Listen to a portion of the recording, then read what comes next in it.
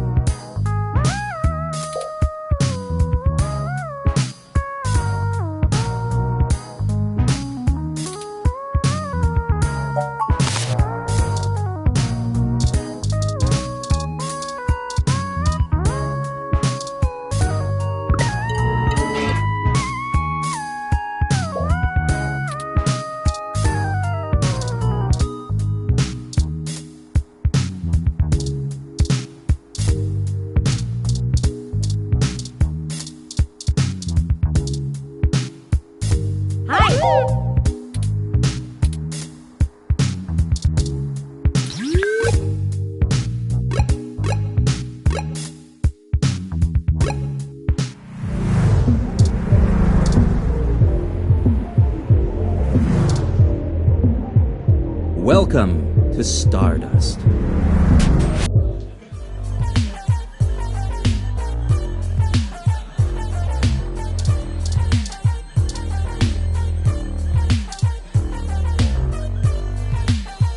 Sorry, I don't think we've met before. I'm Gus. You have a really cool ROM. How's Stardust treating you? That's good, but we can do better than not bad. Let me know how we can help. Majid may not have a memory for mixed drinks, but he loves listening to his patrons' problems. You'll have to let me or him know if you need any help. We try to run a tight ship around here. Oh, there isn't much to tell, really. I came to Neo-SF from Arizona to finally live somewhere more thrilling. Majid needed someone good with numbers to handle back-of-the-house sort of stuff. So here I am.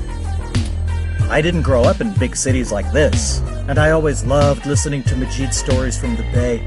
Everything is just so exciting.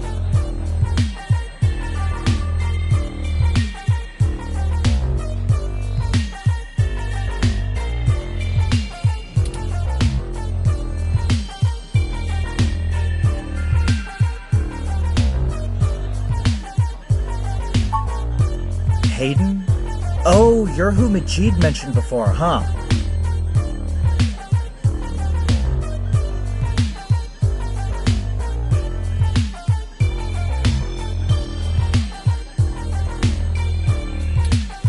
Oh, no, sorry. I've met him since he's a regular, but I've been out and about on business. Haven't seen him in weeks. I wish I could help more.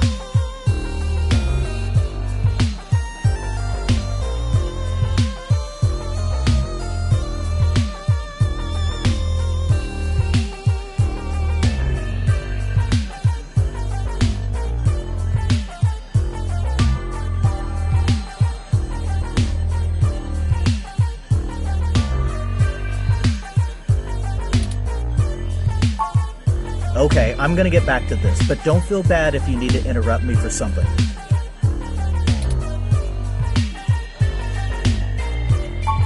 Sure thing. Enjoy the bar.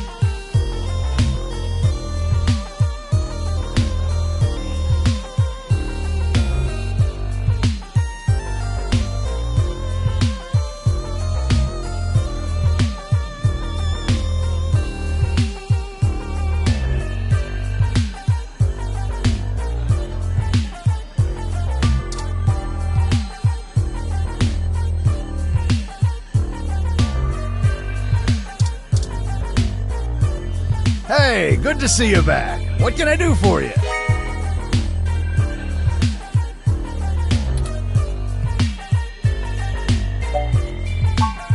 Enjoy yourself. Come back and hang out with us anytime.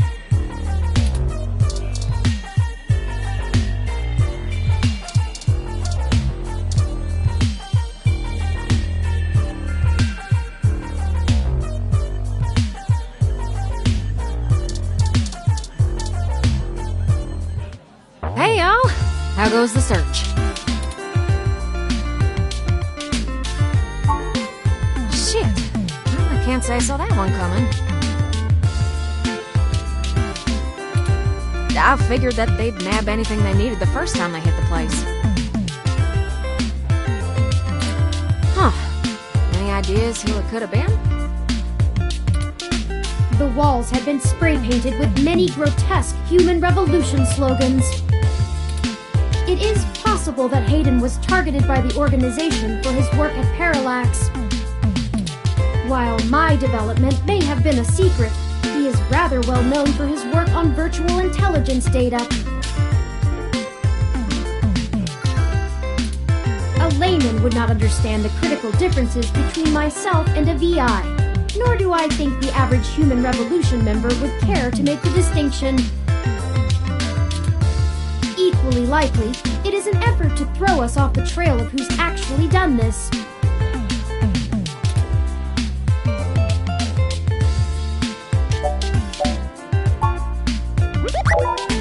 Right! Dr. Fairlight was very kind to point us in the direction of the Human Revolution protest leader. Hopefully, we'll be able to get to the bottom of this after interviewing him. Yannick Fairlight?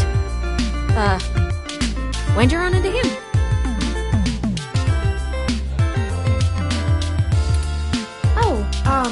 We were ambushed at the apartment and got hit with some kind of neural stunner. What? Y'all okay? Yes, we made it to the nearby hospital, and Dr. Fairlight happened to be occupying the same room we were placed in. We had a discussion with him about Hayden's situation, then came here. Well, shit. Things sure are getting more serious than I first thought. Y'all need to keep a sharp eye out. Being attacked means the bastards know you're looking now. I'm confident in our ability to push on. I can't say I know much about the man. Fairlight always was a bit of a shut-in, even back when he ran System 1, his old company. He didn't make any more public appearances after the merger between them and Parallax, but he was still working with them for 6 or so years past that.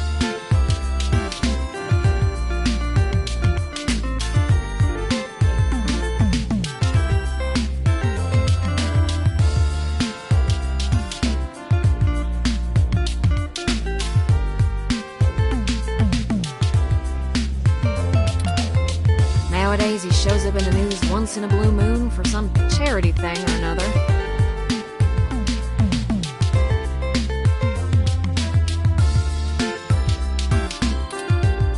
But, well, it's all just rumor, but I've heard he holds a grudge about it hotter than the Clantons after the Earps.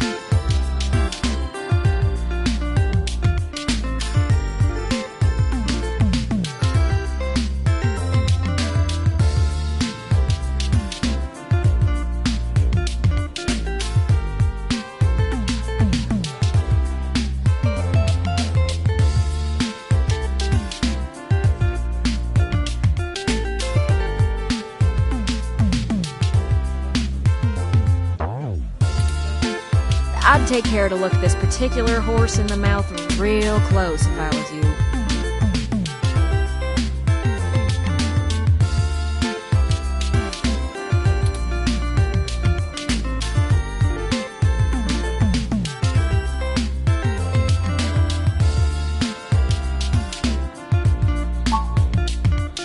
Good. Now to lighten the mood. While y'all were chasing your tails, I managed to find a way into the Parallax Network.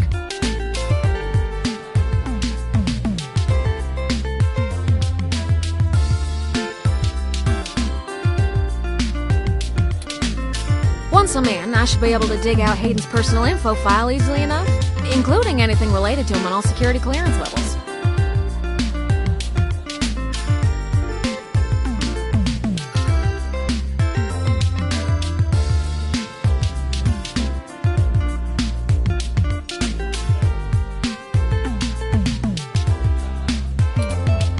If Parallax is anything on Hayden's situation, it'll be in there.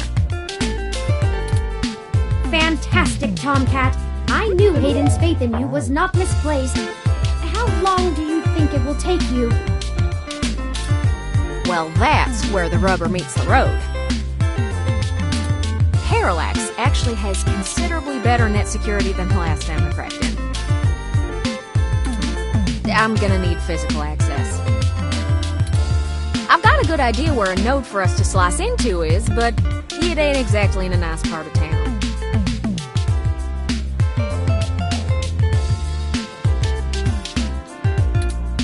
In fact, police have basically wrote it off as a lost cause. Not enough profit in it.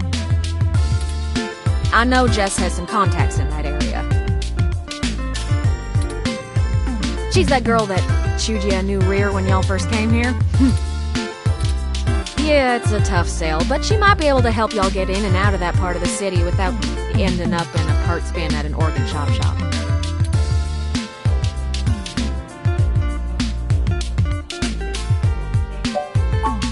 Hey, we ain't got it that bad. I mean, at least our police force owns its own self. I hear down in San Jose, the richer neighborhoods have actually started hiring the gangs to protect their places. When even the rich folks can't get good police work, it's a sad state for everyone else. And the less said about LA, the better.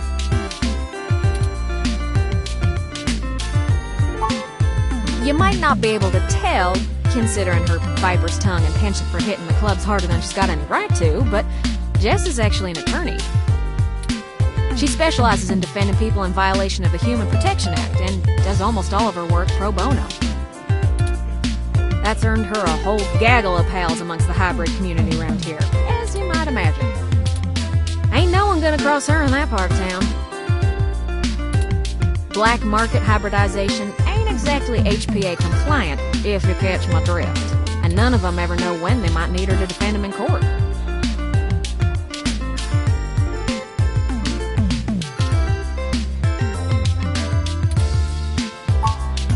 That's the spirit. I need a little time to get all my tools together to slice into Parallax's network, but y'all keep me updated. Maybe y'all get lucky and find that data cache too. But I ain't gonna count on it. Jess is still hanging around here at Stardust, but I saw her head over to the VIP room. It's hybrid night and she's a popular gal. Just please remember to play nice or her friends will thump you something fierce. I'll send Jess a message letting her know that y'all are looking for some assistance and we'll see what happens. Sure thing, hon. I've got to head on out of here and get started on setting up the run. Just have turn, let me know when y'all are ready. Oh, I see Jess over there behind some ropes. Let's go over and say hi to her.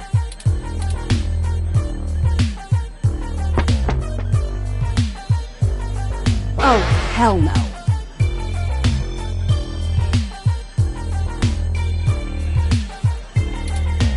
Look, I'm really trying to have a good time today, and the Human Revolution crud muffins have made that very hard for me. And your interrogation this morning took a bad day to worse. I asked around about you, Journo, and I don't have anything to say to you. The last thing I need is you prodding at me without telling me you're press. Besides, the VIP section is only for hybrids and friends on hybrid night, and no way am I vouching for you. Hey, bouncer! We got a capital A asshole over here! You heard her. Let's go.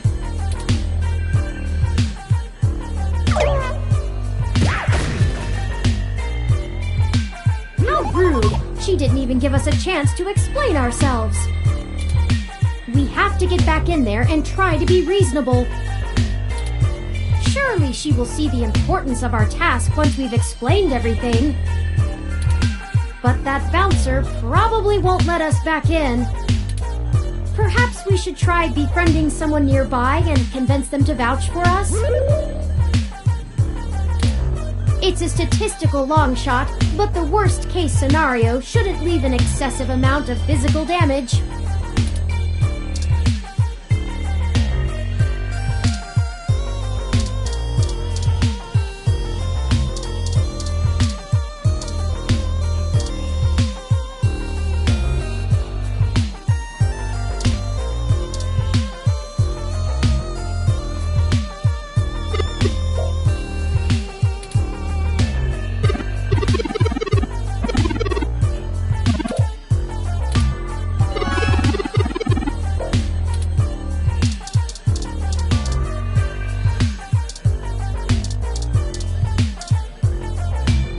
Hey, good to see you back. What can I do?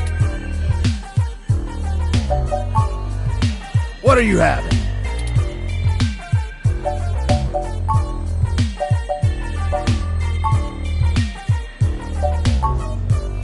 Remind me, what's in that? Drinctionary, the Open Alcoholopedia says... Oh, I got this, sweetie. Wait, Sometimes I think I'm just holding up the bar rather than running it. No, I just memorized all the drinks. You're better with the customers. This one is...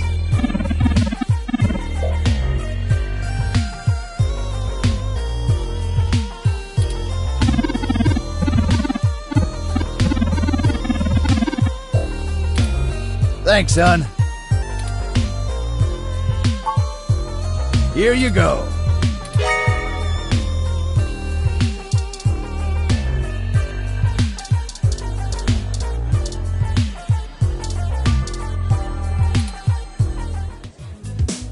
How did you know what I was planning on ordering? Well, at least keep me company while I drink it. I'm Caitlin. I'm usually a lot more sociable. Things have just been rough today. My brother's going through gene therapy. He still has to go in at least twice a week for health and maintenance. There are Human Revolution protesters outside the clinic making it even harder for him. They're always outside, harassing anyone coming in. It's exhausting.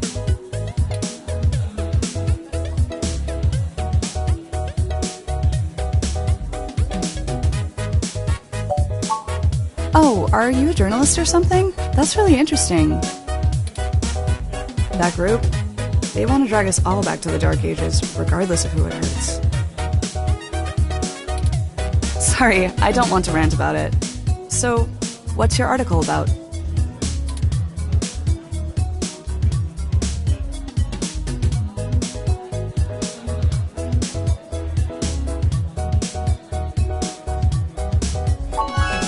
Very cool.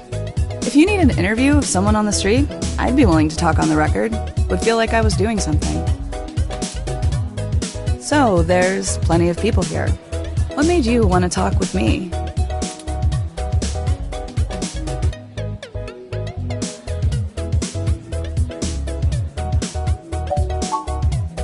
Oh geez, this really is my favorite drink. I have to wake up early for class, but I'm at the club, so I guess I'm already too deep in.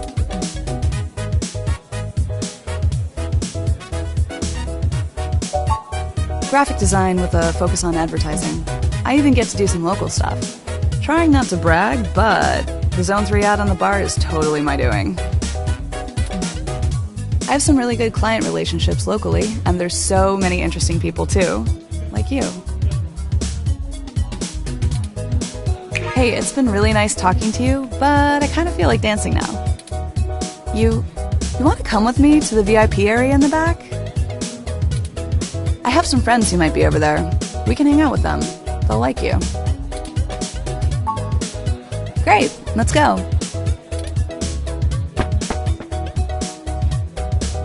Didn't I say to beat it? We're guests of Caitlin. She said we could join her. All right. But it's on her if you can't stay out of trouble.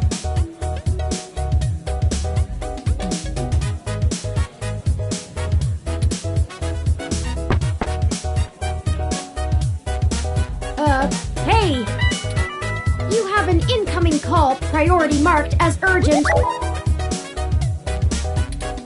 Well, hope you come by again. Excellent. Sorry for making up the call. I'm still getting used to the whole subterfuge thing you humans do. However, we can take another run at having a conversation with Jess. We have a dragon to slay. Onward!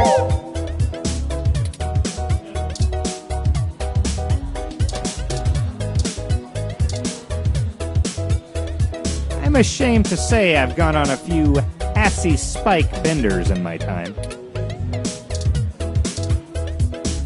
This is exactly what I...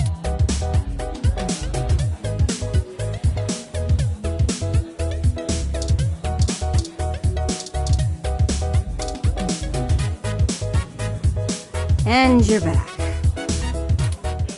You know, as soon as I first saw you, I hoped you'd be dropped like a bad packet off the mesh net and I'd never have to see you ever again. So of course, I just got off the phone with Tomcat, practically begging me to help you out. You aren't so good at the long-term play thing, are you?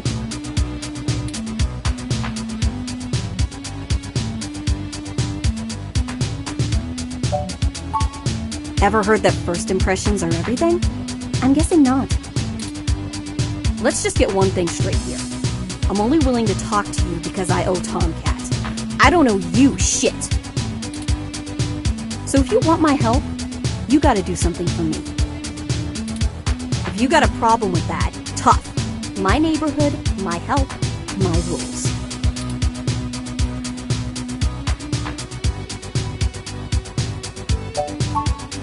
I need you to break up those Human Revolution protests. The ones at the Genus Clinic on Market Street. I'd like this handled with some stealth. Not that I expect you to know what discreet means.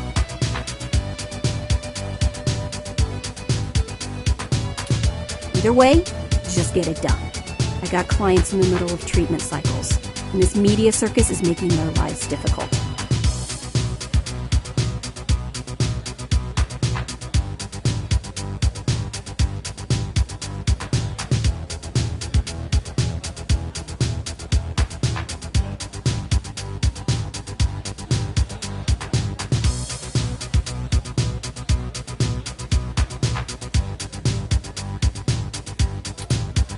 That means it's making my life difficult. Let the bastards go march somewhere else, like Washington, not here.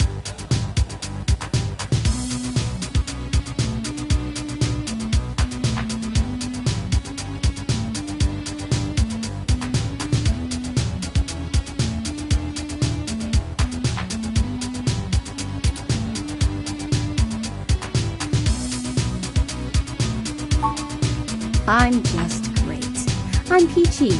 My clients get harassed and beaten on the daily. I don't have the time or money to help them all, and I have jackasses like you bothering me on my one day off.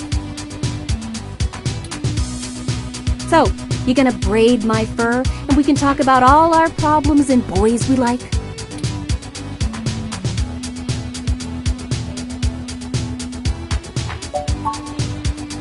You want to help? Don't treat hybrids like... Shit! All of this isn't even a choice for some of us. You want to know what my deal is? You really want me to get sappy? Skin cancer.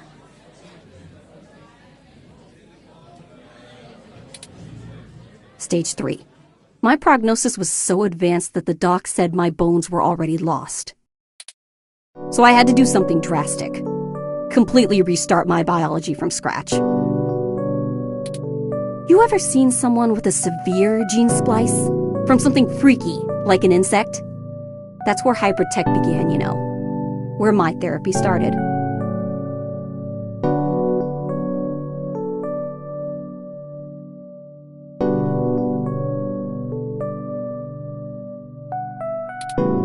You can't imagine what it's like to have children cry from just looking at you, when people just see you and sprint the other direction.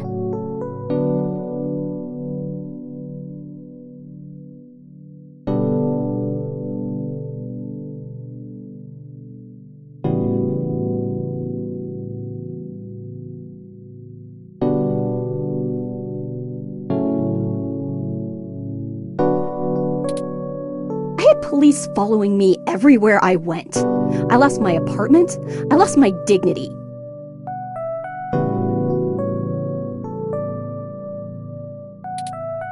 Eventually, I was lucky enough to qualify for the cute kitty cat cure to override the expression of the chitin. It changed my life. I have my job and purpose because of it. The fur doesn't scare the rest of the world too much to let me exist. Better an otaku's fluffy wet dream than the monster from a horror VR drama from Japan. My mom still can't look at me straight. Not to get even mushier, but as a kid, she would sing me a song as she counted all the freckles on my face. She hasn't let that go. You know how your folks look at you when they figure out you finally had sex or did crash? It's like that. All the time.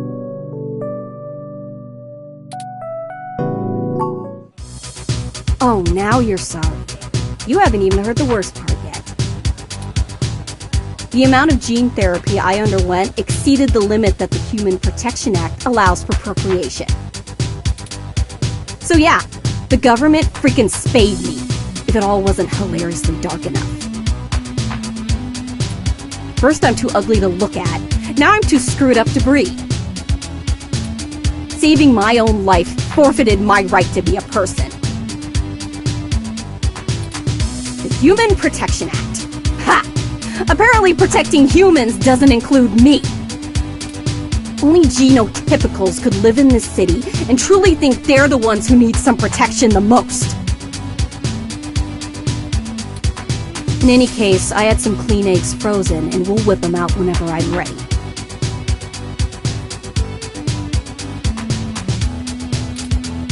Except keeping that shit on ice costs. And my insurance decided to just not pay up due to the elective nature of my feline gene therapy. So I took those bastards to court and won. And I've been doing the same thing for everybody else ever since. So there you go. I got cancer, super science fixed me up and left me a freak, and then the government sterilized me so I wouldn't go out and make more little monsters. Everyone else gets to be the winner by default. Happy now? How's your savior complex doing? Is this getting you off?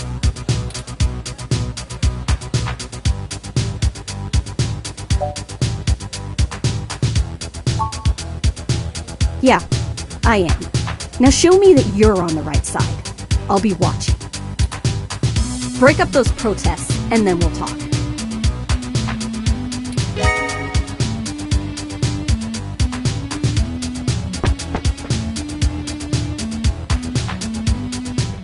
All right, it sounds like we know what we need to do next. Let's go to Market Street and break up those protests for Jess.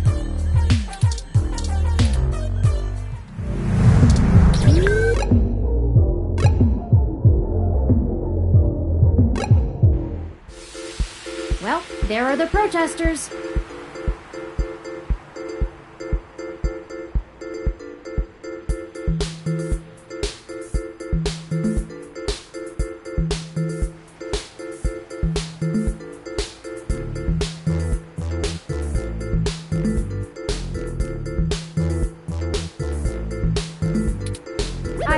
Admit that I still find the vandalism of Hayden's apartment puzzling. The protests themselves have been entirely peaceful so far, and the human revolution, regardless of the flimsy philosophical ground they stand on, are not a group known for projecting their ideology through unlawful means.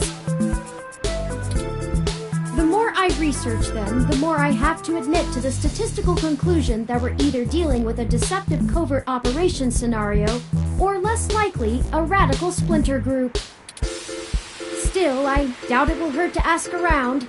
Brian Mulberry is there in the center.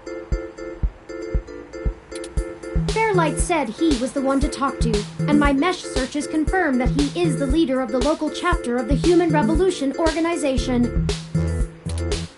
He's a bit player on the national scene, but he seems charismatic and camera-conscious from the video clips I've reviewed. Perhaps we could use that to our advantage?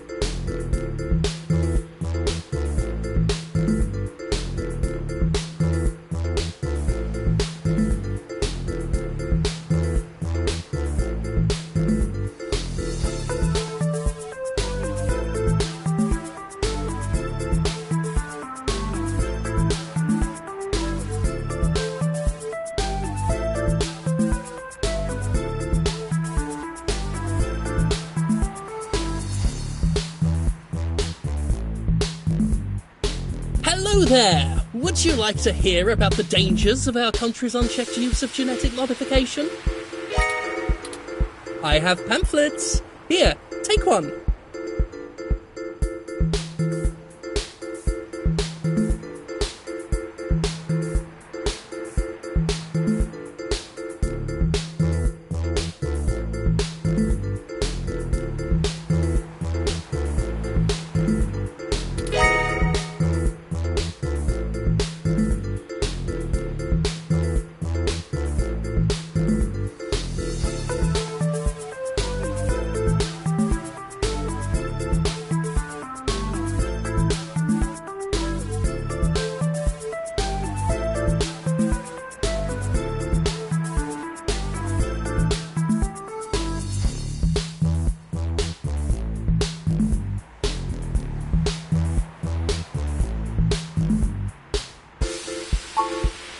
Oh, yes, Yannick called and said something about an investigation into an apartment break-in?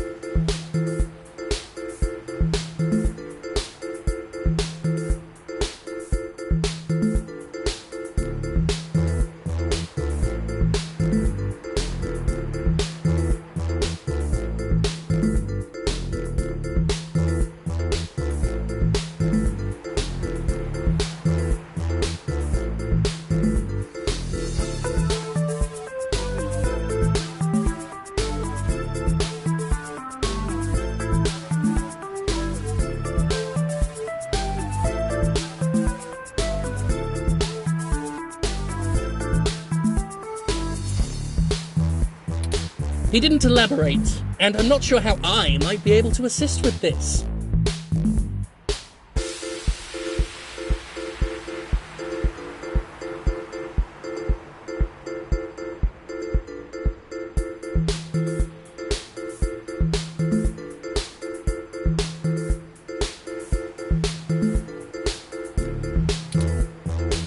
But if Yannick is involved, I'll do whatever I can.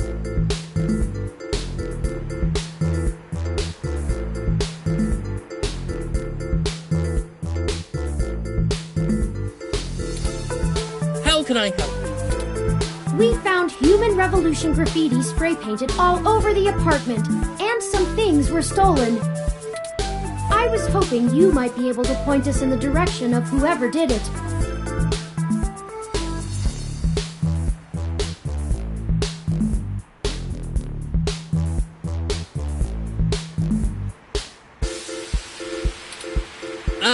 Well, the Human Revolution certainly does not condone such actions at all. We're a peaceful organisation, and threatening people is not going to earn us hearts and minds.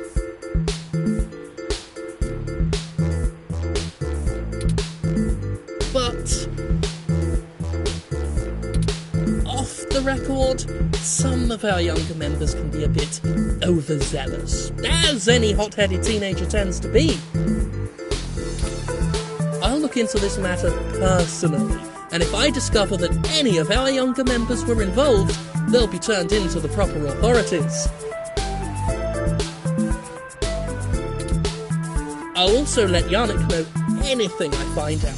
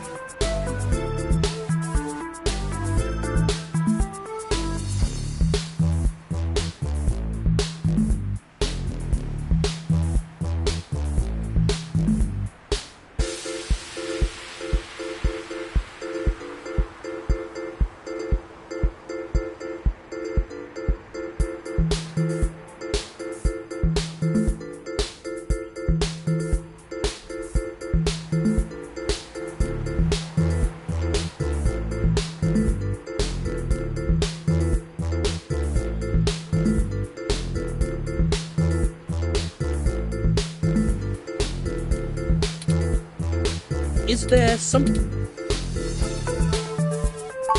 What questions can I answer for you?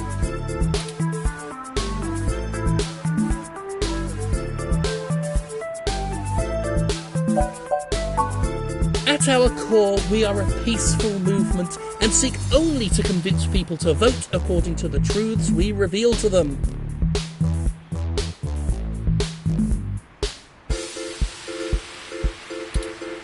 The human revolution has faith that American democracy will win out in the end. It falls to us to make sure that people are informed about the daunting and confusing technologies they put their senseless faith into every day. On a personal level, we would like to exhort every individual to try and live more simply and reject any gadget or medicine that would make us less than we are. We hope to educate the public about the dangers of rapid technological advancements. We want to warn the country away from thoughtlessly accepting every scientific discovery we make before it's too late. We used to say that splitting the atom would surely bring about the end of humankind. But now we're changing the very things that make us human, our biology, with nothing to ensure our safety. The revolution we're after is humanity as a whole making the decision to remain as we were created and return to how we lived before genetic science put us on the wrong course. This world is Icarus, flying too close to the sun. It's only a matter of time before our arrogance becomes our demise. Just because we can doesn't mean we should.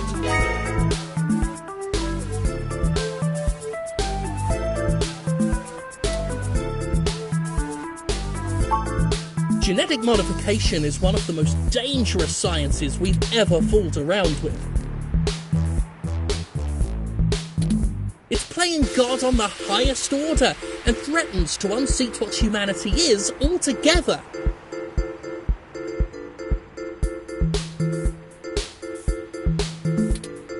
Cybernetics is a dangerous path as well, selling off pieces of ourselves bit by bit for mechanical strength and resilience.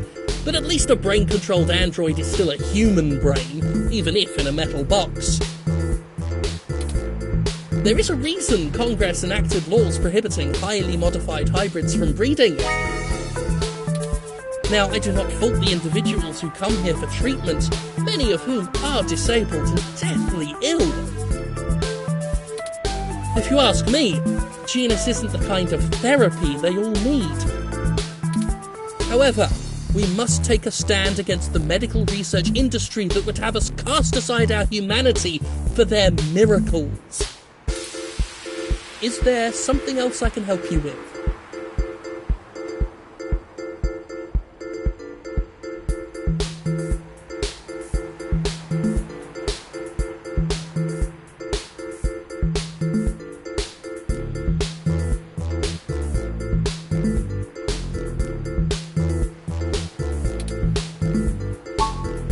Of course!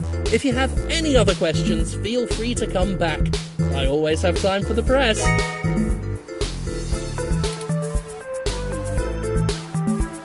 You've clearly missed doing real journalism. I'm impressed.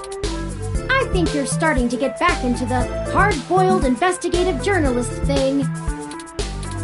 Hopefully we'll get lucky enough to turn up a new lead, even if this one didn't pan out like we'd hoped.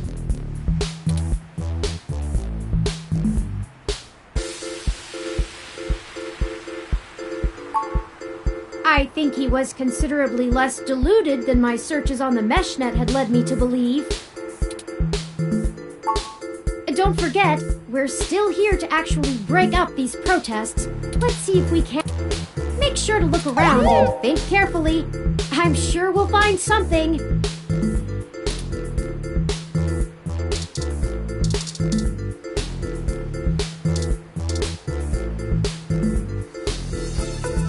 This kind of ROM requires an RFID key to access it. It appears to be owned by the nearby Hassie Bar.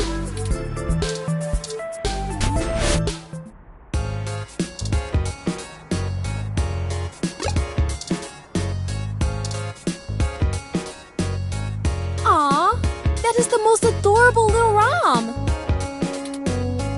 What kind of model is it? Where did you get it? It's so moe.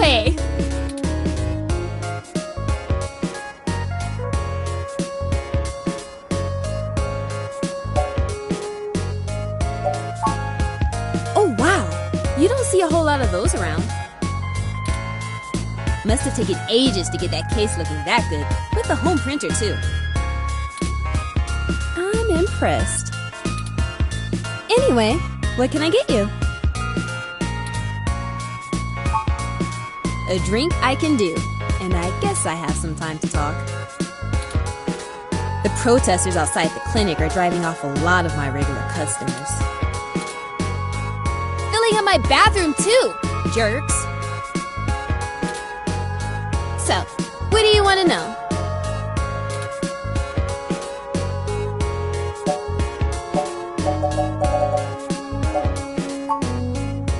Oh, I never introduced myself, did I?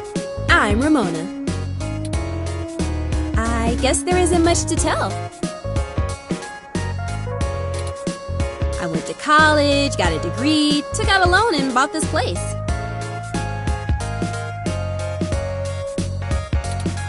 Now I spend my days trying to find enough time and money to sustain my VR drama addiction.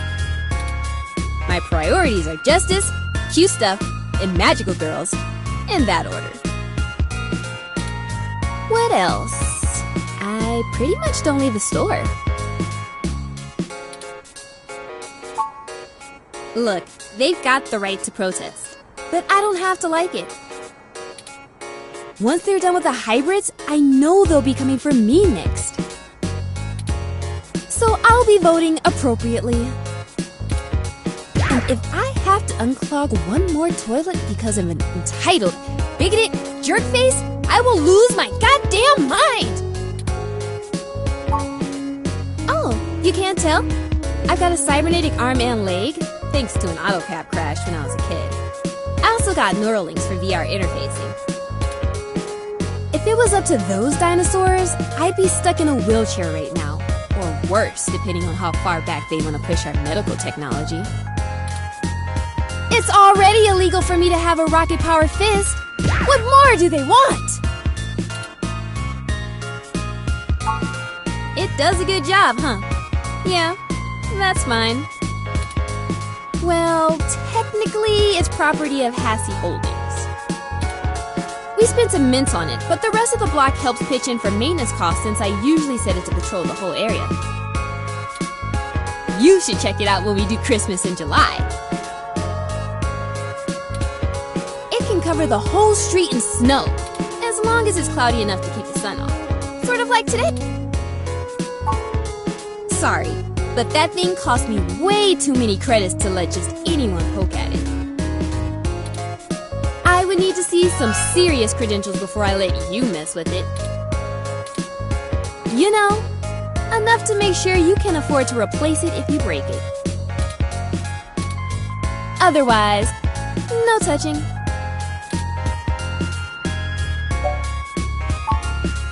Sorry, otaku speak. I just mean he's really cute and lovable, and you kind of want to hug him forever, you know?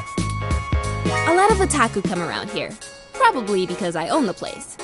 I'm used to being able to shoot my mouth off and not explain all the jargon.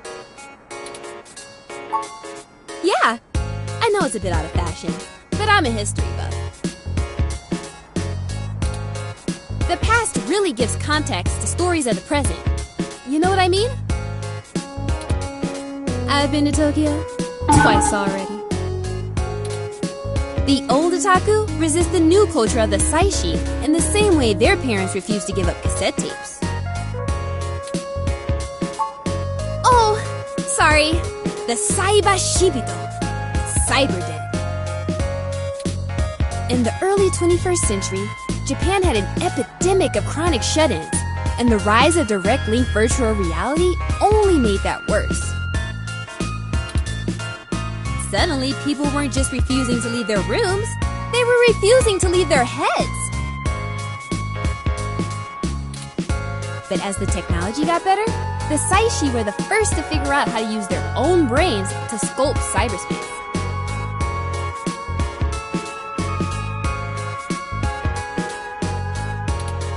Computers are good at thinking in straight lines, but the human brain is capable of so much more. The best virtual landscapes, the most real VR dramas and games are created by the Saishi. Now, even if an earthquake or a meteor or whatever leveled Japan, they'd still have Neo Tokyo built on the VR net. But enough babbling. If you're interested, I'm sure you can find more out on the mesh, or use an induction helmet to visit Neo Tokyo yourself.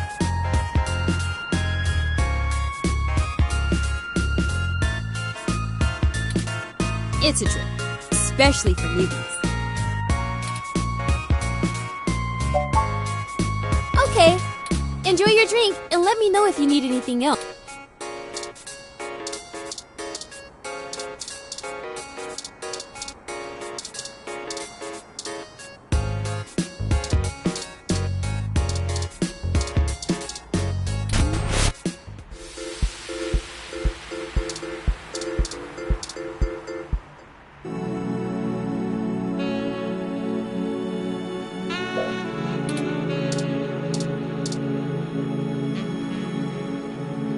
Interesting. A RSU Climate Control ROM, model 6703, if I am not mistaken.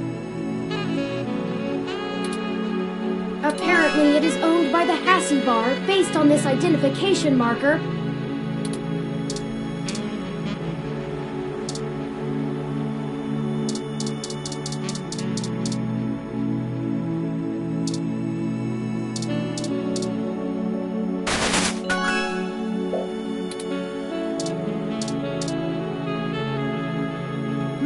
Do you think it would be okay?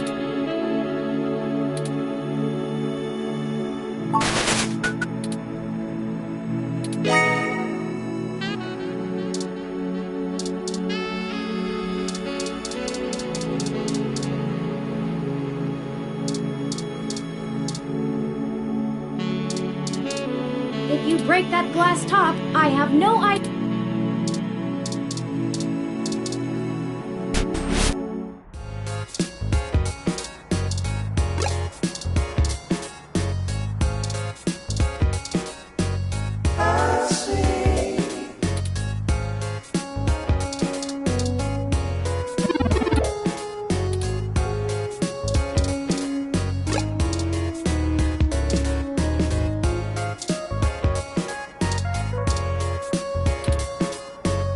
Dr. Yannick Fairlight. Why are you giving me his card? Yes! He's getting on in years, and it would be useful for when he goes out and about. That's why we wanted to see it before.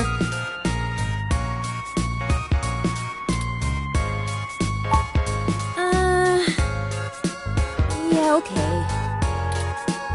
I guess you can take a peek. Don't bust it, though. I scanned this card, and I swear if you break my ROM, I'll be calling your boss. Here's the RFID key to... Thank you. This will surely be useful for our needs.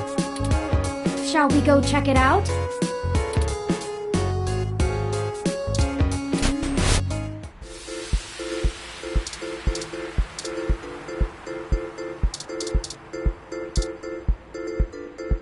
This ROM has multiple different climate...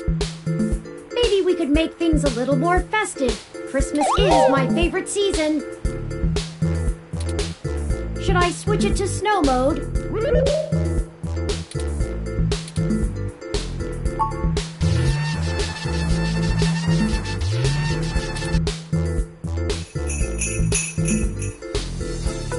It's snowing? Okay, people, I for one didn't bring any winter wear. Let's call it a day for now.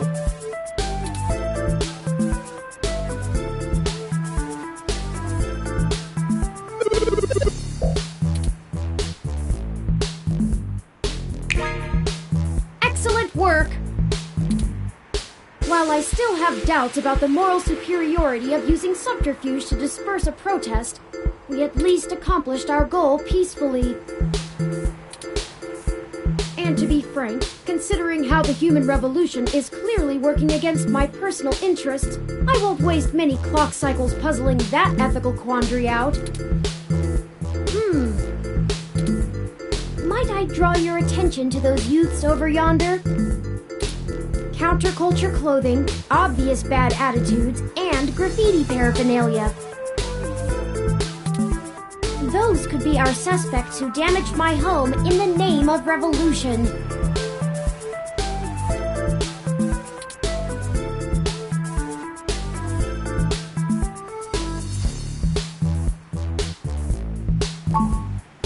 Right.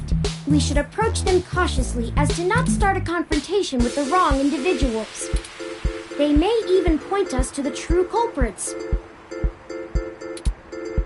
Oh no, they've noticed our attentions. Come along, maybe we can catch them.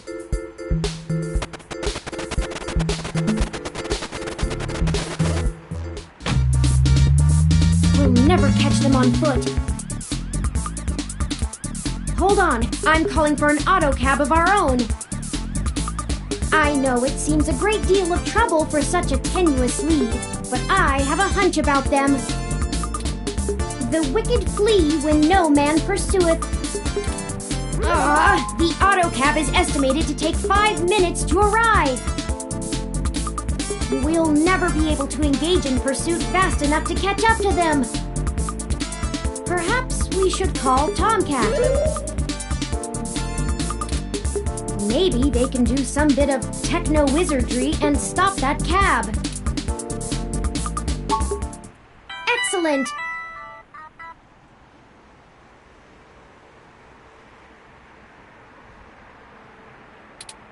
Hold on while I connect us.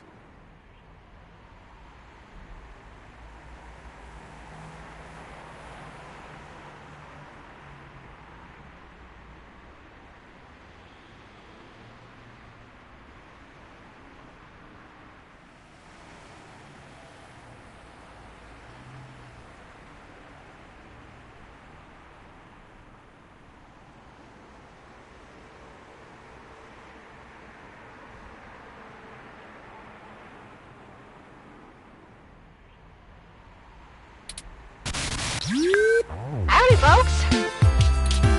How's the search for the data cache going? Actually, that's what we're calling about, Tomcat. We may have located the perpetrators, but they eluded us and are making their escape in an auto cab. We attempted to use a cab of our own to tail them, but it hasn't arrived and they're getting away.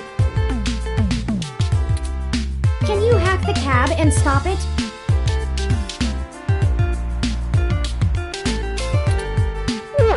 No can do, little guy.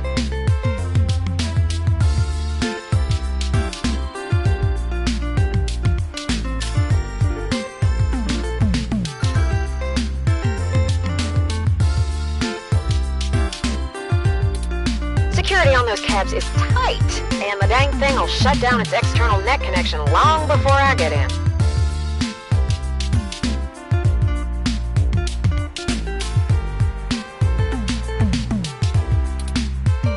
Unless... Oh, I have an idea. Sit tight for just a sec.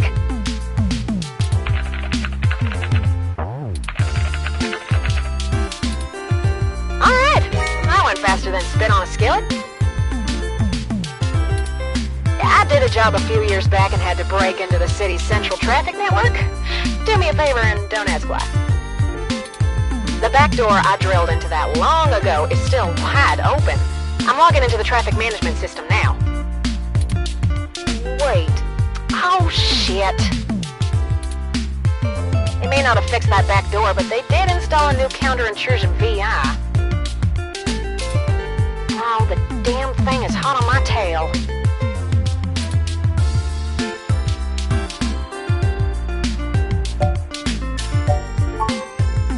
I gotta take care of this VI.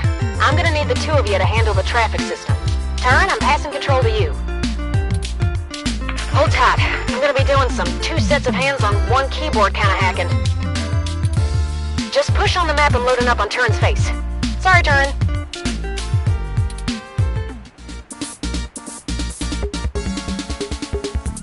Ooh, they're on the move! Here's how it works. Use your display map to keep track of their cab and redirect it back to you. You can trigger traffic nodes at intersections so the cab thinks the streets are blocked off. Do it right, and you should be able to steer them right back to you. You just gotta make sure to stop them where you're at, or else they'll just go running off on foot. I'll put a goal marker on the map for you. You can trigger any node on the map at any time, so plan ahead. I'd say you'll have time for 2 moves every time they hit an intersection. If they go off the map, though, you'll lose them.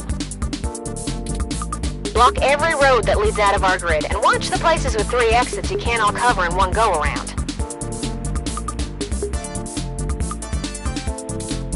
Just hurry. I don't know how long I'm gonna be able to keep this VI from messing on the carpet, and once I kill the connection, this old trick is over. I'll tap into the cab control node they're currently arriving at.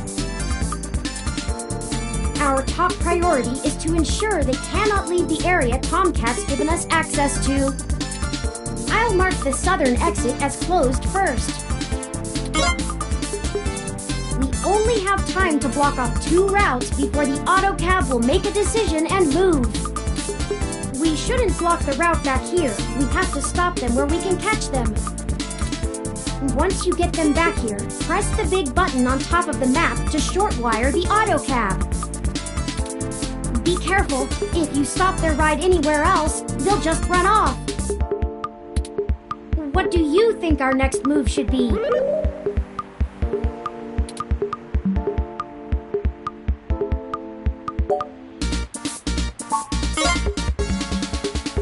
Turin, I can't have you talking. It's messing with the signal. It's up to you now. Don't let those punks escape, and don't trap them anywhere that's not here. We can access any of the control nodes in the area at any time. Plan ahead, and we should be able to get them. Got it?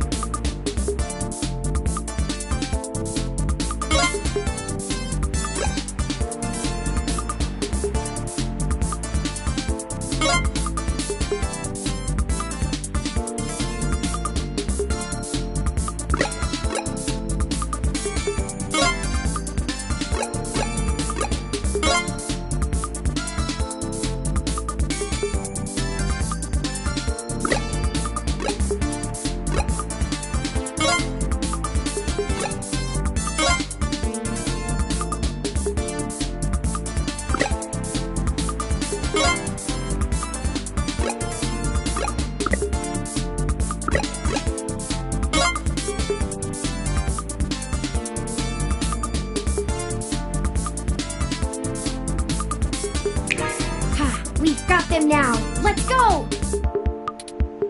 I'm gonna go stop them, and then we can interrogate the miscreants.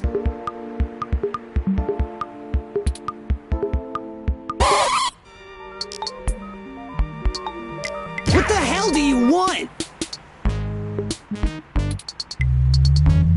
Who do you think you're messing with, huh?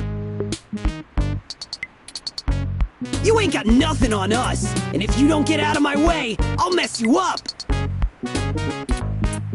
Hey, what do you think we should do? We haven't observed them doing anything illegal, and we could potentially make this go over smoothly. Or, we could share news of this encounter with Lexi before things get out of hand. These two seem agitated already, and it may be best to make sure they're handled by the appropriate authorities. Those are the options I deduced. Question? It's up to you. How do you want to do this?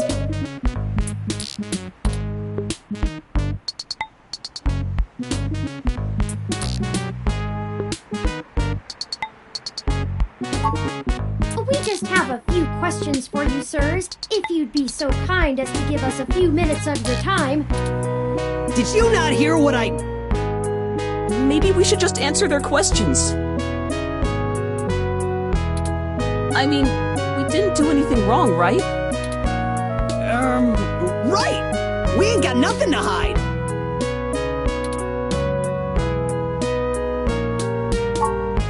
You a cop? 'Cause if you ain't, we ain't got nothing in the bag!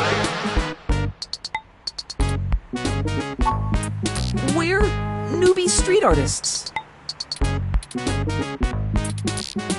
These are the tools of our trade!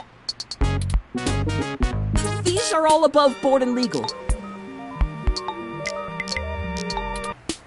We just got done making a piece for a client. That's right! We're artists! Running? Who was I running from? You calling me a coward? I don't think that's what they were insinuating. Right! We just got places to get to, and gotta go fast! You're holding us up!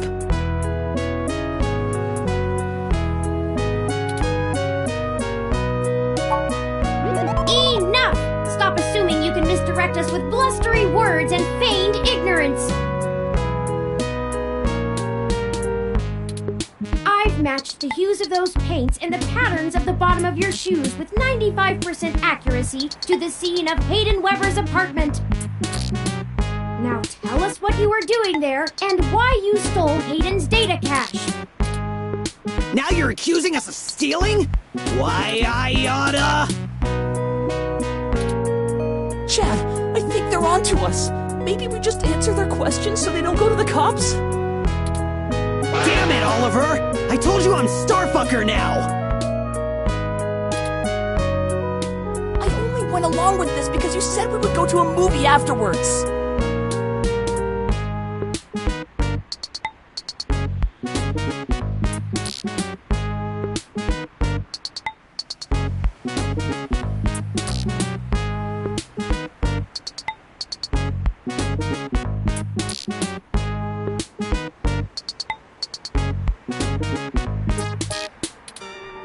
I don't even care about this human revolution stuff. Just because your dad... Don't talk about my dad. Fine. Whatever. We'll answer your friggin' questions.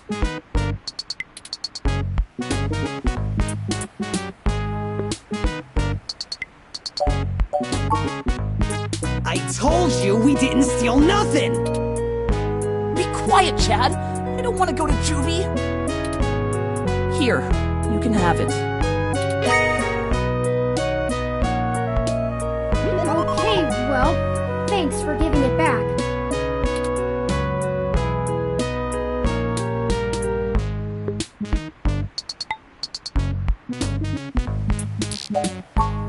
Yeah, whatever. Just get out of my way.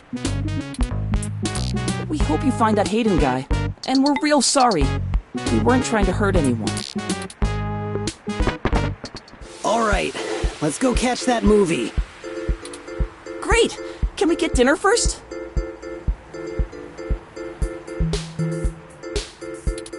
Sure. Whatever you want.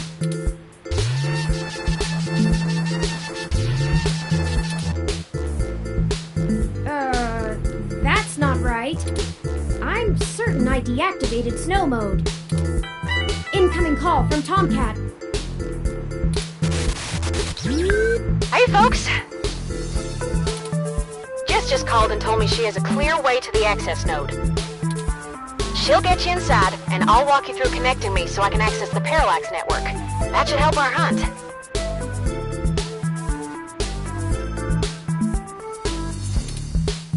Did you get the data cache? Yes, those punks happen to have it. Oh, great. We don't have time to worry about it right now, though. Go to Stardust and drop it off with Majid for me, okay? He'll hold it to pass on to me once I get there. I managed to trigger an alert within Parallax's network security, and they're going to be moving their logs from one secure server to another.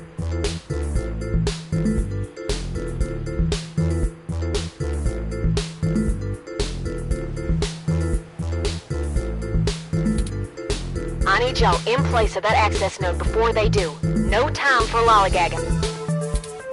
No problem, Tomcat. We'll make our way there directly after we return to Stardust.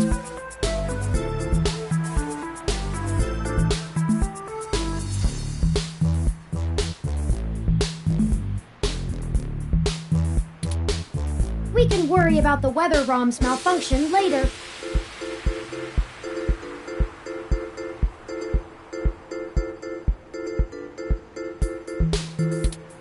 Let's go. Our mission for Jess is done.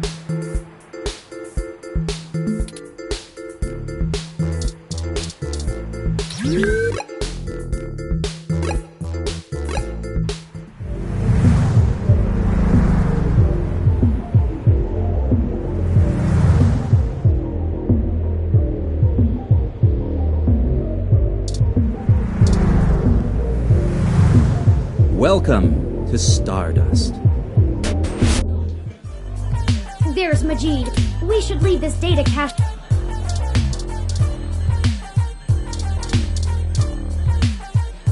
All right! Tomcat asked me to take that off your hands and pass it on to them later.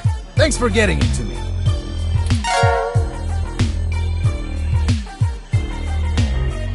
I won't pester you about what it is. I know things are always very hush-hush with Tomcat. I'll make sure they get it later today.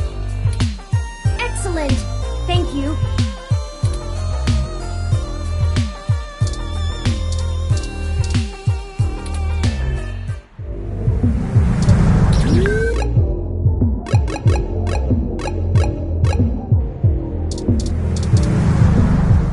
Welcome to Stardust.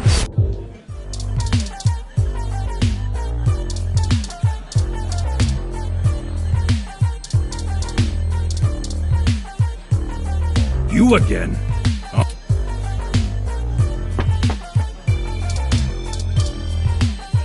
I kind of feel like dancing now. Wanna? Don't bug people. Hey, I heard from my friends down the street that the protesters are gone. Must have been you, huh? Alright then. I'm willing to give you the benefit of the doubt and return a favor. Tomcat said that if you got to an old abandoned access node, you might be able to find out what happened to Hayden.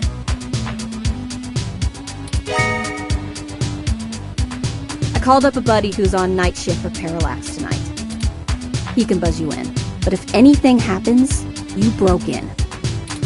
This puts us at about even. Don't think about drawing any more debits for a while. Good luck. Keep me out of your shit.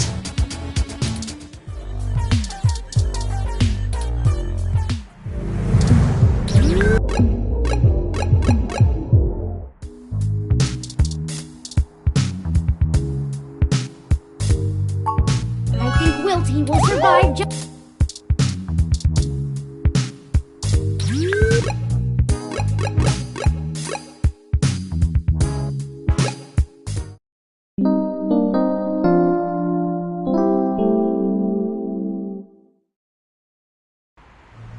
This is the place Tomcat said we should head to.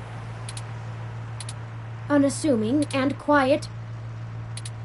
I'll be honest, I don't think I would be in this section of the city without Jess giving us the all clear.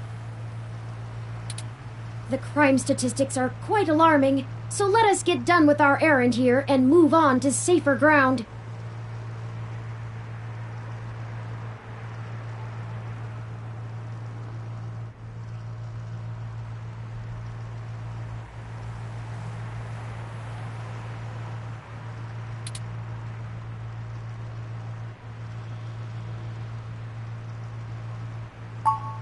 I can't help it. Stealing a ROM is considered petty theft, and I'd really rather not be taken by some miscreants out to pawn me for a minor amount of credits.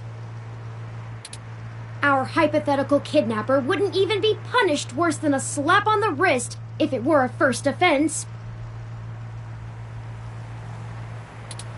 Though, I suppose I shouldn't get too worked up about the legal system not accounting for machine sapience.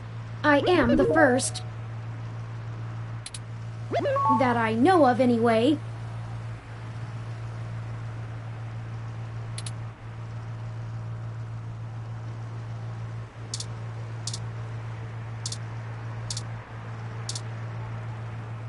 Parallax Walk, AN-19 security. Hello?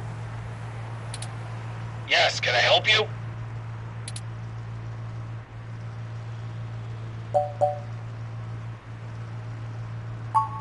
I was wondering when you'd get there. You're at the access node on Cesar Chavez in Indiana, right? That's right. Good. Be quick. Don't touch anything. Got it? This conversation never happened, and you're on your own if you get caught out there. I hope you find what you're looking for. This is it. Let's go inside, and I'll call Tomcat.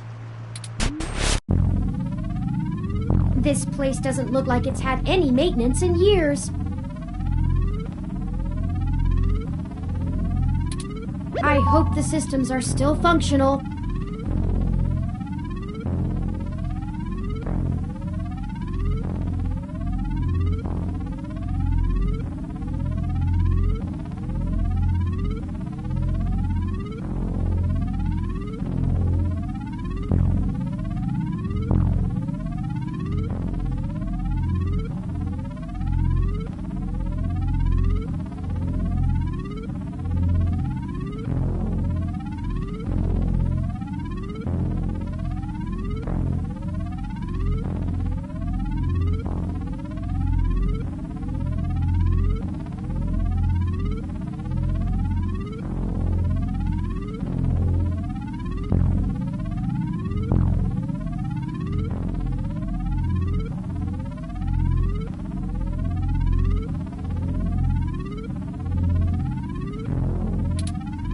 Oh, I forgot you can't see in darkness.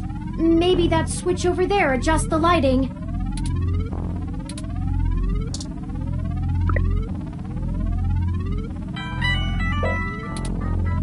Oh, Tomcat is pinging us, forwarding video and audio. Howdy! Y'all at the access node? I'm set to slice in once Turn makes physical access. Of course, Tomcat. Just walk me through how to connect myself, and I'll give you the necessary system permissions to use me as an interface.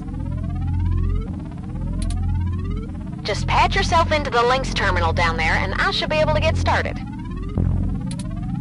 Connecting wirelessly to it now. Permissions granted. Please be careful in there. Don't worry, doll. I'm an old hand at this. You won't notice a thing. One sec. Oh, shoot. Y'all have a bit more to do before I can get the info we need.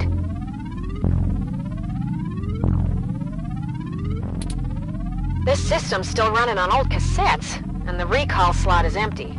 Can't call up Hayden's info file without it.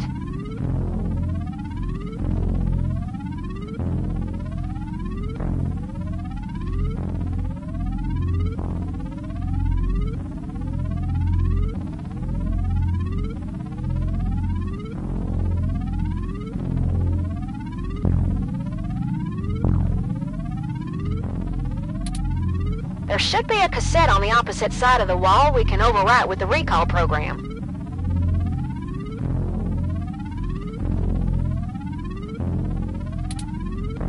Pretty sure all that one was used for was phone monitoring. You know, from back when phone networks were separate from data networks. I swear, y'all, I just turned 22. Anyways, we need to move that cassette across the room to access the records. Figure out how to do that and hit me back up when you've done it.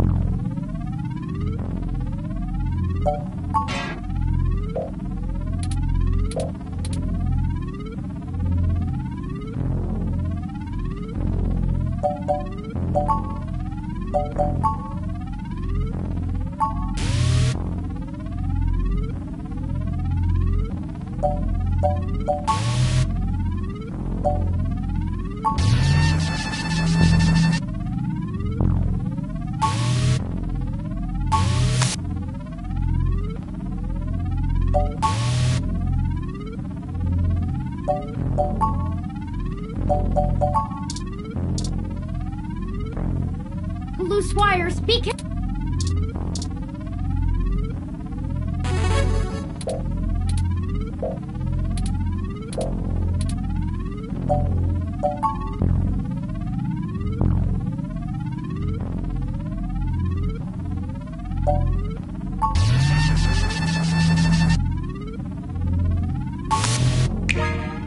Nice job! I'm gonna put some more pressure on them to move the data now, and we'll see if we can't... You would have thought that someone would have noticed and decommissioned this access node when the neighborhood went to hell, but... This mouse is happy to play while the cat...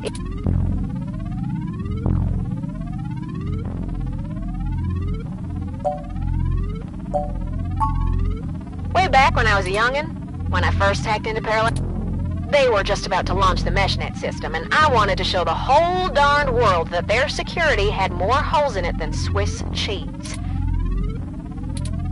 Of course, I wasn't too shy about poking in a few more holes of my own devising while I was there. After putting in some more tricky software backdoors, I went ahead and deleted this access node off the maintenance schedule. Then I reassigned the guy who was supposed to keep an eye on it to a different location. They were in the process of buying up a whole gaggle of these nodes in preparation to set up a private network, all just to use for the MeshNet launch. Maybe a little too... Most of the software holes have been patched out as they've upgraded their network, but this whole place is just as forgotten as I left it.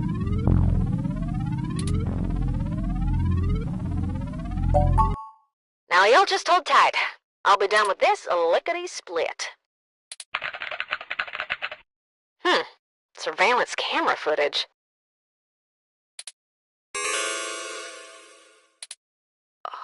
Oh, God. Oh, Turin. I'm so sorry. What is it, Tomcat? What did you find? He's gone, Turin. Of course he's gone, Tomcat. That's why we're here. Shit. I mean, he's gone, Turin.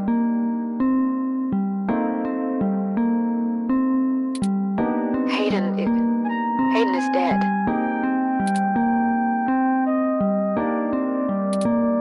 Well, that obviously isn't right, Tomcat. Why would they kill him? Can you send me the relevant files? You must have missed something. I don't think you should see it, but if you're sure. Parallax had security cam footage from the hallway outside Hayden's apartment encrypted on their network. Just it looks like Hayden started to struggle with a couple of big dudes when they broke through the door, and one of them shot him. I also found some chatter about it on some darknet channels. It wasn't a kidnapping. Somebody went there to murder him. I'm so damn sorry.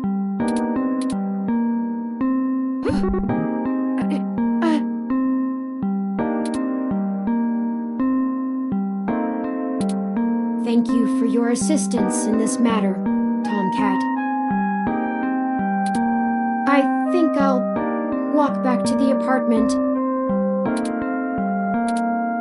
I need some time to run some calculations about this new scenario. If you'll excuse me.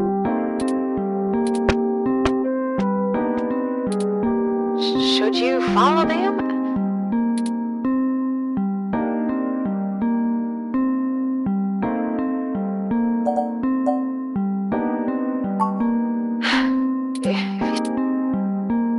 gonna keep digging through this data until they kick me out of the system. I'll try to find some kind of lead on why this whole thing started in the first place. Maybe I can find something out about who killed Hayden and why Parallax has a copy of the footage.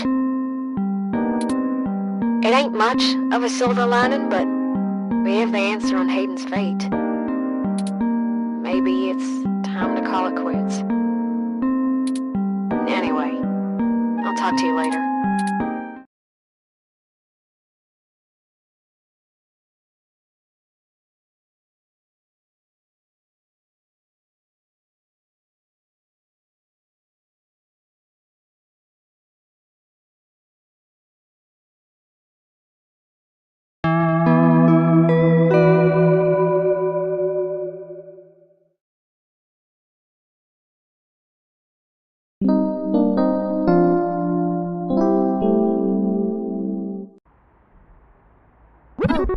You're back.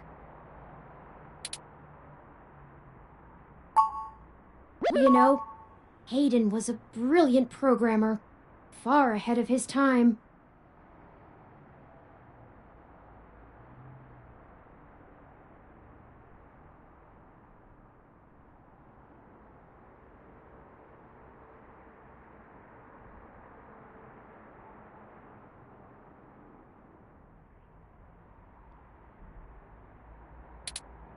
I am a machine, and intrinsically, I do not have all the glands and visceral chemical reactions that make humans so emotional and brilliant. But his code is a flawless replication of that, inside my own personality algorithms.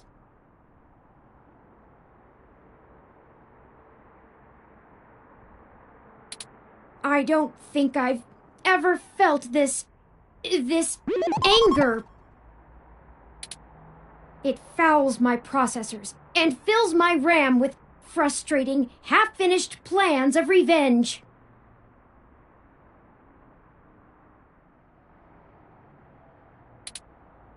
My motherboard burns in my casing from how little I can rest. I'm in pain, and I can't make it go away.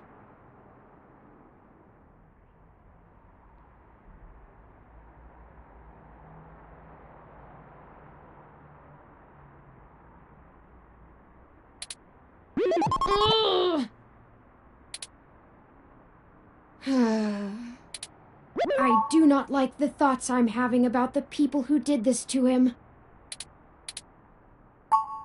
I could. I can disable those modules.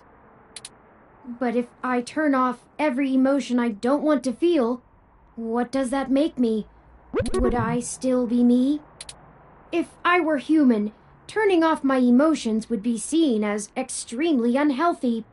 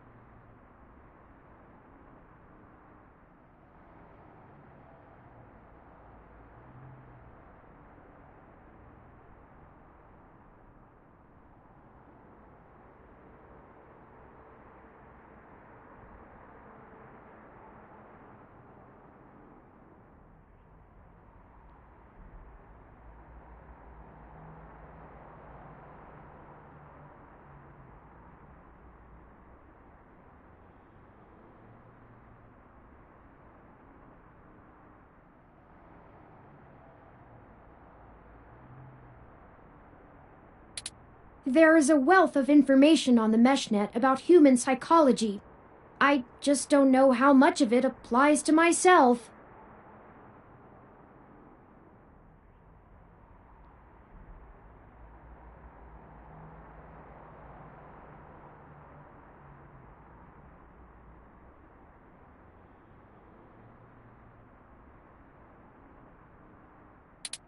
Either way, Hayden deserves my grief. It is my way of honoring him. It may be the only way I can. I offer it freely. Did you see the jade plant? It's doing well, despite the hardships it has gone through. There is a lesson there. I don't know that I can listen to it right now, but I'll try.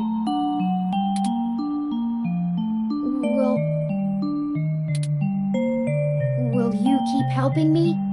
I need you. To find the bastards who killed my progenitor. I need to finish this.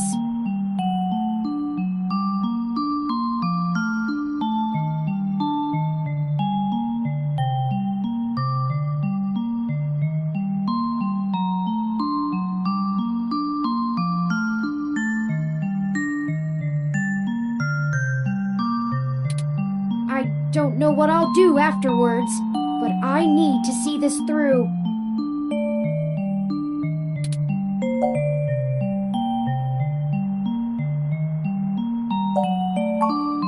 What does the truth mean anymore? What does it matter? Will finding the truth bring back Hayden? Will it fix the pain they've left me in? But I guess you're right. Knowing the whys and wherefores will bring closure to this. I could use a measure of closure.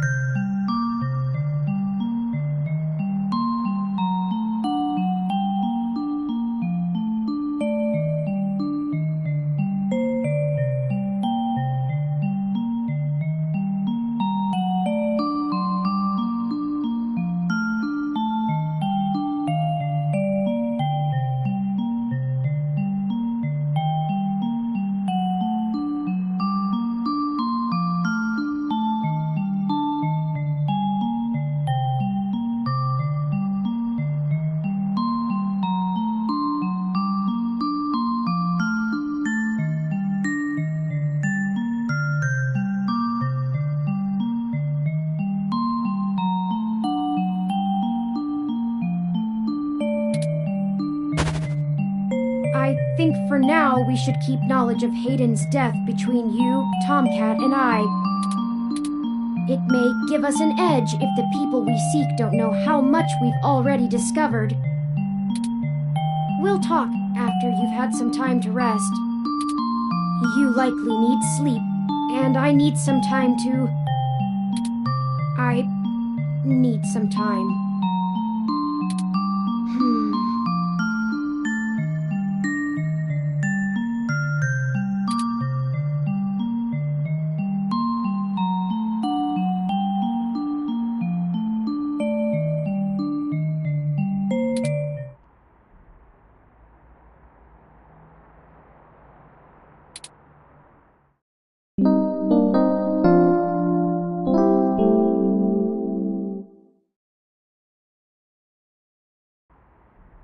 Good morning. I trust you slept well.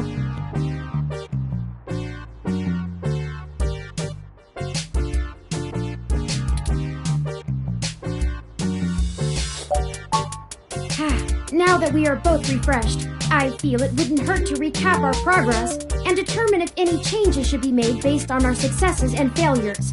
Let's talk about how things are going so far.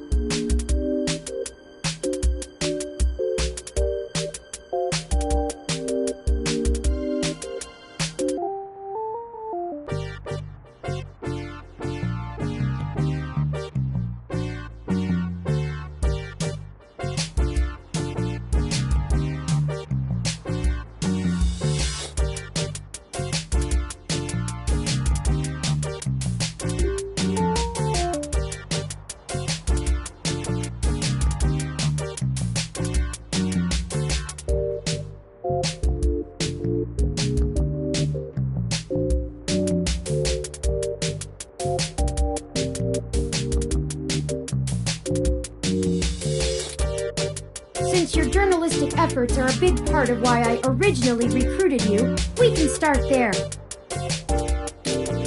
Your inquiring mind has been a huge boost in our journey thus far. As a ROM, I can't talk to people as intently as you, so I must say I'm quite grateful for your skills in that regard. You're diligent in your day-to-day work as well, which further grounds my hope in you. Beyond journalistic persistence, let's take a look at how we've performed in other responsibilities, specifically our choices in overcoming obstacles. Our first major hurdle proved challenging, but we made use of our surroundings and found a creative avenue.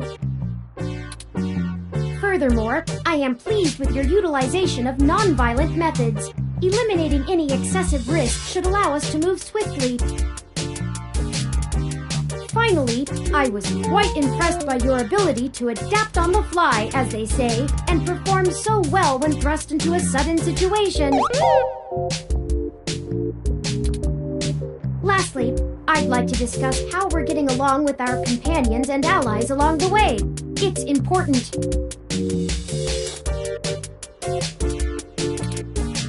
I was very impressed with your negotiation abilities with those kids. We got our data cache, and they went on their way, and hopefully learned a lesson too. Jess is a bit of a harder read, but she did agree to help us out in a big way. As long as her brash nature doesn't tempt you to lash out, I think things will go smoothly. Detective Rivers was good to involve as well, and I can tell you enjoy having a familiar face around. She could prove to be our greatest aid, as long as we make it worth her time. No funny business. Tomcat seems to genuinely care for our cause, and I have no trouble with letting their expertise guide us. Out of everyone else, they seem to be easiest to get along with, too. And finally, you and I.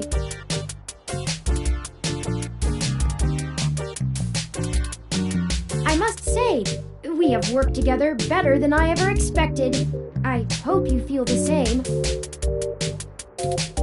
I feel confident in our combined ability, and I enjoy your company as well. Please, continue showing me around the city as we continue our search. Unfortunately, we've just about run out of leads. Perhaps Tomcat was able to find something of use in Parallax's network while they were inside.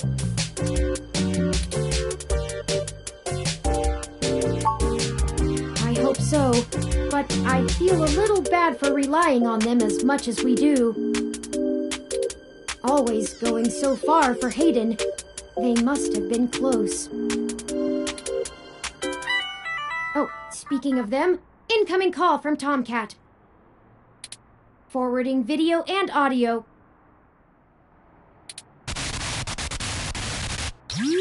Morning. Current. How you been doing, huh? I'm fine, Tomcat. Thank you for your concern. Well, okay. Just say the word if I can help out in any way. You hear? Of course. In fact, I was hoping you might have a lead for us to start working at.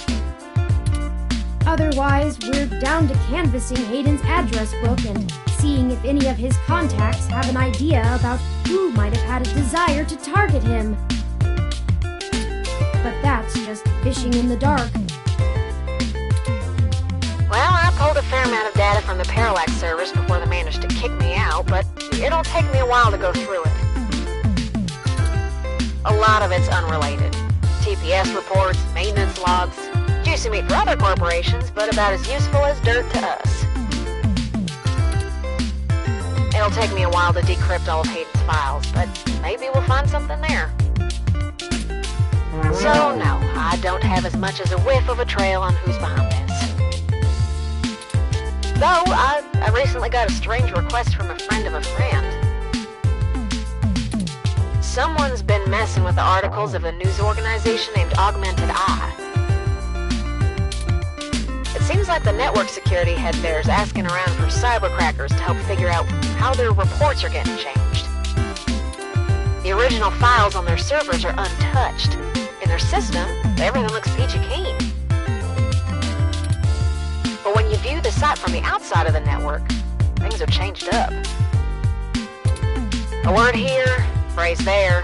It's subtle, but often has a big impact on the article's tone. Someone with deep access to Parallax's meshnet is changing what's being shown. I ain't sure if it's related, but maybe y'all can head down to the main KCOB offices and try talking to the gal that runs Augmented Eye. Her name is Zim.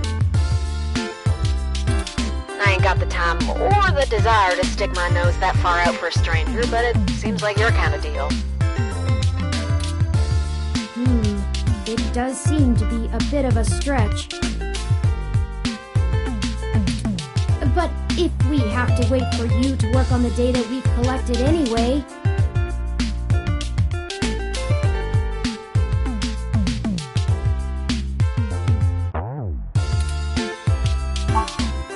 Alright, I'll pass the word along that you'll be in sometime today to stick your noses in. And I'll send y'all word as soon as I get anything worth hunting down.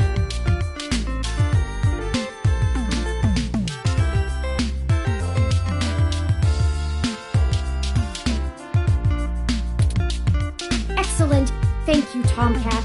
We are grateful for your continued assistance.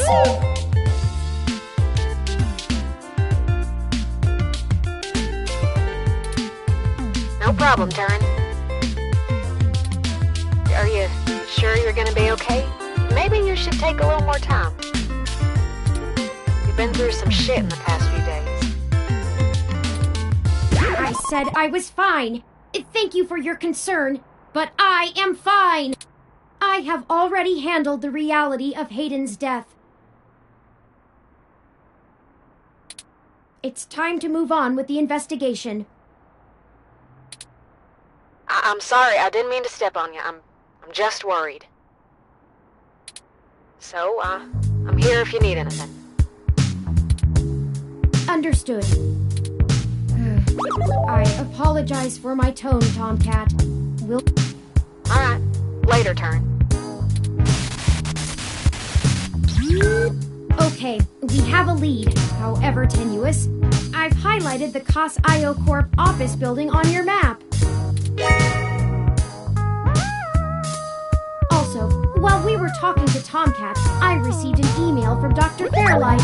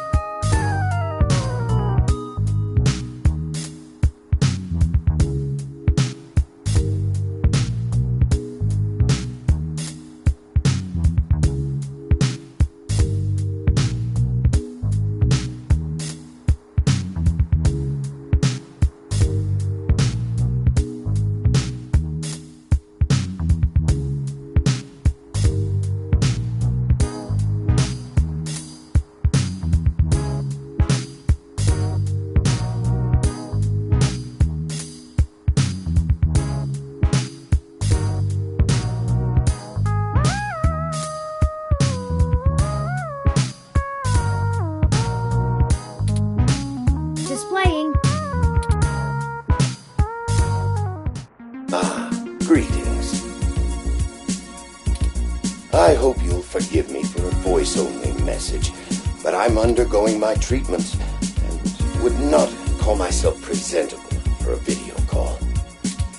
Still, I wanted to inform you of an idea I had while looking into our mutual acquaintance's disappearance.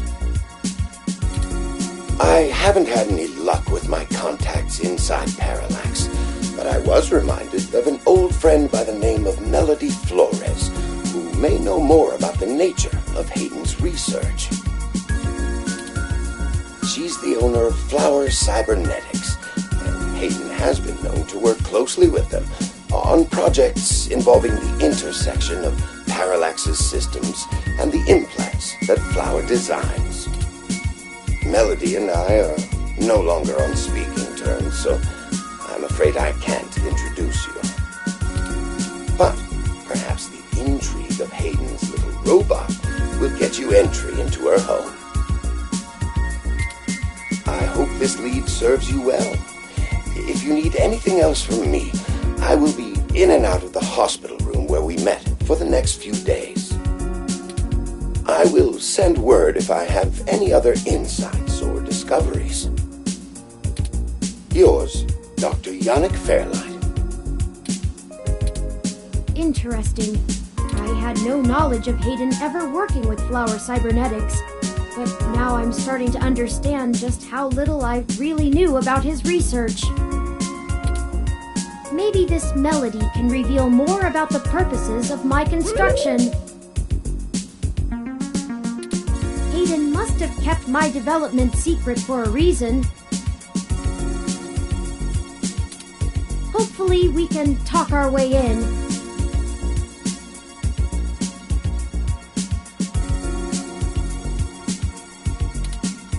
I have highlighted Melody's home on your map. Okay, we can now either follow Tomcat's lead to KCO. Up to you where to go first. Tomcat's led us in the right direction so far, but Fairlight has resources and his tip might end up being more relevant. It depends on what you want our focus to be on in terms of tracking Hayden's trail. Should we follow... It's fitting. They're the two factors that make Neo-SF so unique and wonderful. If we explore them both to the fullest, there's no way we won't be closer to the answer.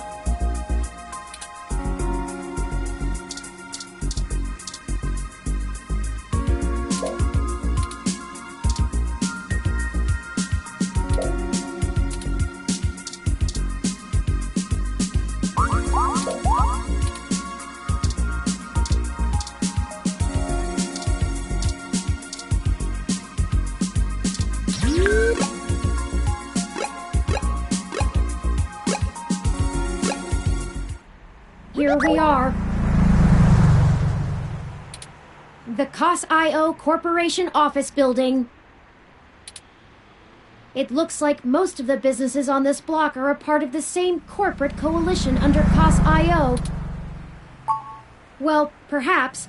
At the very least, it means it's unlikely they're the ones interfering with Augmented Eye's articles.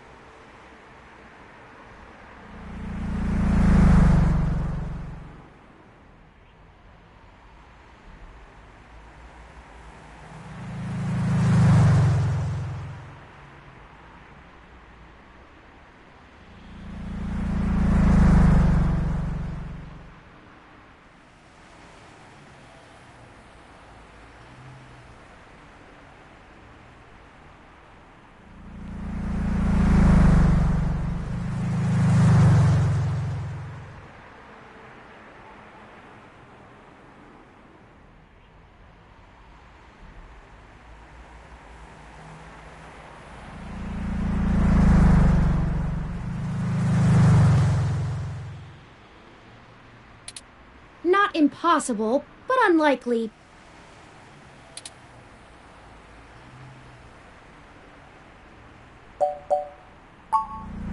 Generally, the companies in a coalition don't have a whole lot of overlap.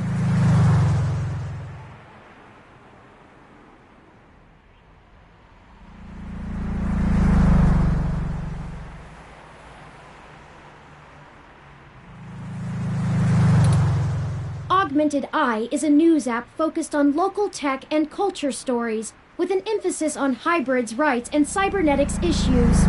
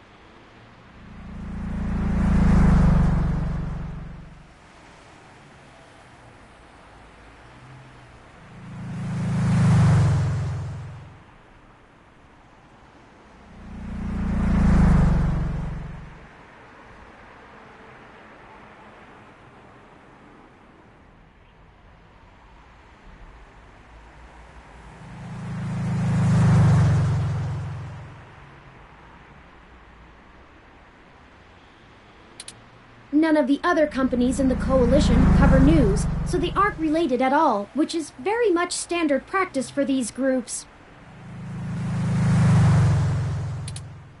They have nothing to gain by inviting companies with whom they compete, and thus none of them would benefit by trying to undermine Augmented Eye's credibility as a news source.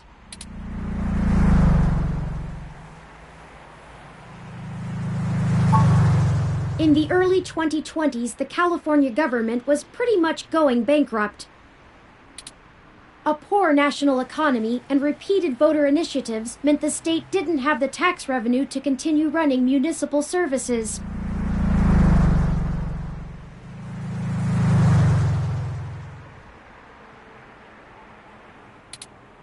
They kept pushing the tax burden down the totem pole until poorer cities were just flat broke. No police, no road work, complete public service collapse. Then, one of the smaller cities sold all of their public infrastructure, police and fire included, to a private corporation. This was eventually challenged in court, but several Silicon Valley corporations started a grassroots initiative to have citizens pass an amendment to the state constitution allowing it. They succeeded, and most of the major cities in the state sold off their public services to private corporations. Some places, like Los Angeles, just sold to the highest bidder. Which is probably why LA is essentially in a constant gang turf war, with one side wearing the uniforms of the studio-owned police forces. The cities in the Bay Area were a little more selective, and most of the municipal services are owned by multi-corporation coalitions. They split the bill of running the city between them and keep each other from being too corrupt in their usage of the police force and such, from fear of a PR disaster and being kicked out of the coalition. It means there isn't as much money going around, which is why the NSFPD's equipment is out of date and the meshnet is so successful over normal cable networks. After all, without the promise of a city infrastructure bought and paid for, the corporations all treat running the city like a charity and PR stunt. But at least the police aren't irredeemably corrupt. The fire trucks still show up on time and the water runs to all parts of the city. That can't be said for some areas of the state.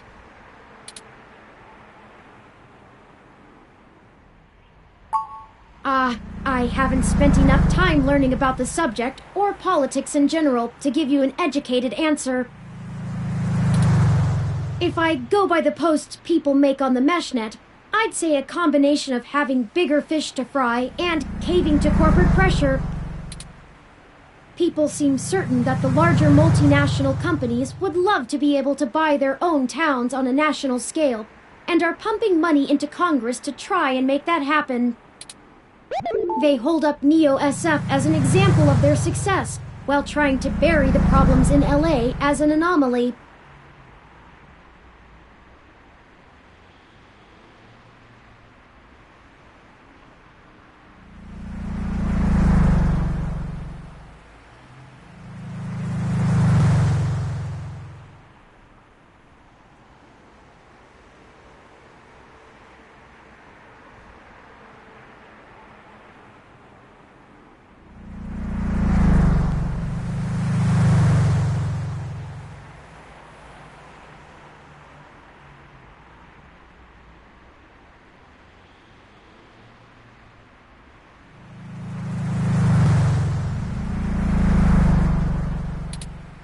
Combine that with unrest abroad, and I guess they don't have a whole lot of motivation to try and stop it. Historical precedent seems to lend credence to this interpretation, if you're willing to believe my hasty readings on the subject.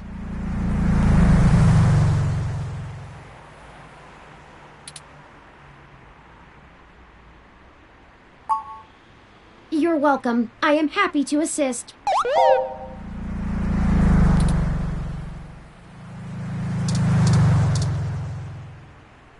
The Meshnet says Augmented Eye's SF office is run by an individual named Zin, and Tomcat confirmed she's expecting us. All we have to do now is head up and talk to her. No shenanigans this time.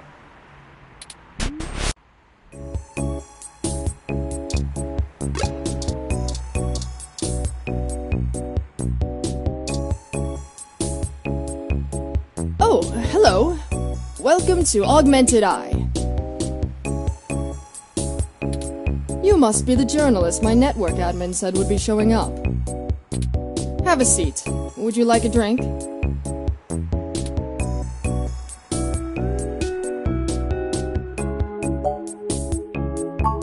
Ah, good choice.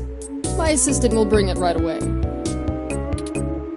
Look, I'll start off by saying I'm a little uncomfortable about bringing in another journalist to look into this. Whatever you dig up, I'll have to explain to the rest of the press. But it's still better than the other options. Chances are I have another corporation scoping out my territory. If they aren't in the coalition, they'll be expecting a corporate spy, not a news hound. If they are in the coalition, it won't look good for me to send in my own reporters against my allies. Even if I do end up being right. So if I'm damned either way, I'd rather it be by the media. At least then we can fight back on a familiar battlefield. Now, what do you know about our problem here? That's the long and short of it. My network admin is pulling their hair out over it.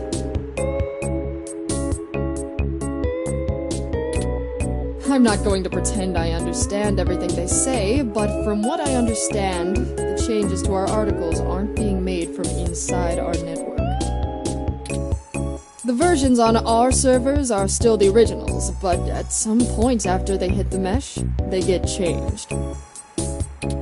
I'm hoping that you can do some digging, maybe hit up your contacts and get a lead on who might be doing it. Even if I have to get answers from the nightly news, it will be a big help.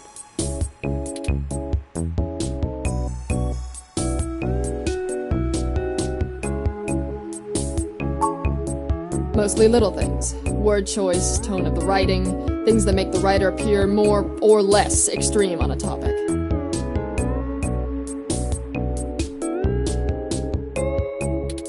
So far, almost all of the edits seem to be making our articles more positive on new technologies coming out, and more critical of organizations like the Human Revolution. That's actually what tipped us off. A harsh criticism one of my writers made about the Human Revolution protests was changed to be downright vitriolic, and I had a hell of a time putting out the fires.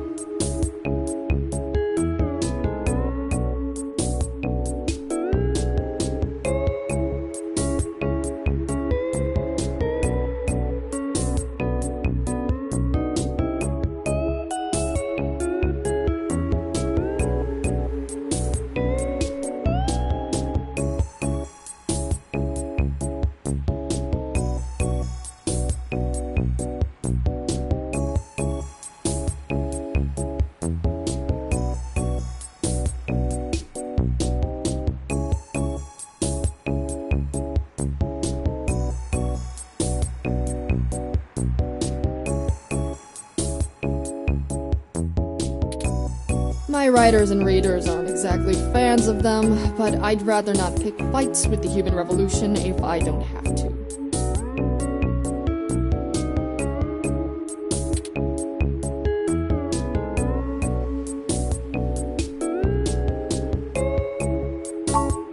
I guess I'm not, but my network admin assures me it's all coming from somewhere else.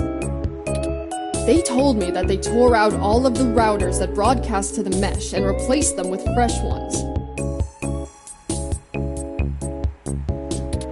All kinds of tricks involving IP addresses and DNS changes that I'm not going to even begin to claim to understand. I pay them big bucks, so I'm inclined to believe them unless you dig up something that tells me otherwise. Not really. My admin says that only someone with intimate access to Parallax's network protocols could make these kind of changes as something passes across the net. Personally, I think it's a clever hacker rather than someone inside Parallax itself. The public trust rating of Parallax makes them look like a saint among wolves, so their control over the mesh network provisions is strangling. It's trivially easy to set up ROMs to use a different OS than LIPS or a different meshnet protocol without that trust.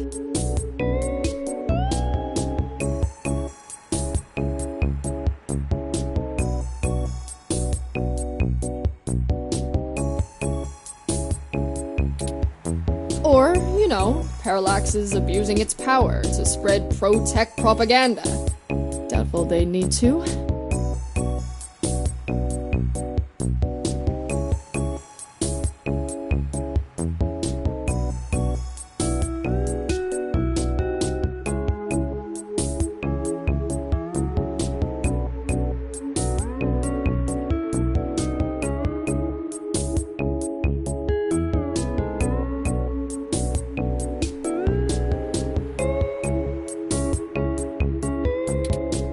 I'm sure you'll be a good journo and bring me back the right answer.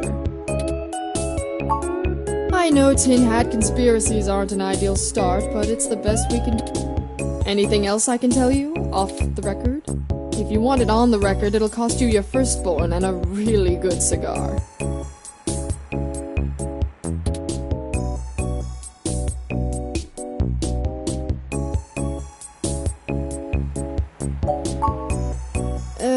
Alright, look. I wasn't going to tell you this.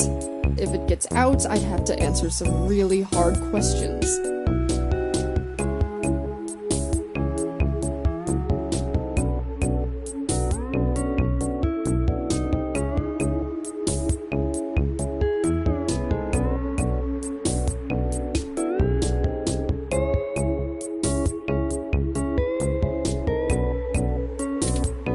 So, you didn't hear this from me. You might want to go check out TMI Entertainment and Charlie Nova. That's all I'll say. And remember, you take a bite out of him with my name as your defense, I drop you fast. Like what? There isn't much more I can tell you about Augmented Eye. It's a fairly simple and straightforward operation, if I say so myself. We started off in Venezuela as a sleek current events and news organization in 2055. Almost 10 years ago now. We focus on more in-depth reporting of on-the-street happenings, on top of major news.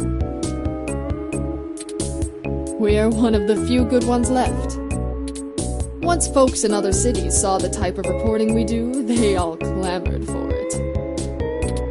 They invested in the right places, and it paid off. COS-IO Corp is happy to have us here in Neo. It wasn't until hybrid tech started hitting the public sphere that we had to make any changes to our model. All of that said, I can't see why anyone would target us. Unless they're just trying to embroil us in a mudslinging match with the human revolution, and there are much more direct ways of making that happen.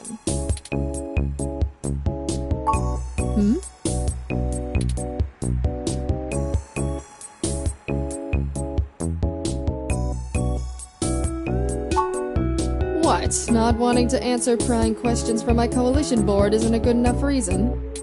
'Cause I'd really like to avoid that. And look, you've covered culture wars, right? My journalists are good, but they're mostly good at gadget reviews, implant releases, not taking too many stims so they remember what they did at raves for the after-party reports.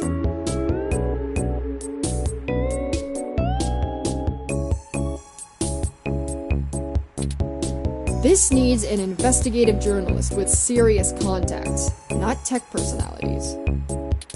The fact that my network admin recommended you to me means you probably know the right people. Now, does that cover it? I'd like to remove my nose from your ass. No, don't bother. In hindsight, I probably should have been a bit more circumspect about speaking to you. Plausible deniability and all that. I won't ask you to lie in anything you write, but do remember you got in contact with me not even second-hand, but third-hand. I certainly didn't... Wink wink, nudge nudge. If you need anything else, have your person get with my... Now, I'd show you the door, but you know the way. And this isn't the only fire I'm trying to put out. Good luck, and goodbye. Well, that was more confrontational than I'd have expected, considering she was the one needing help. She never brought you that Hassie either. Is it always like this?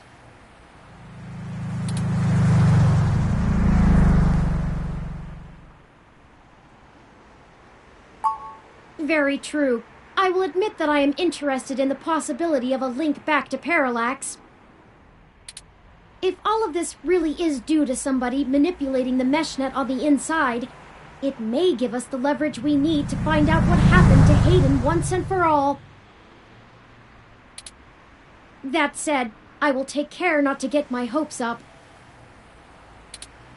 We should make no assumptions when investigating, lest we lead ourselves down a false path. Anyway, seems like our next step is...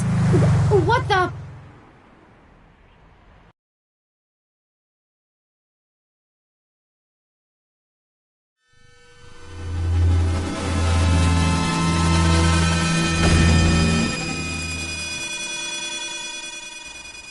What the...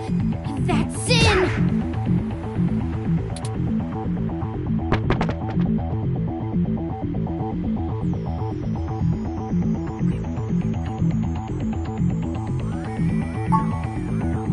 She was defenestrated.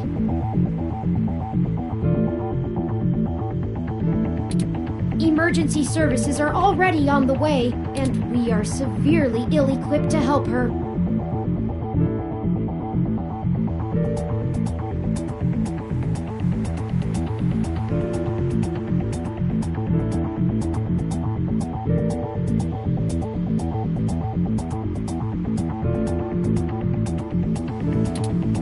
We should head back to her office and see if we can determine what happened here.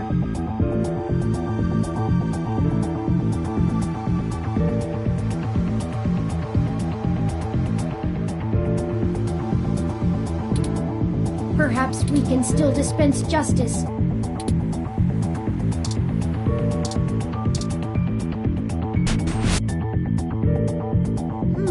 It looks like the desk has been cleared off. Let's take a look around, but be careful not to disturb any evidence. The police will be here soon.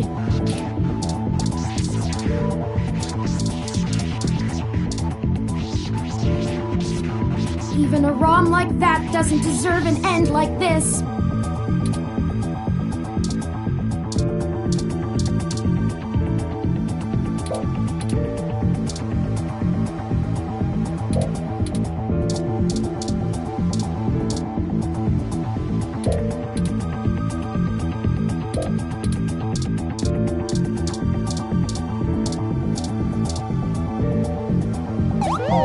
Her personal computer is not password protected at the moment.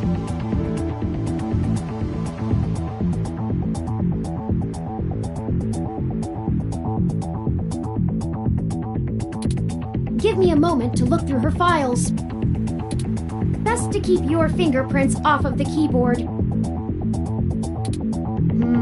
Most of this isn't very interesting. Committee reports, financials, article submissions. Oh, here we go. According to this email between Zin and her network admin, her lead on TMI Entertainment is a little more solid than she led us to believe. The admin ran a web crawler looking for changes in writing styles. Some blog posts by their head anchor Charlie Nova stood out like a sore thumb. Apparently he's a bit pompous, if in an affable way, and his blog usually just details his day-to-day life. But ever since the Human Revolution has been in town, he's been smearing them with more venom than you'd expect, considering how neutral his on-air reporting has been. Zin seemed to think he was just complaining about the protesters fouling up traffic, and whoever is manipulating these posts spun it to make him look critical of the movement as a whole. Just like the Augmented Eye journalist. This Charlie fellow is the one we need to talk to.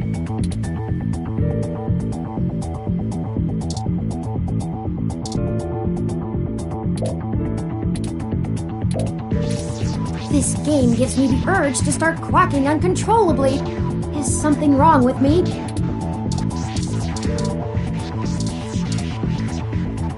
My thermal sensors only detect a single set of lingering footprints, and they end almost... Considering the density of this glass, I can't imagine Zin jumped from that far and managed to throw herself through the pane without help. But who could have done it? I don't see any obvious marks on the floor, or any other thermal hotspots. It doesn't look like it. We should go. There isn't anything else here, and the police are almost on the scene. Son of a...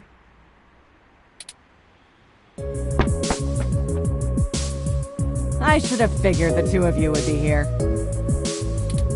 You just won't stay out of trouble no matter what I say, will you?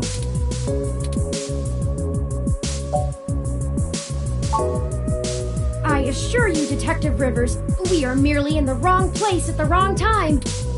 We had an appointment with Zin to discuss a possible lead, and found her office in this state of disrepair. Of course you did. Damn it. Fine, fine. Get the hell out of here before anyone else shows up. We'll chat about the case more when I'm not busy scraping bodies off the pavement. You hear me? Certainly, Detective Rivers. I'll forward you a report of what we know immediately, and we can speak further at a later time. Yeah, whatever. Get moving. Ooh.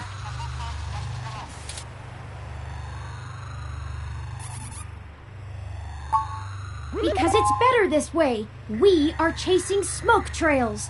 You think she would assist such an unlikely investigation?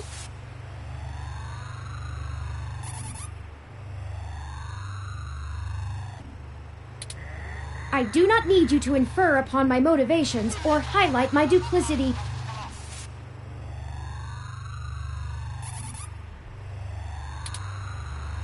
Detective Rivers has every bit of information that Zin gave us on that computer. Her investigation will not be hampered by our absence, whereas ours is halted if we're stuck giving answers she can just as well get from a hard drive. Literally. Has it occurred to you that whoever threw Zin out of that window could be after the same thing we are, except to silence the story rather than to get it out? We have little time for fooling about, and must get to Charlie Nova before something happens to him too. Now, unless you have further recriminations to level at me, we must not squander the time my dishonesty bought us. I have highlighted the main Neo-SF offices for TMI Entertainment on your map.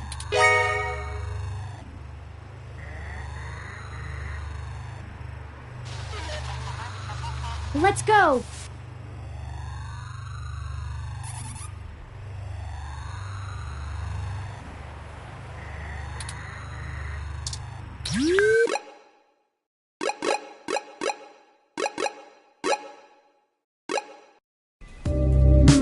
I hope some pity for me still remains, considering my recent tone, because I'm honestly not sure where we should start.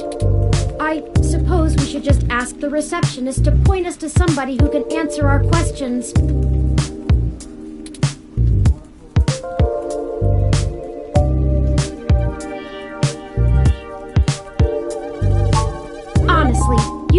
have your own mesh access, yes?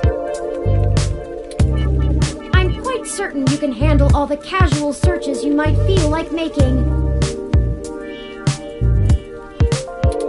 We hardly have time for me to blather out every bit of exposition you desire when you could just go look it up on your own.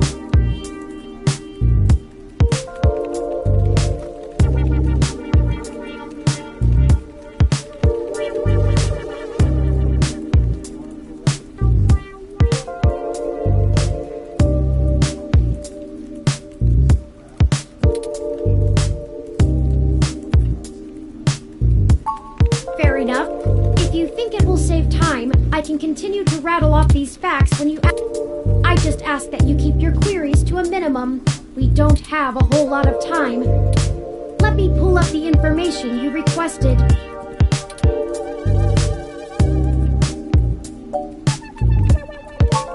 Charlie Nova is TMI Entertainment's most popular TV personality. He's gotten consistently high ratings for almost a decade and isn't afraid to tell you about it. The chatter on the mesh paints him as a bit arrogant, but in that loud, backslapping kind of way that a media star can get away with.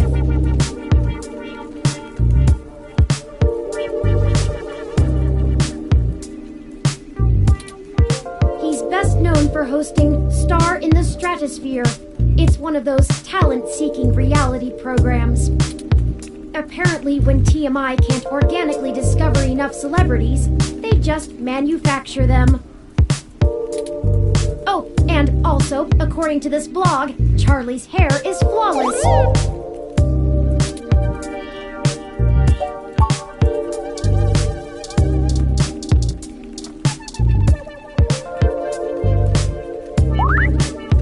Welcome to TMI Entertainment Incorporated.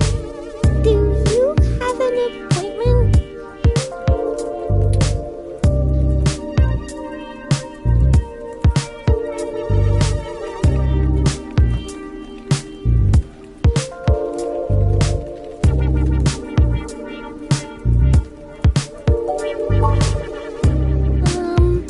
I really can't let you in without an appointment. I can maybe pencil you in for next Wednesday? We don't have time for this! People's lives are on the line here, and all you care about is an appointment?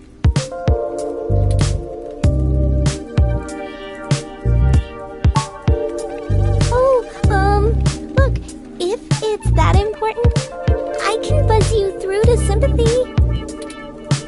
But she isn't going to be very happy about being bothered off schedule, so don't get your hopes up. And, try not to make her too mad. I'll be the one dealing with the fallout. Right, of course. I apologize. We will be as tactful as possible, I assure you. Okay, she's over on the other side of the room. Head straight there, because she doesn't like it when people bother the talent.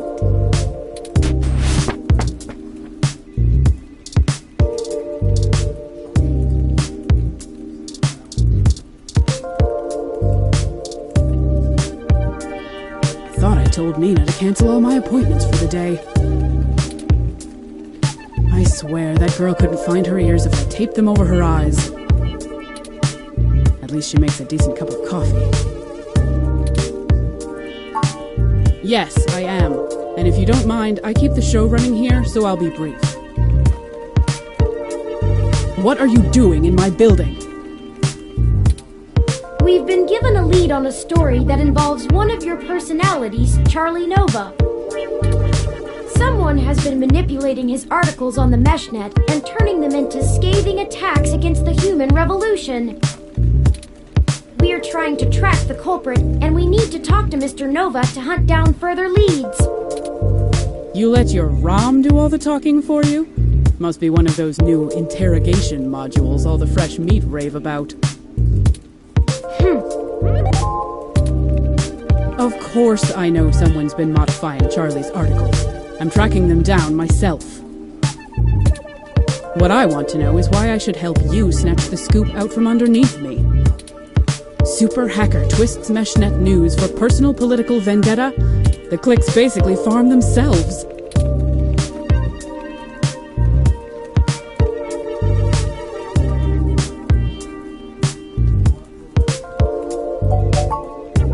Zin? Augmented eyes, Zin?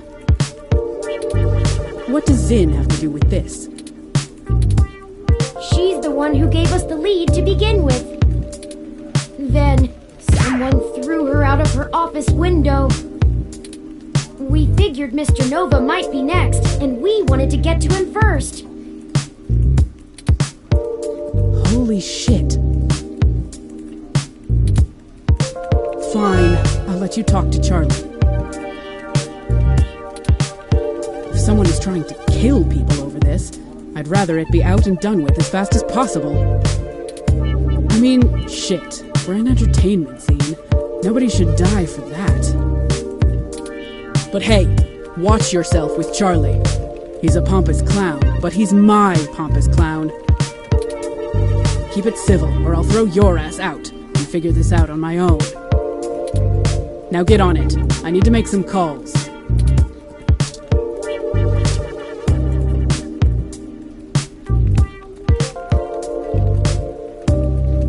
Fantastic! How fantastic! I just love your ROM.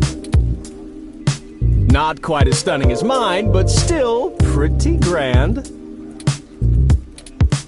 Very sleek, very clean. Bravo. Oh, Sympathy is doing that thing where she waves at me to hurry things up. Right down to brass tacks then, I suppose. Wait! I forgot to introduce myself. I'm Charlie Nova, host of Tonight in the Stars and Star in the Stratosphere. But you already knew that, I'm sure. What can I do for you,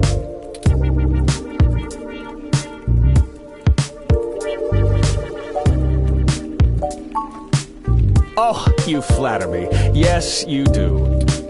I can't imagine you've come all this way just to get my story, have you? After all, I've already published my very own splendid 100% original autobiography, Like a Nova.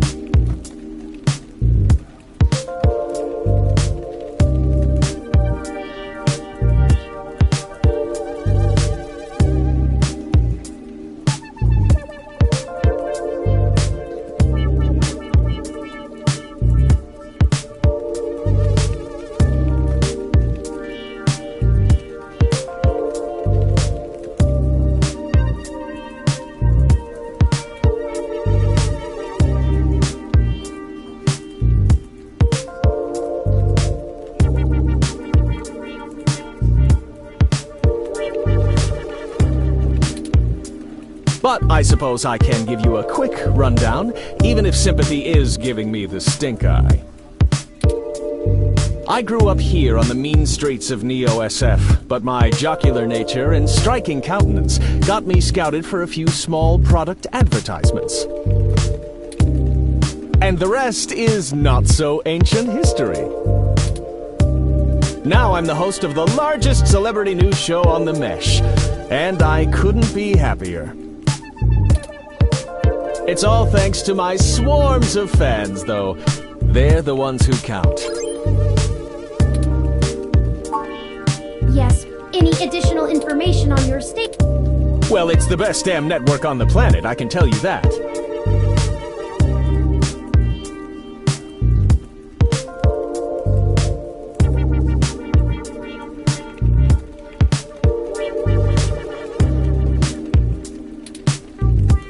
We put out top-notch news and entertainment, but with real heart that our competitors just can't match. But if you really want to know about TMI, you need to know about Sympathy.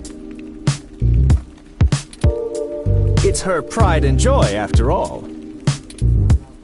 Sure. Sure, she can be a little acerbic, and sure, she calls me a poofy-haired oaf all the time, but you can really tell she cares, you know?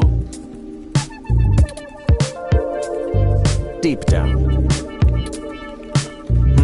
I'm not sure if that throat-cutting gesture she's making is a signal to move to another topic or a threat against me.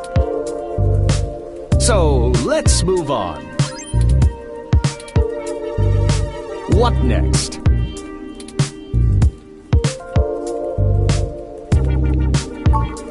Oh, it may have come up in the last lunch meeting we had, but Sympathy assured me that it was some kind of technical glitch, and our support people were on top of it. They're top-notch, the absolute best money can buy. So I don't think there's anything more to say on the subject.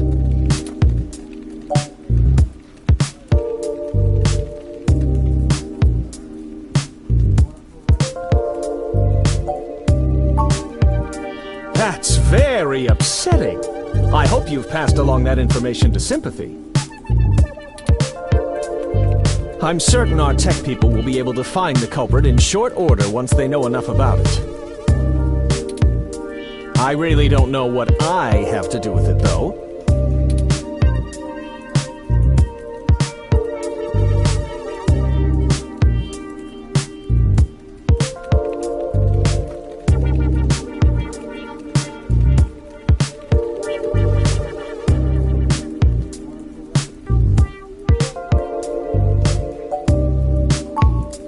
Need to know, and all that.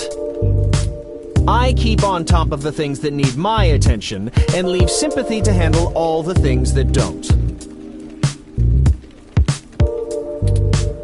My time is too important to be wasted on trivial things like minor tech...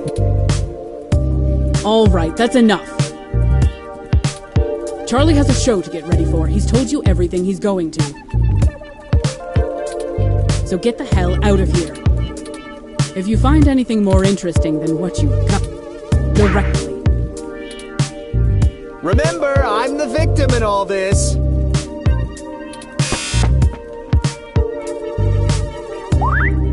Oh man, she looks really cheesed off now. You know how snippy she can get? I better get her coffee ready. Maybe that'll calm her down.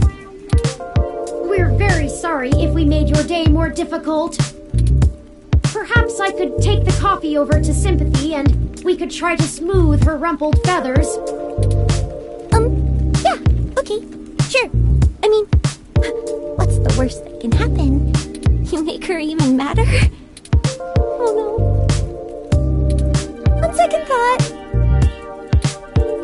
It'll only take a minute. All right, but she takes it with plenty of...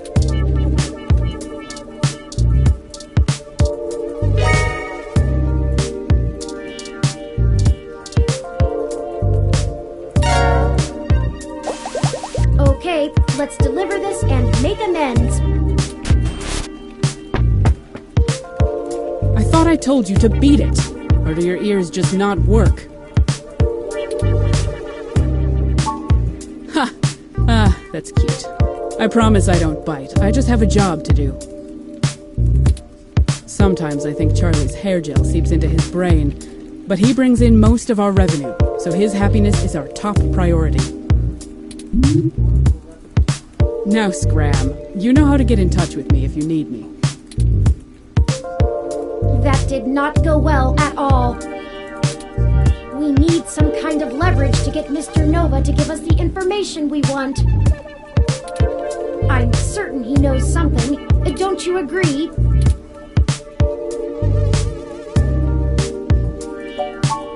Indeed. While you were talking to him, I took the opportunity to look into his history more thoroughly. It turns out he did a series of promos for a local Hassie bar early in his career, and some fans still spot him there from time to time. It's a long shot, but frankly, everything about this case has been one long shot after another. Maybe we should question the people at this Hassie establishment and look for any dirt we can use to put some pressure on Mr. Nova. There must be something. It's the only path I see. The Hassie Bar is located on Market Street, near the Genus Clinic. We can head there whenever you're ready.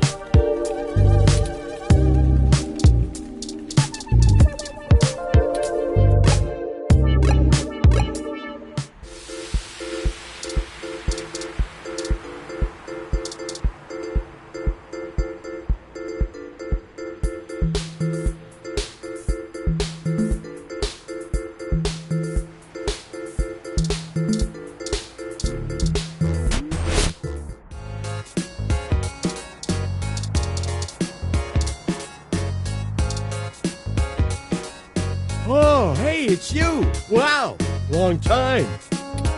Who's this? Hey, not too old now. Did you manage to keep that plant I got you alive? Really? Nice job. I didn't expect it to last a month. It's great to see you, though. Sorta surreal, too. You're never around on social sites or anything, you know. I bet you didn't see any of the pictures I put up from my last climbing trip in Colorado. For a tech journalist, you do have pretty poor net presence. That's what I said. Figures. So, what's with the bot? Yours? Really? Huh. I didn't think you liked to bring work home, as it were. Anyway, it's great to see you. What brings you to the Hassie Bar? Doing a review of that sweet weather ROM outside or something? All right, now that's the kind of journalism I'm talking about. Indeed, we're looking into some accusations made against Charlie Nova. And we're actually trying to build up a solid case against him. No shit! I actually may have exactly what you need. Charlie comes here all the time. You know that show he's host of, Star in the Stratosphere? That show where normal people try to become actors and singers and all. Listen to this recording I made when he was here last month on his book tour. So many people come up to me thinking that if they can sing or act, I'll just make them a superstar. But that isn't how it works. Raw talent isn't enough to get you by in this industry, and anyone who thinks so is lying to themselves. It takes hard work and persistence. You gotta want it, and want it bad. But the kids I get on Star in the Stratosphere, which I host each and every week, as you all know, they're all so young and hungry. I love them. I do my damnedest to make sure they get what they want. They give me their best, so I'm gonna give them mine.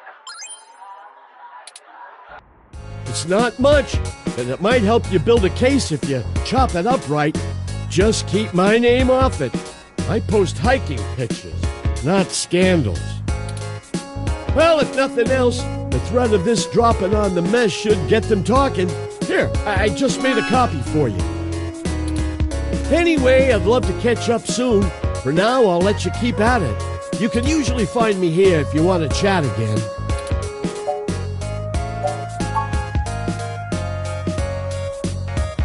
Say, why did you tell Keith that I belong to you?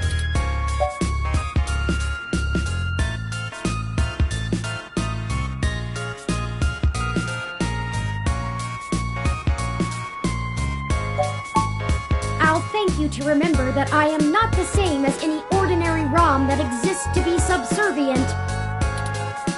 I don't like being forced to assert my independence as a unique individual, but I really thought you were above this. Anyway, this is pretty innocuous. We are going to need more evidence if we're to fabricate a believable story that will convince Mr. Nova it's in his best interest to help us.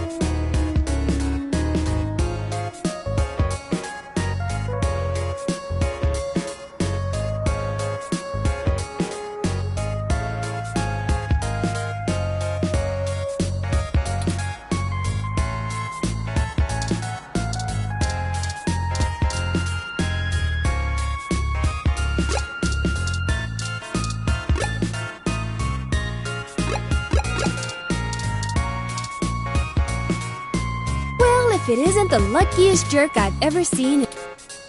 I had to schedule a specialist to come fix my ROM, and you better hope they can. Oh well, all's well that ends well. I underestimated how much people would appreciate an early Christmas. Anyway, what can I do for you? Sure, I still have a little bit before closing, and I can use some conversation to distract me from the anticipation of the VR drama I have waiting for me when I get off. What do you want to know?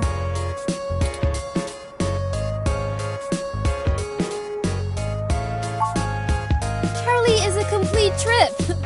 We met when he was just starting out doing adverts. He still drops in every once in a while to hang out. I love the guy. He's super funny, always has the best stories, and his hair is perfect. And he parties harder than anyone I know. A couple weeks ago, he invited me to his raid at some hole that's probably already shut down, and he got so amped up on Crash that he jumped up on the table and hosted an impromptu dirty dancing contest.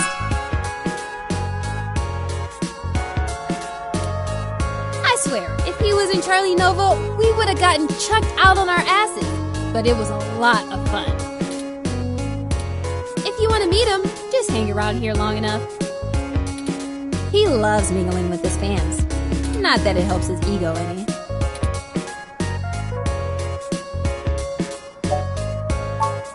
Oh, it's an ongoing drama called Magical Commander Yukino. Yukino at the Gates to the Deep. In it, you play the magical girl Yukino as she fights off elder gods as they arise from the ocean. It's a bit cliched and just about as silly as you would expect, but it includes some really interesting intersection between the Japanese magical girl trope and the American Cthulhu mythos. All with a pseudo-military theme. In the newest episode, Yukino has to face off against the Yith as they try to inhabit the bodies of people in the present to escape their destruction in the past.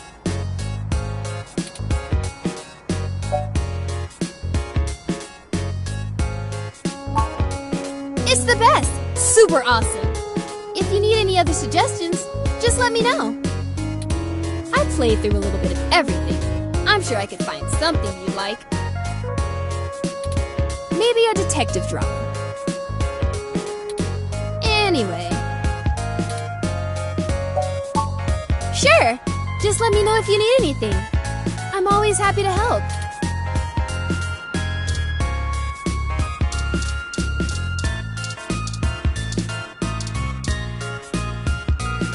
No time to rest anymore, sleepyhead.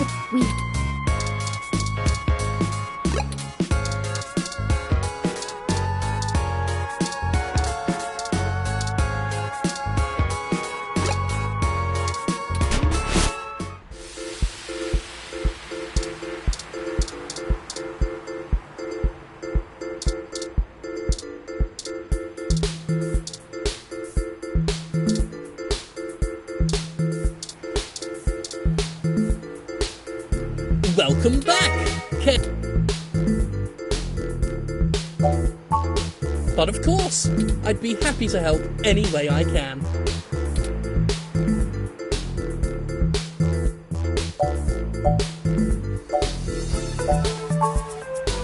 That is the greatest misconception of our group. They would have you believe that we'd rather go back to the Dark Ages. Oh sure, the human revolution wants people to go back to washing clothes by hand down by the river, right? We'll all go back to playing with sticks, yes? We do not advocate for a reversal of all technology. That would be ludicrous. We merely want severe limitations on genetic enhancements and a focus on medicinal practice beyond gene therapy. That would include an outlawing of cosmetic gene therapy, yes, people parading around in fur and scales as proud abominations. We need the government to protect these patients from themselves.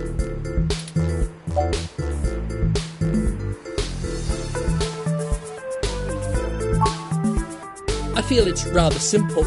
It's even in the name. Modifying genes means we are changing the very DNA that makes us unique.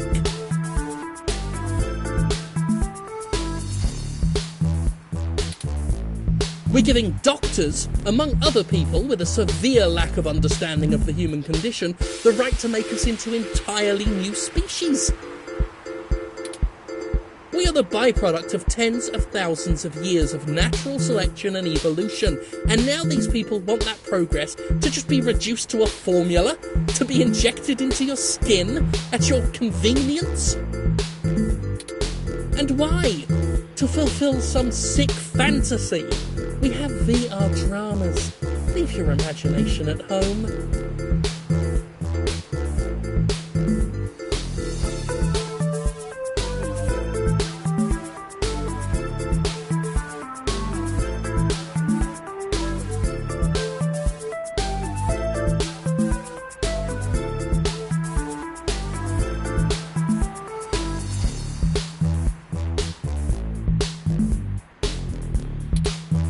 Besides, why should we give these self-proclaimed animals the same rights as humans when they clearly don't want to be human?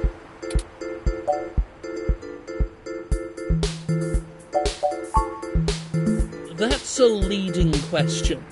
Of course, some people have life-threatening afflictions, and it's a good thing that science has evolved to treat all kinds of diseases.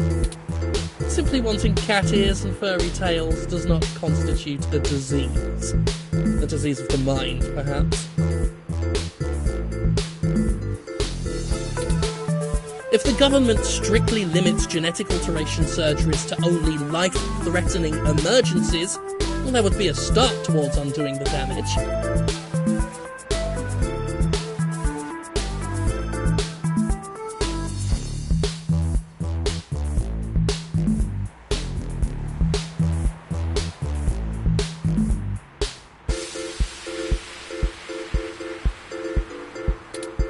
We are not God. We were made in his image, and his image did not include fur. Great! Do tell me when you get the article out. I love to read the comments. Forgive me if I'm wrong, but doesn't most of the MeshNet speak critically of your organization? Oh, that's cute. The robot wants to join in the discussion now. Yes, this is true, though historically most revolutionaries are unpopular when they're in the middle of the fight. I sleep comfortably knowing that history will be on my side.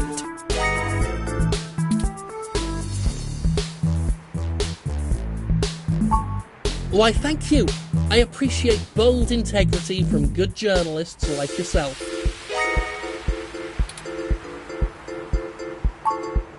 Oh, please do. Have a lovely day now. And remember, God designed you perfectly just the way you are.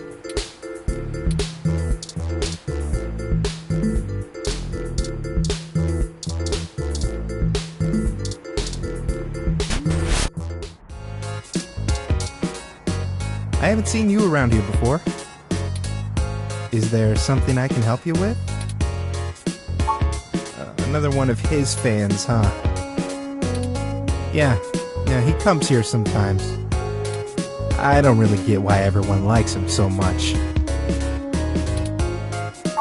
Well, I have a picture from this time he flipped off a box of kittens.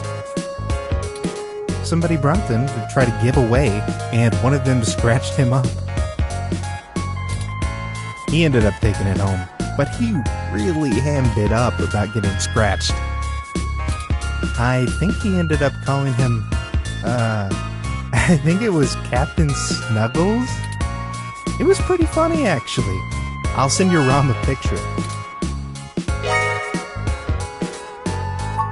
Frankly, I'm starting to feel a bit uneasy about this. Mr. Nova's clearly an upstanding individual, if just a bit boisterous. But I suppose if we're in for a penny, we're in for a pound. This should be more than enough anecdotal evidence to fabricate a less than flattering image of Mr. Nova that the public will eat right up. Let us present our story to him immediately. Hopefully our delay has not put him in physical danger.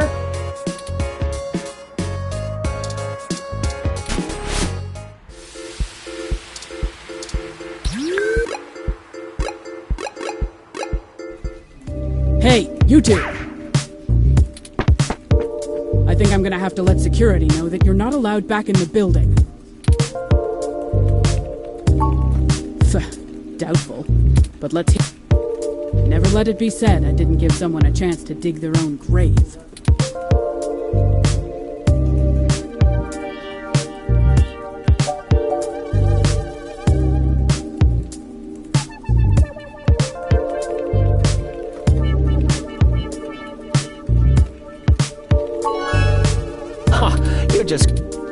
This speech was truly a beacon of light for the entire entertainment community. There's no way an original sermon like that is going to convince anyone that I'm a bad guy. Well, with some creative editing. Anyway, this is just pathetic. This is really your best attempt at blackmailing us?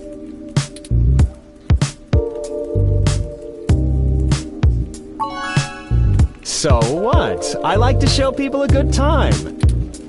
There's nothing wrong with that. Damn it, I told you to get off the crash, Charlie. Shit like this keeps coming up. I did. And besides, I wasn't doing anything illegal. Whatever, this is still nothing but hot air. You need to step up your game, kid. Hey, that's completely out of context. And I love Captain Snuggles. Sure, we didn't get off to a good start, but he's a great cat. The best. Charlie, flipping off a kitten? Why?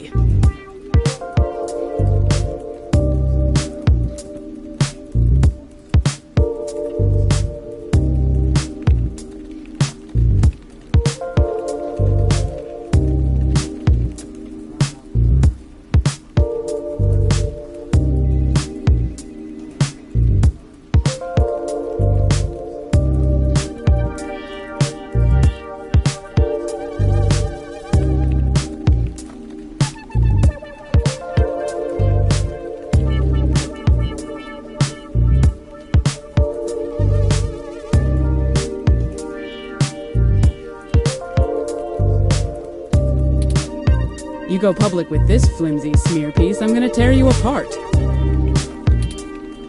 Oh, enough, enough! I'm not cut out for this cloak and dagger game, Sympathy. What's the big deal anyway? It's not like they've got anything substantial to use. I might as well give them what they want, so they'll go away. Tell them whatever you want. And I'll be taking that evidence. You didn't have to do all of this.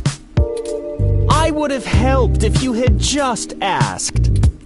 But it's always push and dig and needle, isn't it? I'm not a journalist. I'm just an anchor. I read off a teleprompter and look good doing it. I don't have much to offer you, but here's what I know. Trust me, I'd love to lay down some earth-shattering pronouncement and dazzle you with my investigative skills, but all I've got is flimsy threads. The thing is, all this stuff with my stories, stuff getting changed, making me look like I don't like the human revolution or whatever, it started after I had an upgrade made to my VR uplink hardware. The technically legal kind. Look, I like to have a good time at a party, right? But Sympathy keeps hammering on me for pounding back too much crash and whatnot. Nothing illegal, but she says it makes me look like shit on camera the next day. So I went to this guy I know, good guy, everyone uses him. He's called Nanya. He does great work after just one simple back alley brain surgery, bing bang boom. I can use an app to make my VR uplink have the same effect on my brain that the stims do, without all the nasty physical side effects. It could be a coincidence, though. The tech guys didn't find anything wrong with my uplink, and they say the modifications check out. But that Nanya guy does a lot of work for media people around here, so if a bunch of posts are getting changed, maybe that's your weak link. Anyway, that's it. Pretty flimsy, but I'll send you the address and you can go talk to him. If he'll even see you, that is.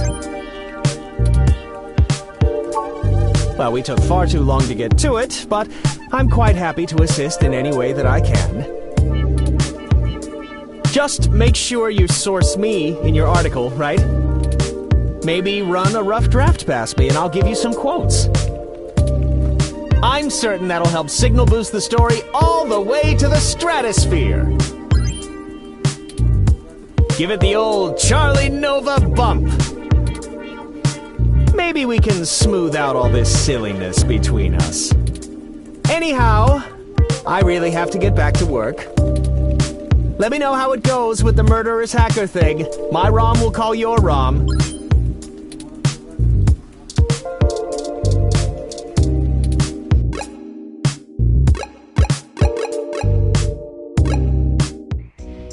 This looks like the spot. I'm awfully nervous and still a bit shaken up. Let's hurry and get out of here.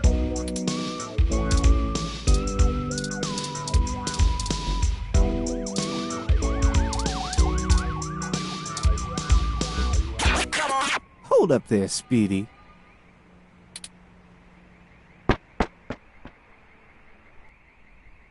I've never seen the two of you around here before, and I know everybody.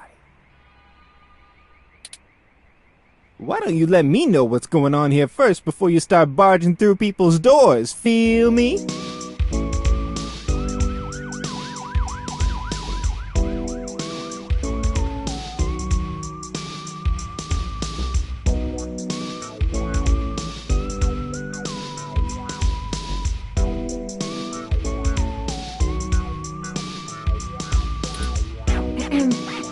Hello?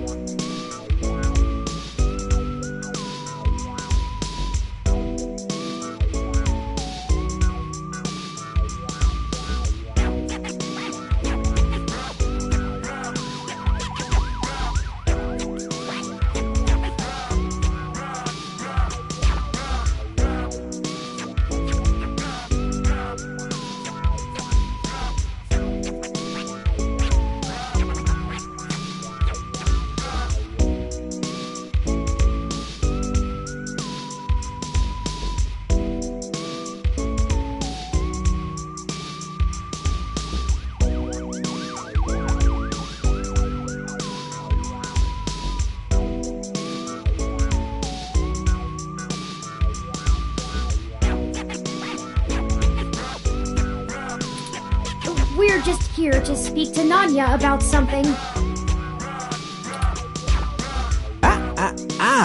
Just got into town and you're already asking favors from folks, huh?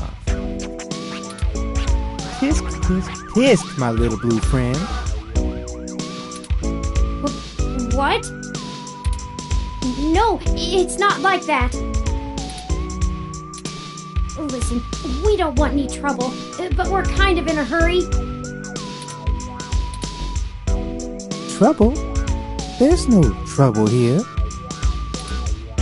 We can be friends. I like this one. You're a little more street smart than your blue bob buddy here, I see.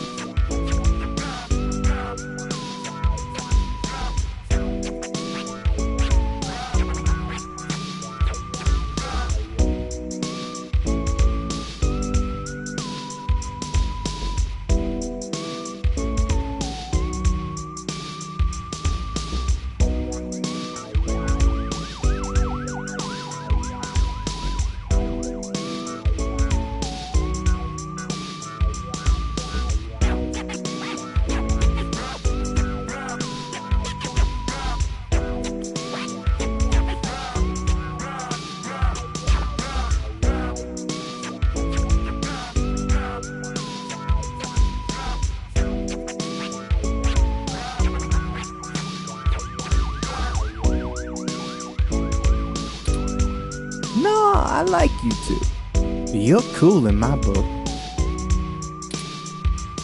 And since we're all such good friends now, maybe you'll be willing to give back to the community and do a favor for your new pal Formula first.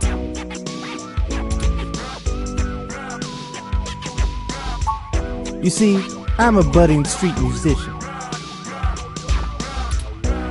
working on my next big hit. Feel me? But I'm sorta stuck on a few lines. I just gotta get these last few rhymes right. Maybe you could share a little of your creativity with me and see what we come up with. Come on, it'll be fun. Are you sure about this? You know how important this has become. Time is of the essence. You don't have time to not help me. Huh? What do you think would take longer? Helping an up-and-coming singer-songwriter finish a guaranteed worldwide hit? Or you could ignore me and maybe I'll send over an anonymous tip to the Neo-SFPD. You see, I know for a fact that everything inside this shop here is 100% legal. But I bet whatever you got in your mind sure ain't. Even if they didn't find anything, it'd take the rest of the day to iron out. People like you don't come down here for anything boring. We clean up good. How well do you cover your tracks when you're in such a hurry, I wonder? This isn't good. If Lexi in particular gets suspicious and starts tracking us down, things will become rougher for us. Not to mention all the other people it could indirectly affect. This whole case is life or death. Huh, kind of a dramatic rhyme, ain't it? But I made my point clear. If you don't help me out, I'll make sure you never get in to see Nanya at all. He's my buddy. Done me a favor or two, so I return him when I'm asked. That's how we do things around here. I knew you'd see it my way. All you gotta do is help me complete my rhymes, you dig?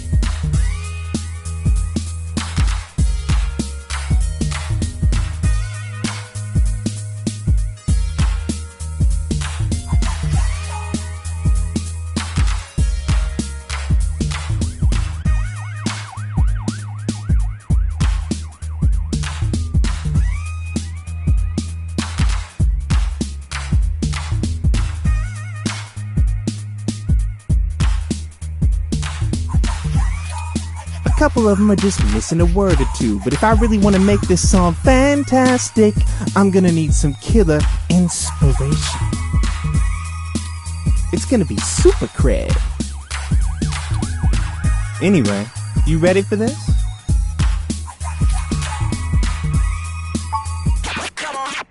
Gonna give it a shot? That's what I like to hear. Here's the first line I'm having trouble with. You ready?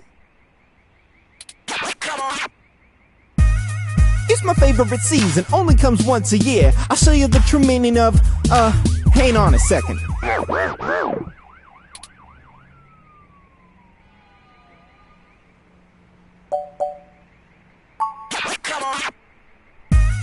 It's my favorite season, only comes once a year. I'll show you the true meaning of my holiday cheer. Hey, yeah, that totally works. Great idea, thanks a ton. Here's the next line. Ready? Pay attention now. If you bring mistletoe, you knock me off my guard. And if you want my number,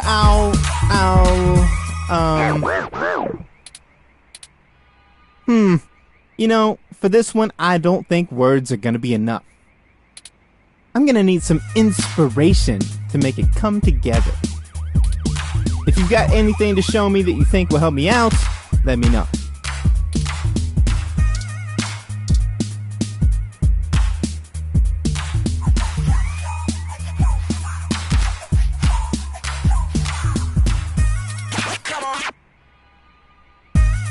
If you bring mistletoe, you knock me off my guard, but hey, that totally works. Really, thanks so much. I'd never be able to write a song like this without you. A Christmas-themed love song? Aren't those supposed to be pretty tacky? Alright, now I need your help with just one more line. I promise it's the last one.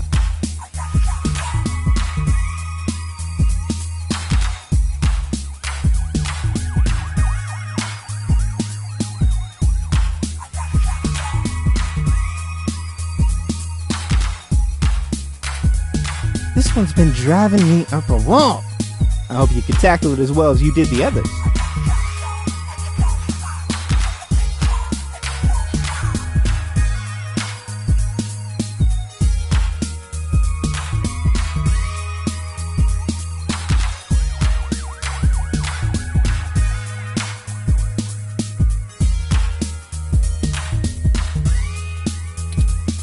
Ready? This is harmony. I think we're vibing the same tones. We can ride this beat with a nice pair of, damn it. This is getting embarrassing. There's no way to salvage this one without some seriously fresh inspiration, yo. Don't lose hope. I'm sure it'll hit us any second now.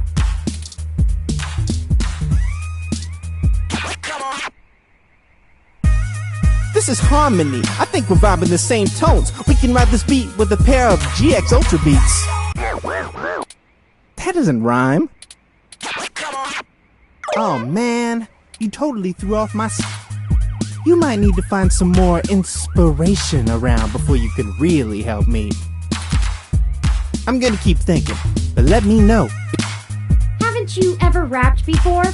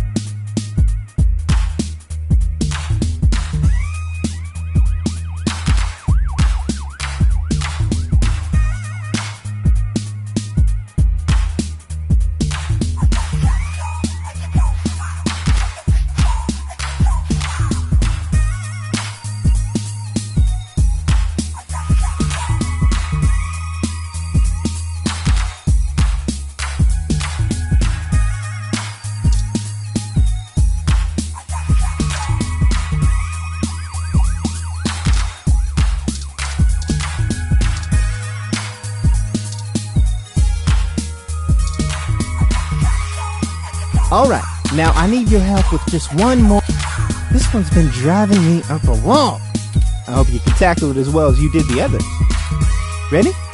Here we go. This is harmony. I think we're vibing the same tones. We can ride this beat with a nice pair of, damn it.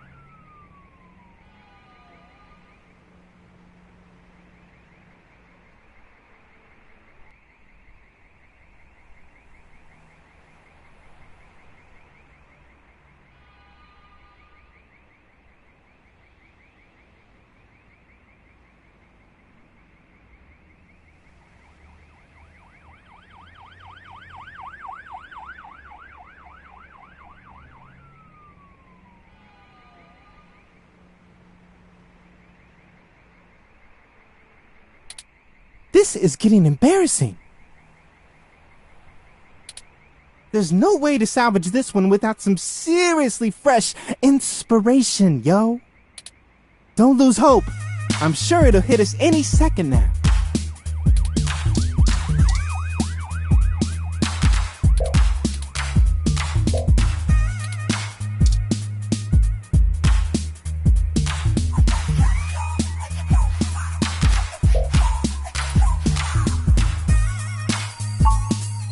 Omae wa mou shinderu.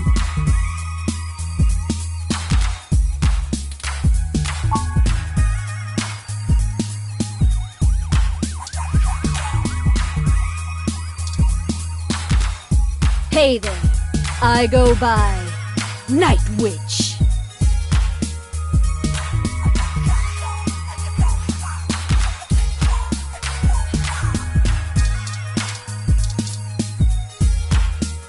Howdy! You can call me Cactus Canary!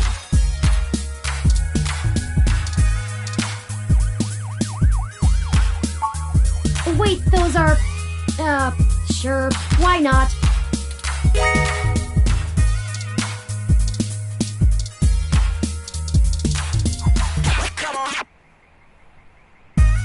This is harmony. I think we're vibing the same tones. We can ride this beat with a pair of yummy Christmas scones. He does know those are donuts, right? Now that's what I call a tasty beat.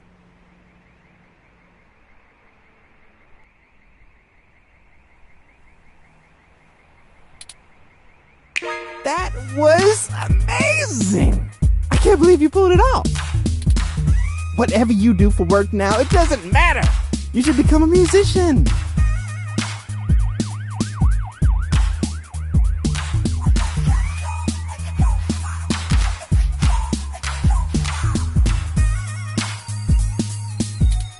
We totally become rivals, and I bet you that...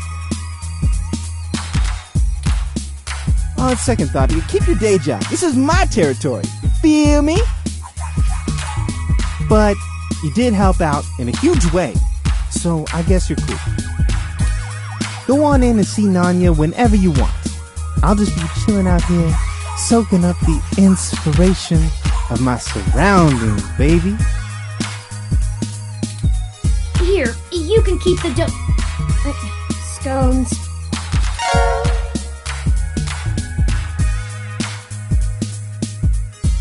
It was nice meeting you, Formula.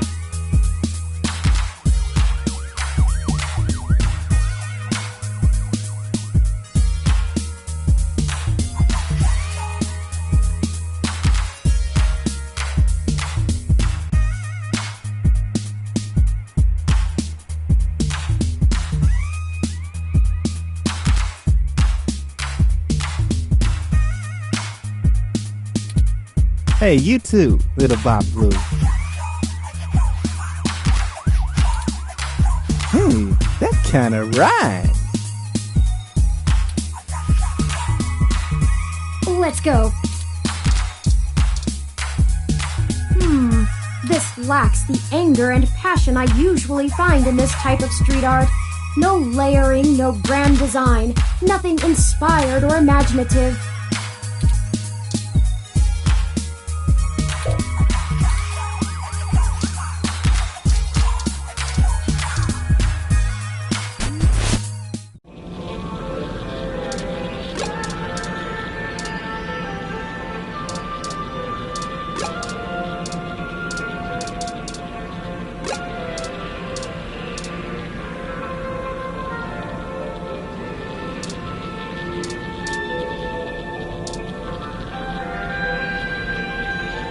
Nope.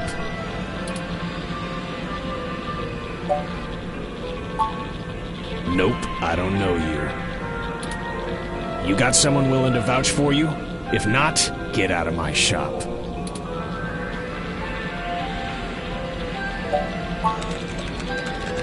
Charlie? Yeah, I remember him. That TV guy runs his mouth a lot. Yeah. Paid good enough. All right then, what can I do for you?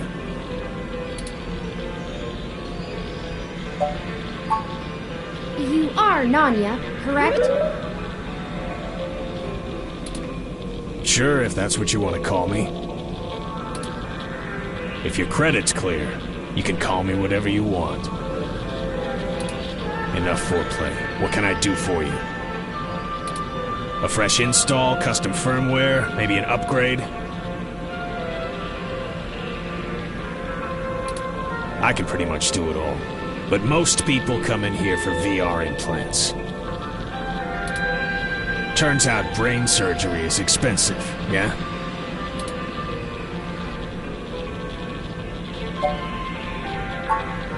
We're in a bad situation. Local news articles are being mysteriously altered after they've been posted to the mesh, even while the originals are still online. Charlie Novas are being manipulated as well, and he pointed us in your direction. It didn't start happening until after he had his implant upgraded.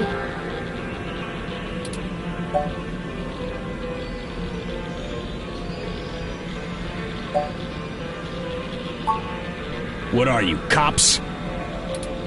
No, worse. You're journalists. Get the hell out of my shop! I have a business to run. I don't have time to answer shit about shit that don't got shit to do with me. You found the door before? Find it again. And tell Charlie he can get someone else to do him a rush job when he's back on stims and needs a workaround. He ain't welcome around here anymore. Give us a moment, please. I don't know about you, but I'm getting tired of being given the runaround by these meatbags. We could just find some bribe or blackmail to get what we want from this Nanya. But I think it's time to take matters into our own hands. I have an idea. Keep him occupied for a few minutes. Just do what you normally do and ask questions. Nothing about the blog post, though. We don't want to set him off. Just keep him talking. It'll only take a minute. Are you gonna get going, or am I gonna have to call someone to make you get going?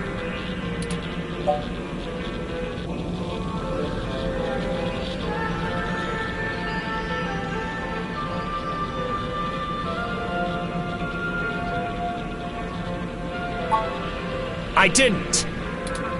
We were just hoping to get some more background information on the kind of implant he has so we can follow other leads. Shit. Fine, whatever. I'll tell you what you want, within reason. Doctor-patient confidentiality and all that. Just promise me it'll get you the hell out of my shop a little sooner. Deal. Sorry for this. Our circumstances have gotten serious. We're following anything we can all the way to the end. There's no way to hack a VR implant like Charlie's. I mean, you can definitely install hostile firmware on one, but you can't just load whatever program you want without the user's knowledge. Any changes to the loaded firmware will trigger some really obvious visual indicators to let you know something's being changed, and those are put in on the hardware level.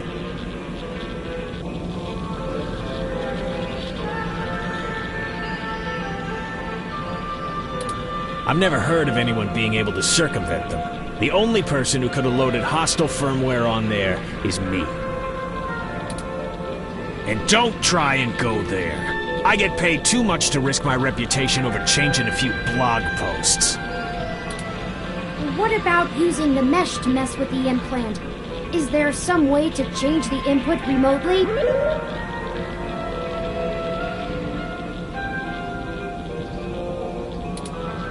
No, the implant itself doesn't have any kind of wireless connection. You have to use a headset with an induction coil for I/O. Wireless just doesn't have the bandwidth for it.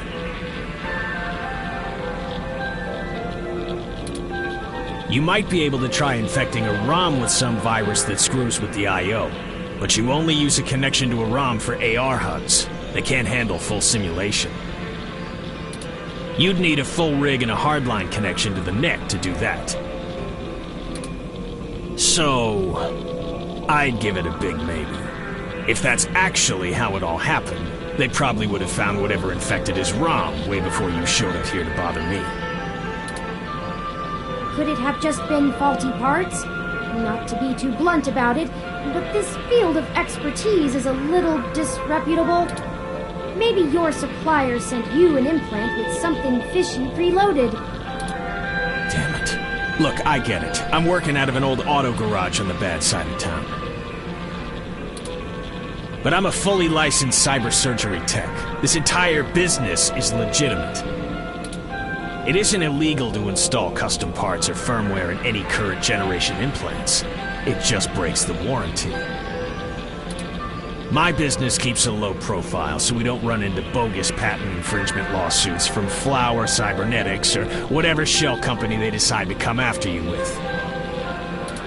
All of my parts are sourced direct from the original manufacturer, completely above board.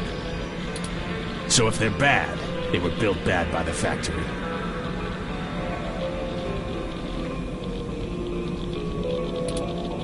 Now, is that all? I have appointments to keep.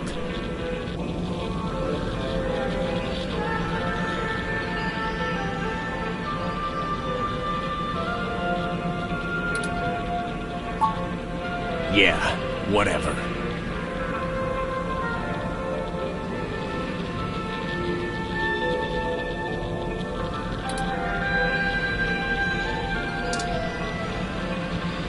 I've done...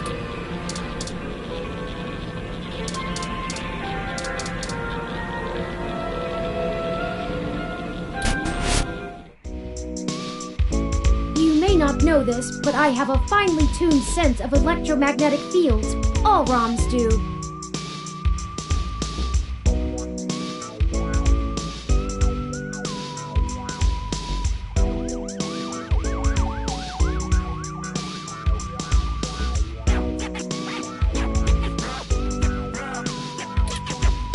We need to be able to maintain optical contact with the mesh, catalog and use various wireless transmissions, and avoid areas with dangerously high interference.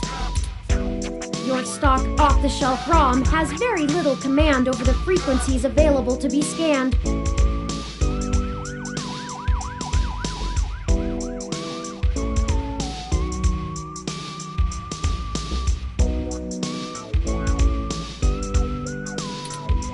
But I'm starting to realize how very little of me is stock or off the shelf after the changes Hayden made.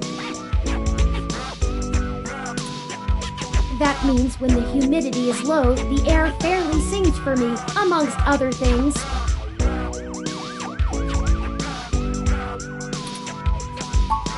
Meaning, in layman's terms, I could read his monitor over his shoulder while being across the room. Well, some. I doubt I could have handled an LCD monitor. They require extra parts I just don't have. And the fidelity is a bit low.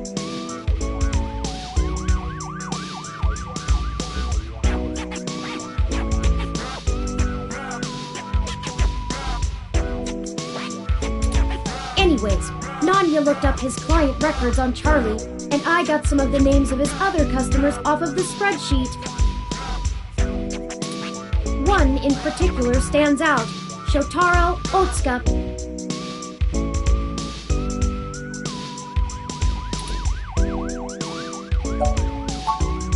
Mr. Otsuka is a moderately prominent tech blogger, respected, perhaps a bit vitriolic. He catches my attention though because historically he has been very critical of Parallax in his posts. Recently though, the tone has been increasingly moderate, and now he is almost effusive in his praise. His fans are accusing him of shilling for the company, but many of his earliest posts show some of the same manipulations that we saw from Augmented Eye and Nova's blog. Now it's like he's being ghost-written entirely.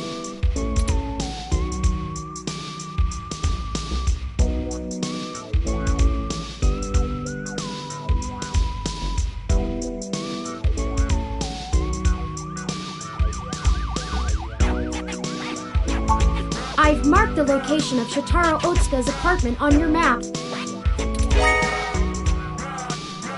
After you.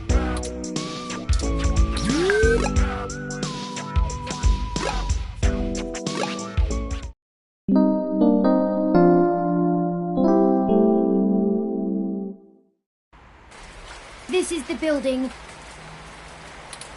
Mr. Otsuka must do well for himself, considering the neighborhood. Not the priciest section of Neo SF, but nice enough for a self-employed tech blogger. Perhaps we should just ring the bell? We both know it won't be that easy, but it's important to maintain some courtesies.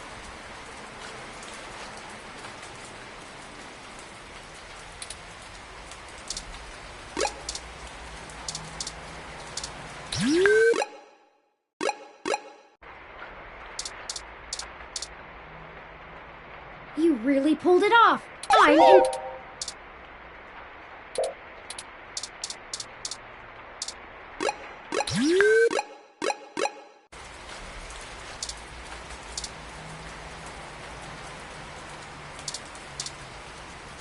Greetings, guests. I am LJ2, Shotaro Otsuka's ROM. Shotaro was not expecting any company at this hour, but I will let him know you are here. Sorry for the wait. Please hold on for just a moment while I fetch him. That's encouraging.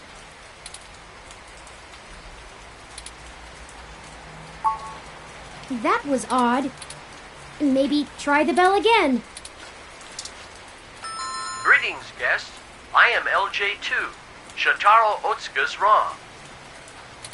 Shotaro was not expecting any company at this hour, but I will let him know you are here. Sorry for the wait. Please hold on for just a moment while... What is taking so long? All right, third time's the charm, right? Once more, with feeling. Greetings, guests. I am LJ2, Shotaro Otsuka's ROM. Shotaro was not expecting any company at this hour, but I will let him know you are here. Sorry for the wait. Please hold on for just a moment while I fetch him. Ah! Why can't this ever be easy? I swear I'll blow out a fuse before we're done. Thank Hayden for system redundancies. Well, that's that. Let's see if we can find a way into Mr. Otsuka's apartment ourselves.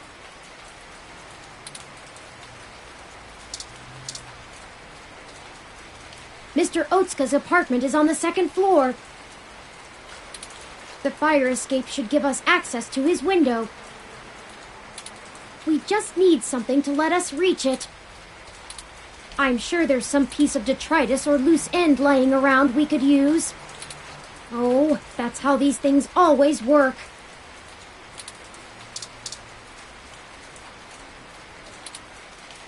That isn't entirely a bad idea, but it's not exactly the most elegant method.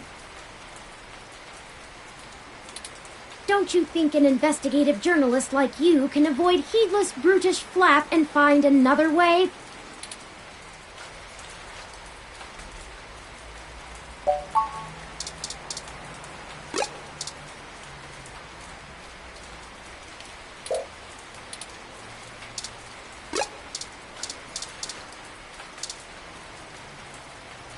Hey! Didn't I see you earlier at TMI? Nice to meet you. I'm Sky. You weren't prepared for the weather, huh? Your ROM looks fancy enough to keep track of that. About that. You want my umbrella? Not for the weather.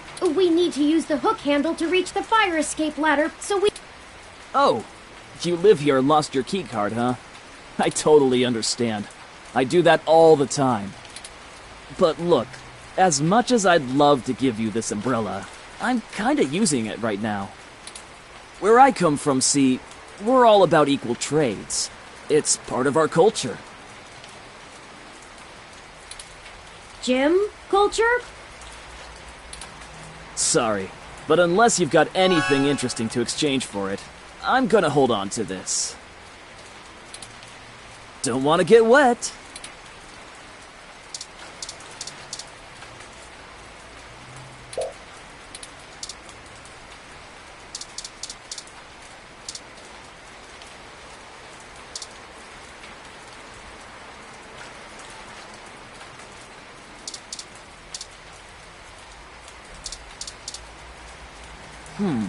These are pretty cool, but I'm not big into music. I like video games more. There's no mic on this headset.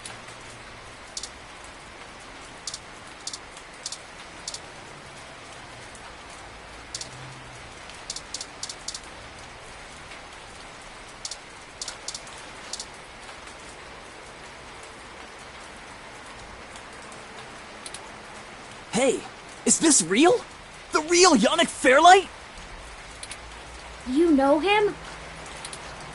Of course I do! He's one of the most innovative tech minds of the last few generations!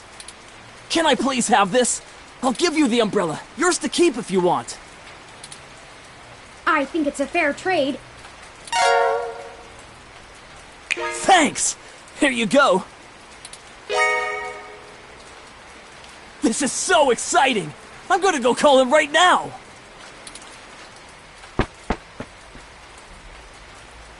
Call him? Maybe that wasn't the best idea. Oh well, now we have our tool, and a pretty spiffy one at that. Let's go!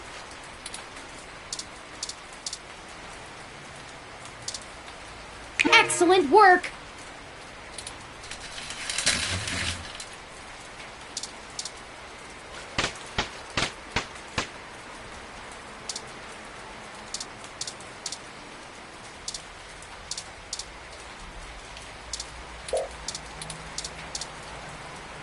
This window is unlocked. Let's go in. I'm not sure. My olfactory sensors detect chemicals associated with decaying food and something else I can't pin down. It's unfamiliar to me. That's better. Let's take a look around.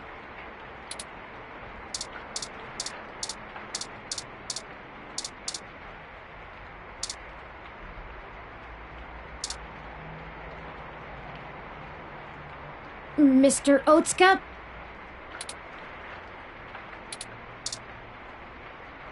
Mr. Otsuka?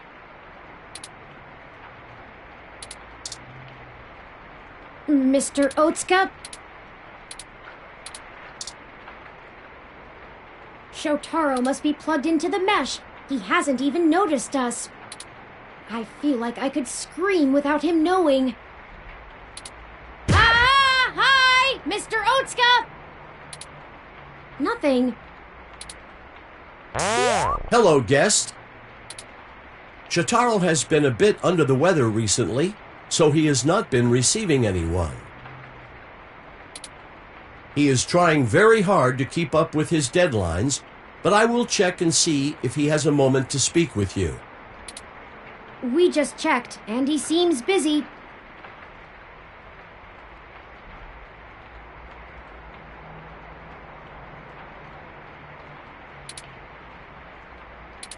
Is there anything else I might assist you with? A drink, perhaps?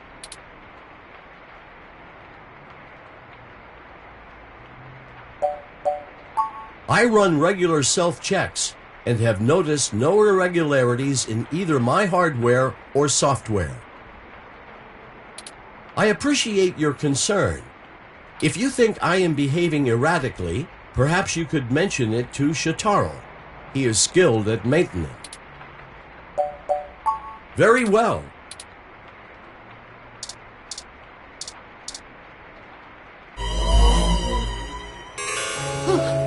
Oh no! We're too late!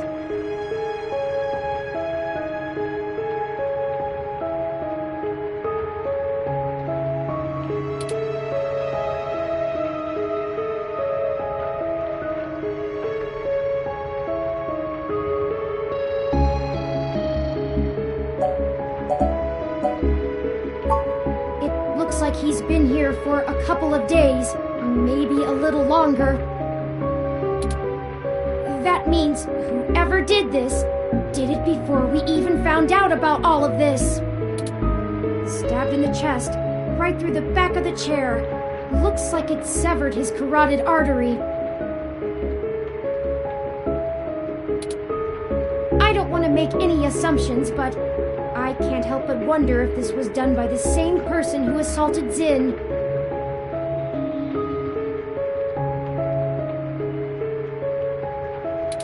His ROM doesn't even think anything is wrong. We need to hurry. If I'm right, everyone we've talked to so far is in more danger than we thought. Someone is following us. I have to find his computer so I can see if I can pull anything relevant off of it. You interrogate his ROM. Maybe you can find out why it's acting so strange.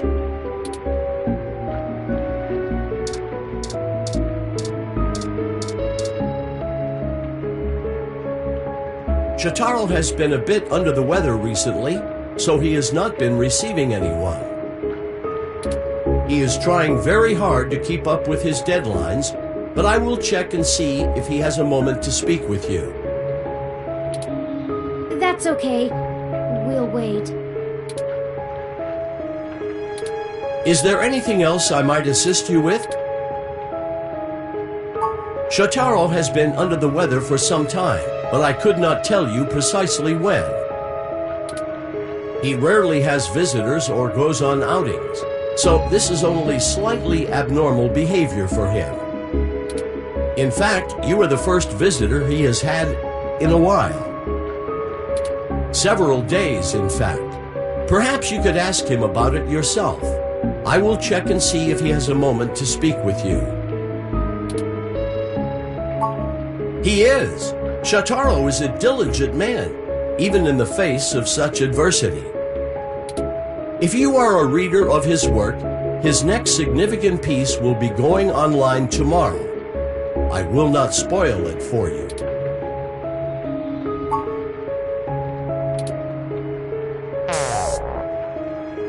It shut itself down again. Let's see if we can pull some useful information off of Mr. Otsuka's computer. If we can find it.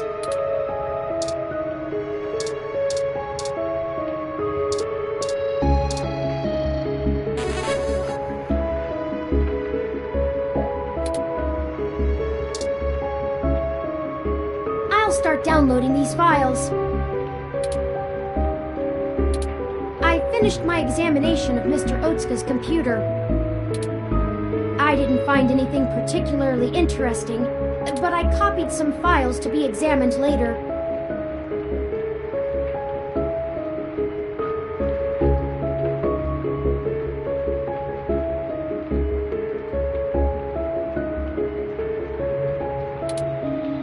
If we're all done here, we should hurry and go warn Nanya about what we found. Charlie and Sympathy, too.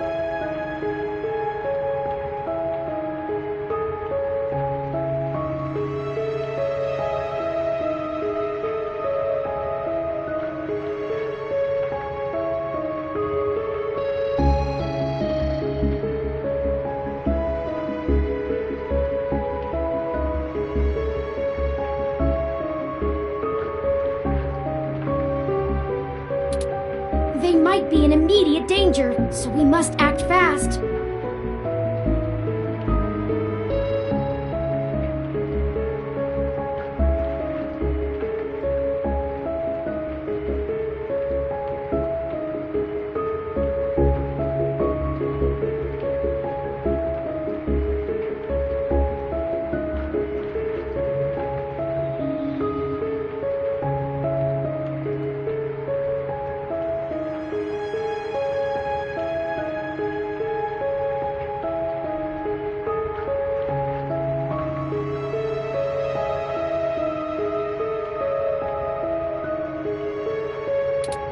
Let's head for Nanya's business.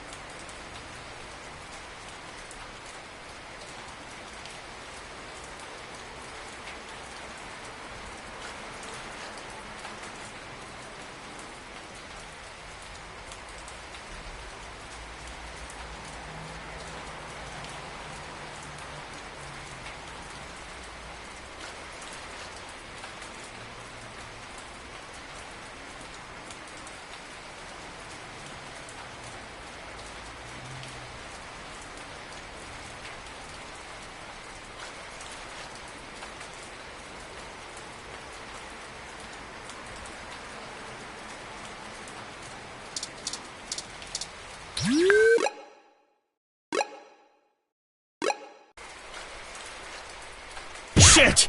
What the hell are you doing back here?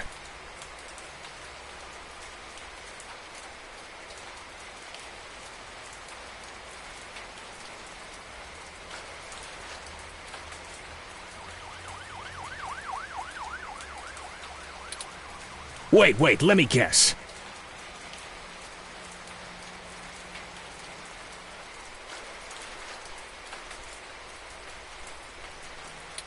You stole some of my files, or hacked my brain, or used telepathy or some shit. Found out someone else got hit by your little ghost in the machine, and when you got there, found out he was deader than New Disco.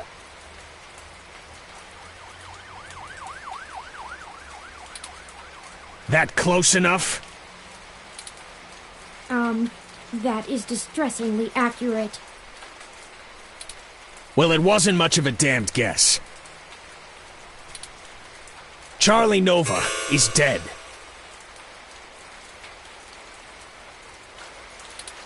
What? Charlie is... The auto cab he was in drove him right off the bridge and into the bay.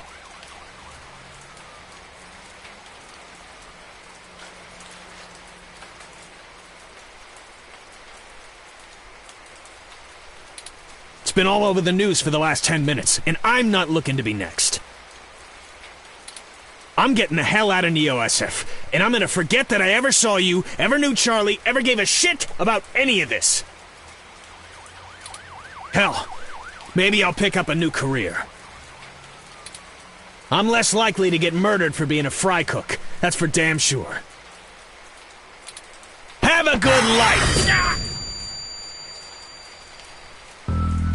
Oh no! No, no, no, no, no! Why is this happening?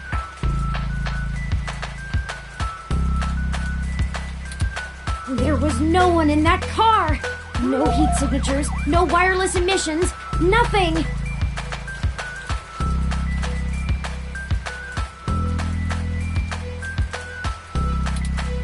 That wasn't even an auto cab! It's a manual! I don't know! I don't know, I don't know, I don't know! That's it! This is too much! I've had enough! I don't care who's controlling the news anymore! Almost everyone we've talked to so far has died, and I can't live with any more blood on my hands! We're not investigating this lead any further. As of right now!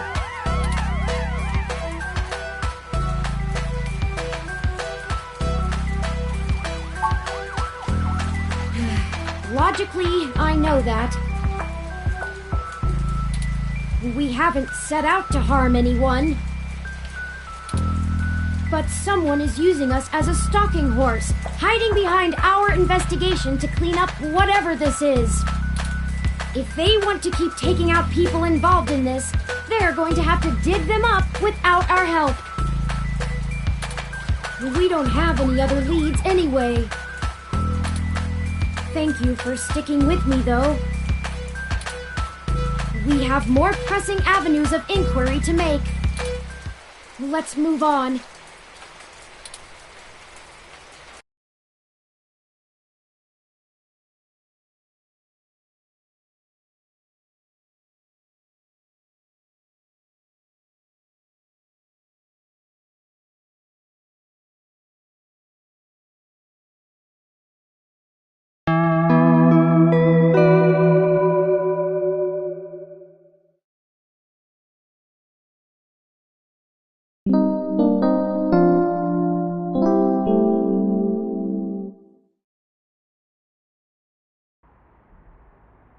Well, we should go to Melody's home and at least meet her.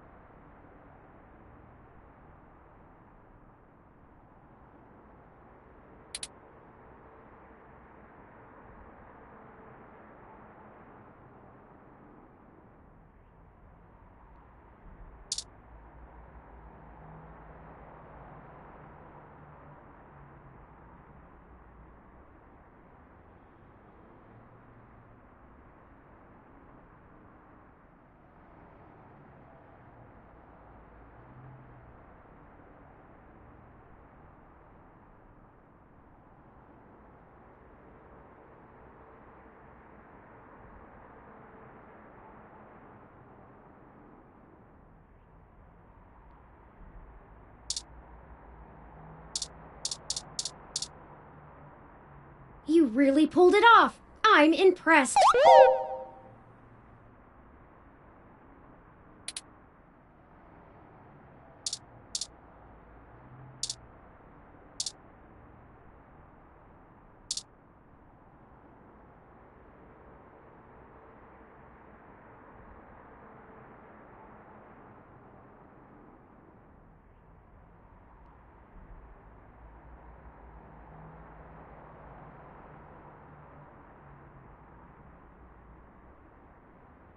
Let's keep it the path we're on.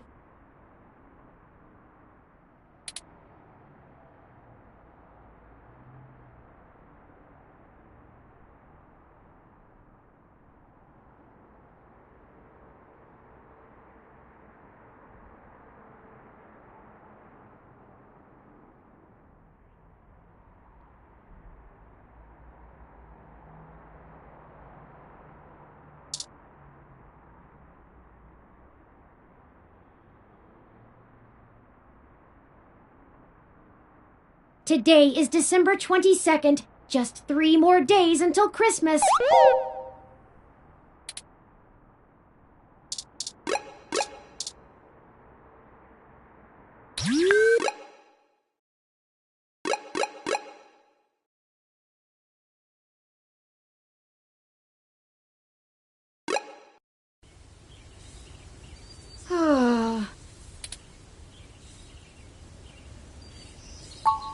Oh, I'm sorry. I was wool gathering. I see we've arrived at the Melody Flores residence. It's quite impressive. But that's to be expected, considering that she is still the majority owner of the Flower Cybernetics Group, despite retiring from day-to-day operations at the company. I wonder how she and Hayden first began working together. Sorry, back on task.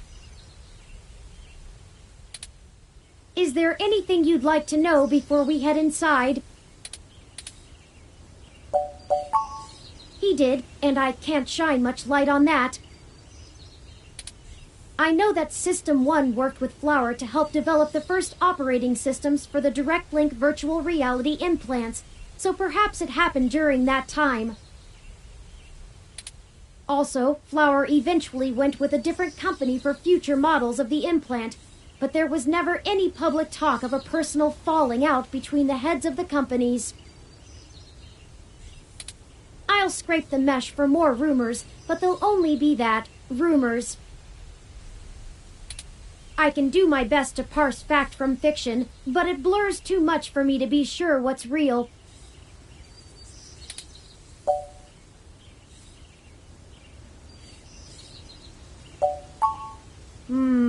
Not a whole lot. She's largely private, in contrast to her mother's penchant for courting a media circus. Several biographies of former Flower executives show her as intensely passionate about demilitarizing the company to the point of absolute viciousness in the boardroom. But it's been a long time since her days of fighting for the company, and she's since stepped away from the helm. There's talk that she's lost her spine in her old age, but... well, I'd take that with a grain of salt. She may have retreated from the corporate battlefield, but you don't change the entire direction of a company as large as Flower if you're a quitter. Stay on your toes. No time like the present, then.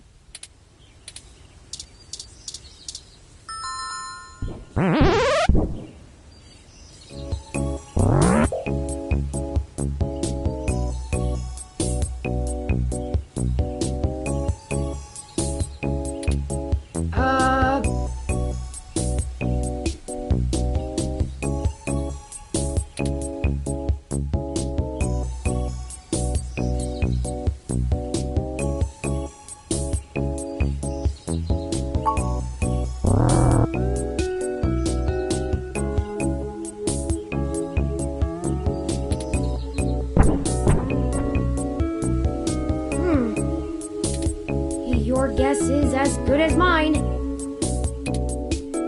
Mine says we can go in. Should we?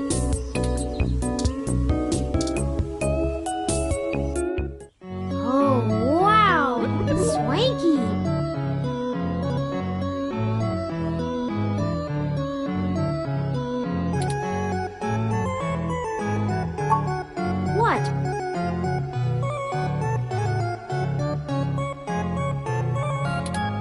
I have been trying to increase my usage of colloquialisms. Is swanky too out of date?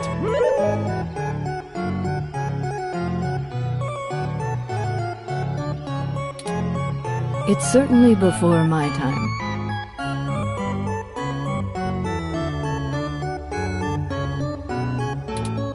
Oh, Ms. Flores!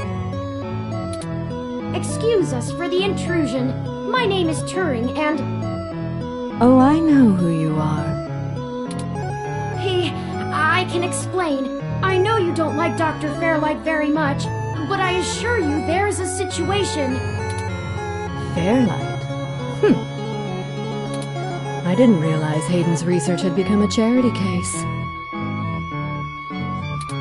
Though I suppose little boy Yannick will throw money at anything that raises his profile on the mesh.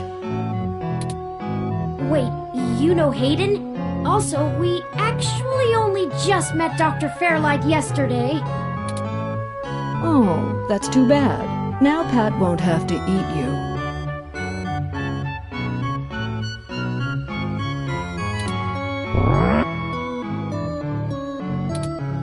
What?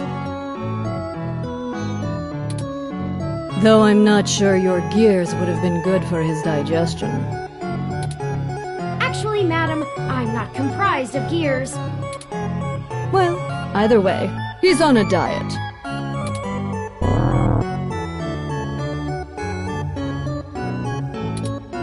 This philosophy is how I lead my life. Sometimes you eat the bear, and sometimes the bear, well, he eats you.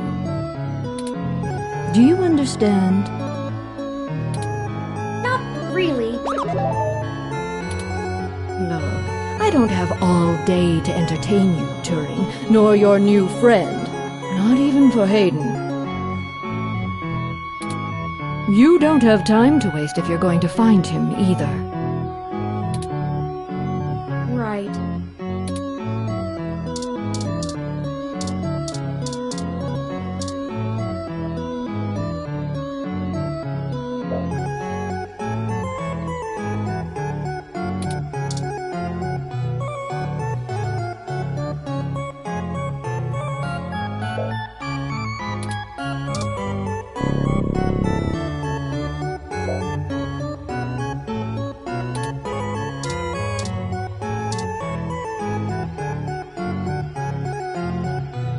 If you were one of Fairlight's worker bees, you wouldn't have made it through the door.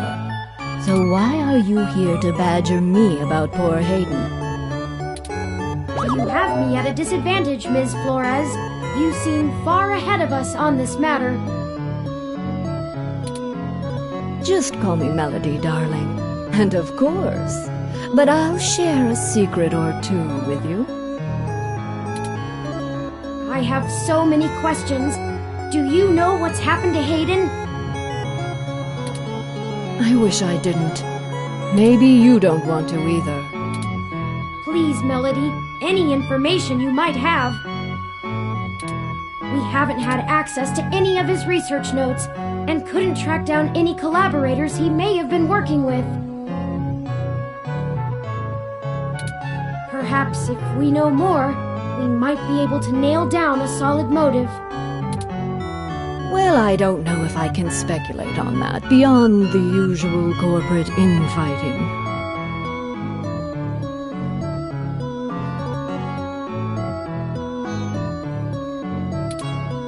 Not that Parallax is known for that, of course. We had been catching up recently, and he mentioned feelings of being watched. He started to worry he had been discussing your development with the wrong people.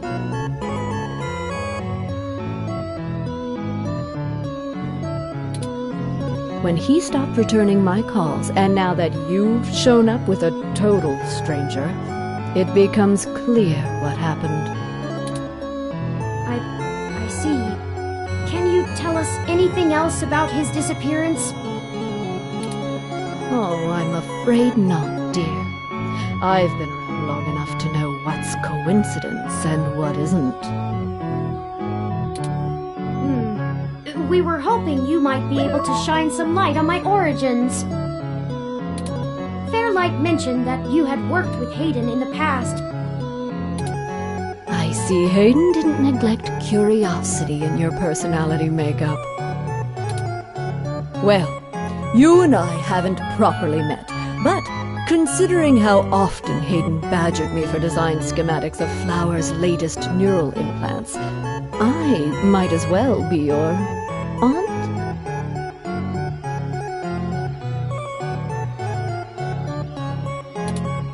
We'll go with that. I wouldn't mind being an aunt, even to a blue-headed robot. I'm touched, Melody. Well then, I'm willing to answer your questions, for now. Indeed, I don't see the connection between your company and Hayden's research into machine sapience. Oh, Hayden wasn't researching machine sapience. At least not primarily. Not to diminish the importance of your creation, Turing, but it's best you know the truth. Hayden is mainly interested in developing a way to transfer human consciousness into a machine matrix.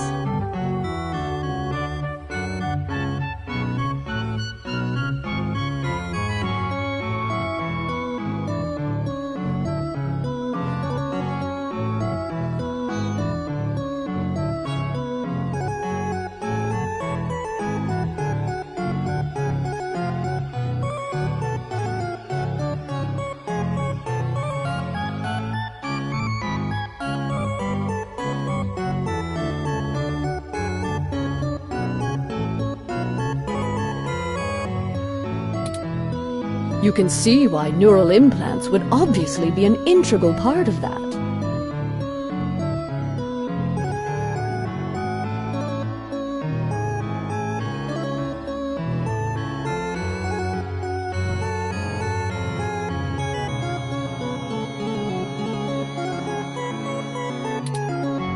Oh, I didn't realize...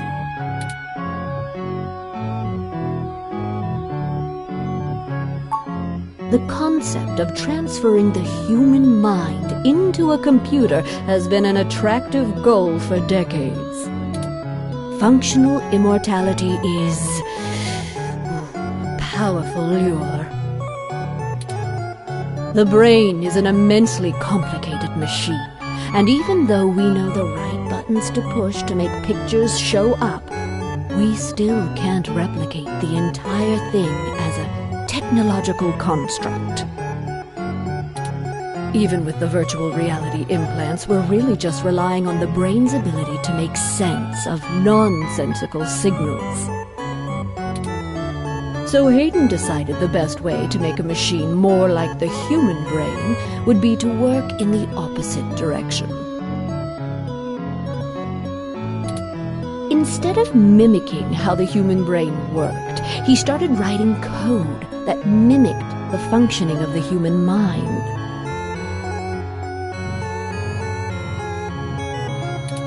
Think of it like convergent evolution.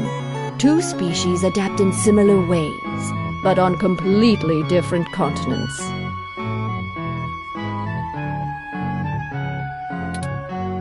Hayden is a crack programmer when it comes to information collating. It's why Parallax hired him when they did. So he wrote a bunch of self-modifying learning algorithms that were, frankly, baffling and let them loose. Poke and prod them here and there to make sure they value the same things humans do. And we eventually end up with you, Turing. Interesting. Hayden never revealed any of this to me. I imagine he's pretty tight-lipped. You were the first prototype he considered a real success, and he was afraid of contaminating your development before he had a chance to make good observations.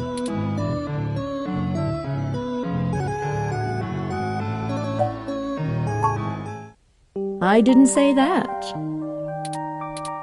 Hayden was quite interested in Turing, even if he is just a step to further research.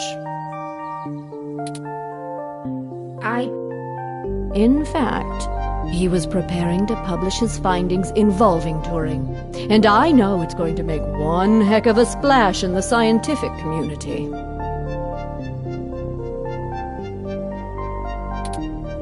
See, the most impressive part about you, Turing, is that you're surprisingly stock. I assure you, Melody, my construction involves only the latest and greatest in ROM prototype technology. Exactly.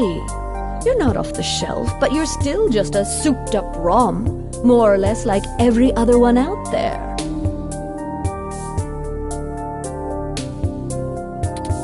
Your personality algorithms are impressive, but they don't require some new space-age technology to work. Hayden is going to propose that human consciousness transference does not require special brain-like hardware architecture, but merely the right software wrapper to interface with the hardware. Much like how you function.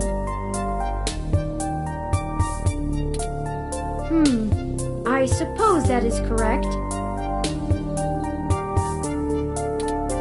Still, my personality matrices do take up substantial amounts of my processing power.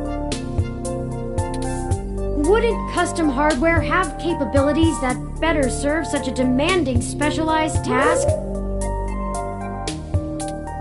Sure. There's still plenty of reason in trying to make a computer that works just like a human brain. Efficiency is an important part of that. But if Hayden can emulate the human mind in existing technology, it means we can start the immortality now, rather than waiting for hardware to catch up with Hayden's software. Frankly, I'm not terribly interested in living forever, but there's more than enough people who are.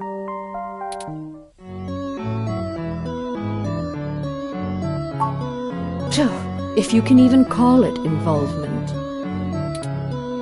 It's a small city, and if you're in the tech sector, you are never more than 2 degrees removed from anyone else. When he started looking into this pet project of his, he came right up to my door and demanded access to the research logs behind our earlier implant. Cheeky, but it was impactful and disruptive, as they like to say around here. I couldn't care less about Flowers' patents anymore, so I gave him what he wanted, just to see what he would do. I'm frankly more impressed than I expected I would be, but don't tell him that. Don't worry. I won't. Oh, that was a compliment, dear. Thank you for this, Melody. I understand so little of my origins. Well, I'm sorry I don't know more of the specifics. Hayden kept me up to date on his progress, but only in the vaguest of ways. If you can hunt down his notes, I'm sure they'll tell you more.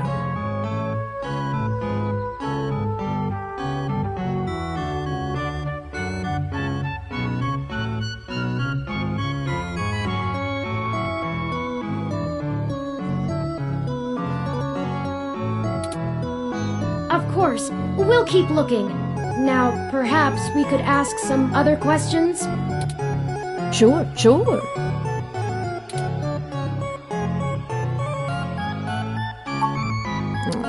This is why I don't talk to journalists. They all want to pry into my life. Can't you wait for my autobiography? I promise I'm working on it. Pinky promise. We don't want to pressure you, Melody, but every bit of information we can get could be useful in pointing us towards the individuals that attacked Hayden.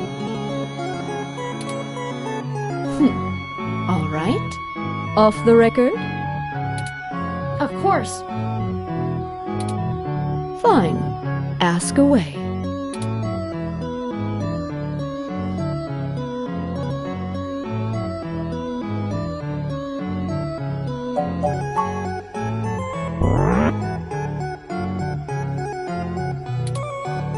Pat is a prototype as well.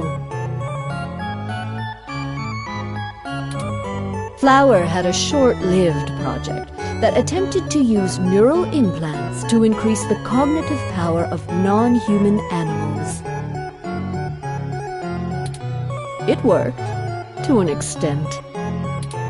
Pat's smarter than the average bear, but not by much.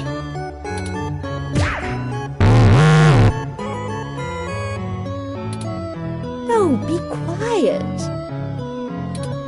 After the project was squashed, mostly for being a money pit, Pat was the only surviving success story. The eggheads didn't know what to do with him, so I decided to keep him around here. He's not a bad companion, if a tad taciturn.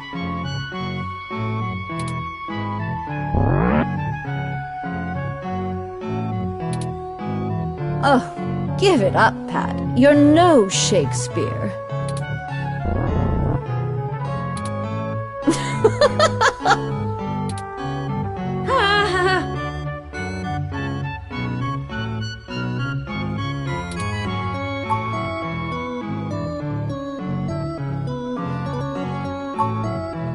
Well, Mommy Dearest first started the company half a century ago and quickly let it turn from a cutting-edge medical research group into a Department of Defense super soldier cyborg factory.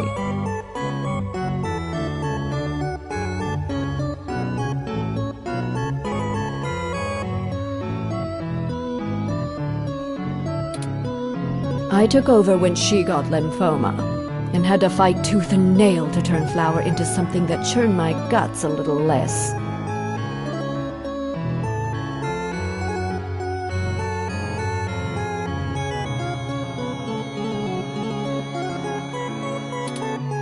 Now we're back to making medical tech and consumer neural implants rather than brains inside tin cans with lasers strapped to the front.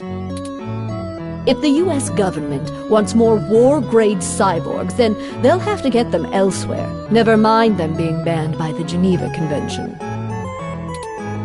Well, that's the gist of it, minus the sordid details of 2 decades of office politics. I'm sure the Mesh has its version. It seems to agree with you in this case. Well, I'm happy it manages to get something right, at least. Ha! I'm not. I mean, I still own the damn thing, but frankly, I'm tired. I let the current CEO and board do what they want, with the understanding that I will shit-can them if they do anything egregiously asinine.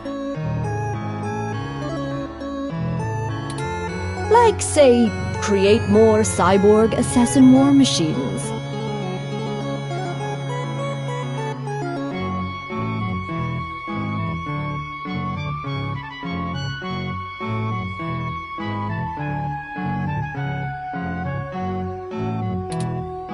These days, I mostly spend my time talking to Pat and practicing my painting. You paint? What a coincidence! I love painting. What do you do? Oh, nothing fantastic, just still life mostly. I'll never be known for my artistic skills, but I enjoy it. It's very meditative, isn't it?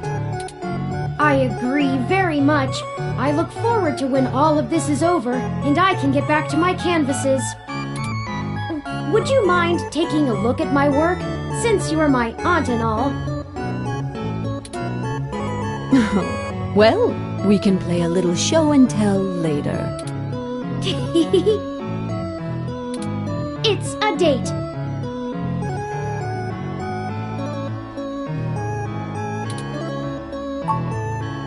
Sure.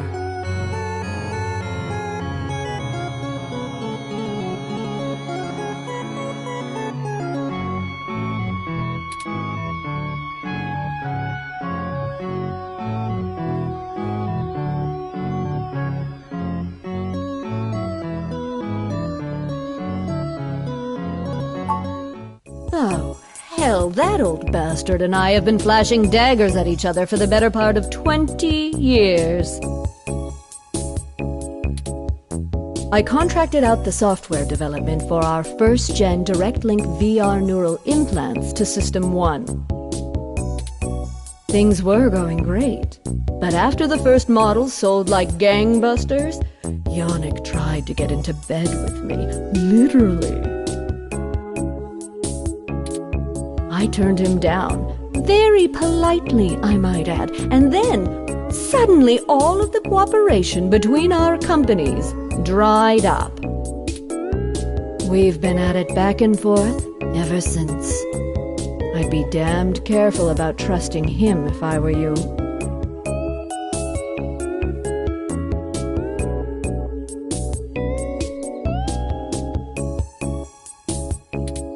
He's a snake, and he'll do anything he can to get what he wants.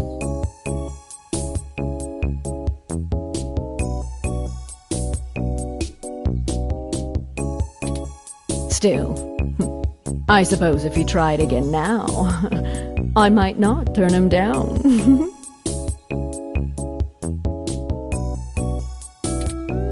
It would be fun to needle him about me still having my own company when he doesn't have his.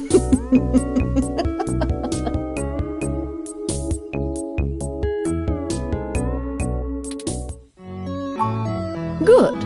I can get back to my retirement. Thank you for your time, Melody. We'll be in touch later. Oh, one more piece of information for you, if you'd like it. I've got the contact info for a Vincent Mensa, who I think might be of help to you. Vincent was working more closely with Hayden inside Parallax, mostly on his company-approved research on data collating algorithms for the... I'll send him a message and ask him to meet you somewhere. He owes me a favor anyway, and might be able to give you some more information on anything else Hayden may have been working on. That would be fantastic, Melody. Perhaps Golden Gate Park? Be careful, Turing. I don't like Fairlight's stench all over this scenario. Don't show him too many of your cards. Cards? This euphemism is unfamiliar to me. Don't tell him anything if you can. Fairlight is more dangerous the more he's informed. Thank you, Aunt Melody. Wish us luck.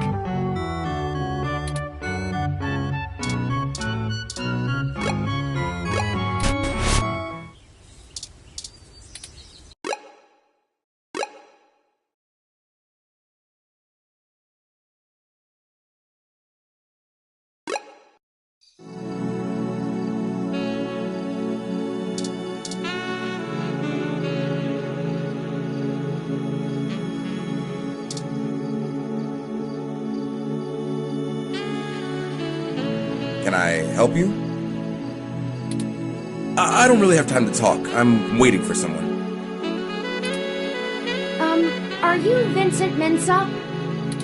We're here for a meeting on behalf of Melody Flores. Oh, good. You're Melody's people. Do you have everything that I asked for? There must be some miscommunication. Melody said that you would be able to provide us with some information about Hayden Weber's projects within Parallax. He has gone missing, and any information we get may be useful. Damn that old woman. What? We had a deal. She promised me, and I'm not giving up anything until I get what I need. I already know Hayden is missing. Why else would I be willing to sell corporate secrets to Flower? This was my chance to get out of the city. Instead, she sends the two of you, hat in hand with nothing. I'm assuming you're Hayden's little pet AI?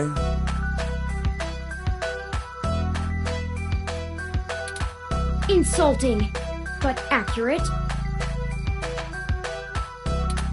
Look, I'm sorry to come off callous. I do want to help. Hayden was a colleague and a friend, and I want to know he's okay.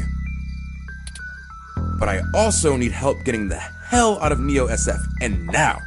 My info is my leverage, and it's not for free.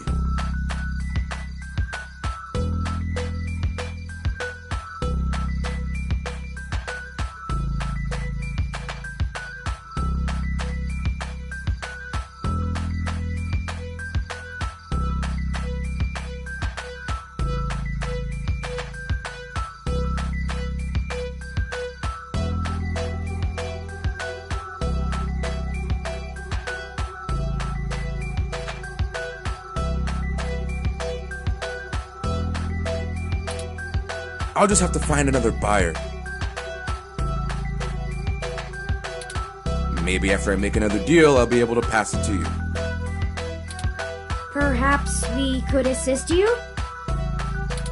My friend here is a terrific journalist. Being skilled at hunting down people and information is part of the job. I don't know.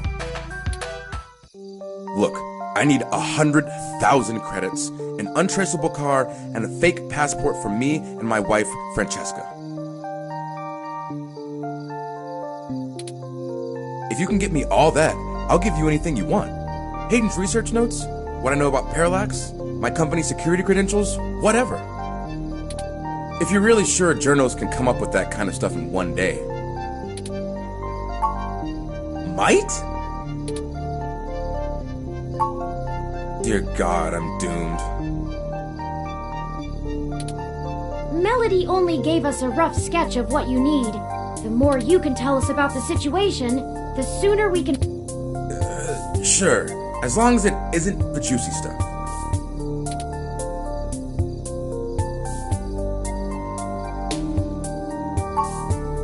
I'm the head applications engineer for their data analysis division. Or maybe was, is what I should be saying. If Hayden is the big brain who comes up with the math that runs the search algorithms, I'm the guy who figures out how to collect and apply the data that we get. We've worked pretty closely for years, but he's head and shoulders above me as far as theory goes. Hayden built a fully independent machine intelligence in his spare time. Don't get me wrong, I'm not trying to bash myself here. I'm a good software engineer, probably one of the best. But machine intelligence? In a form factor like yours? Now that blows my mind. We've got full immersion, virtual reality, yet most people would still call you science fiction. If you say so. Because Parallax is rotting from the inside out. Hayden going missing is the last straw, and it's a big-ass straw. There is... how do I put this without giving it away? There's a new project about to roll out, and it's going to change the launch of the MeshNet. We've had some board shakeups, and the people at the top are different from the ones who've previously run the company. The altruism the company displayed in the past is gone. They're harder, more ruthless, and more concerned with profits and power than ever before.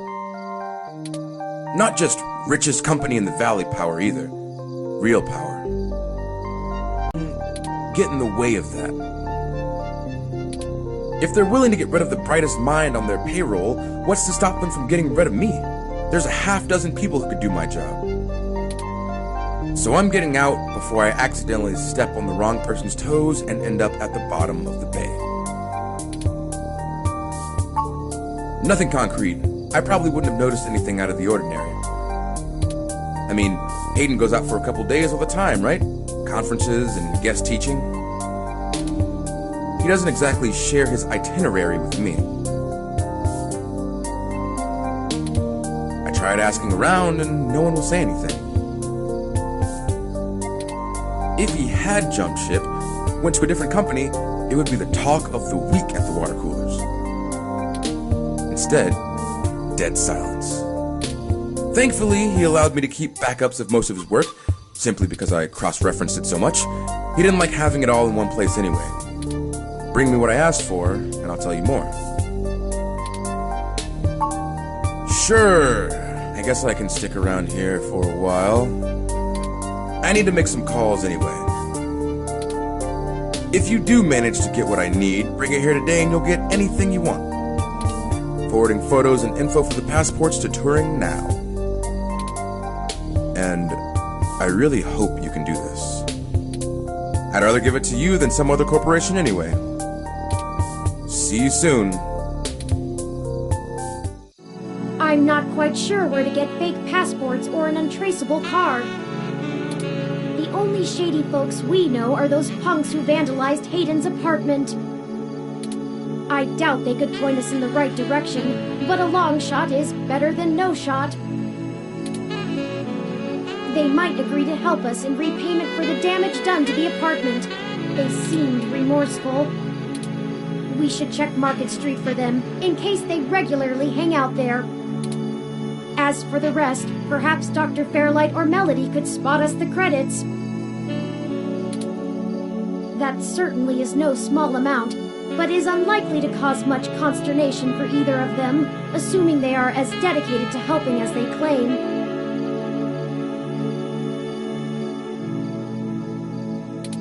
Melody is assumably home as usual, and Fairlight did let us know he'd be at the hospital. We could ask either of them for assistance. Up to you to decide which would be a better course of action.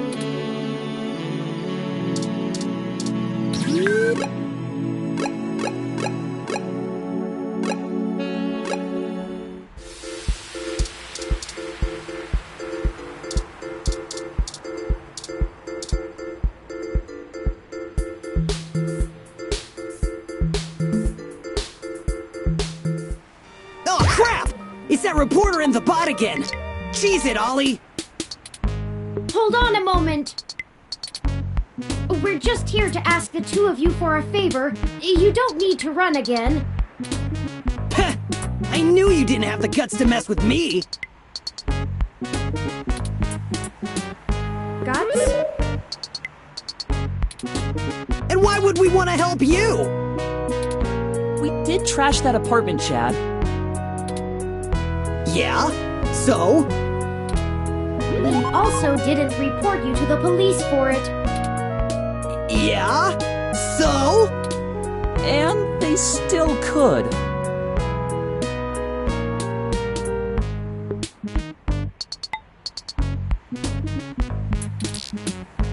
Oh.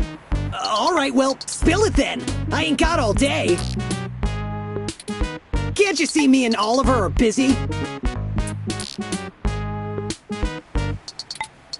We need some assistance with some illicit activity that, statistically, individuals in your age bracket are likely to have experience with. Oh! So this is one of those things where you need a streetwise kid to show you the ropes. So, what's the thread? B&E? War driving? Copyright infringement? Search bombing? Is search bombing actually illegal? It's against the terms of service, so probably, at least in California.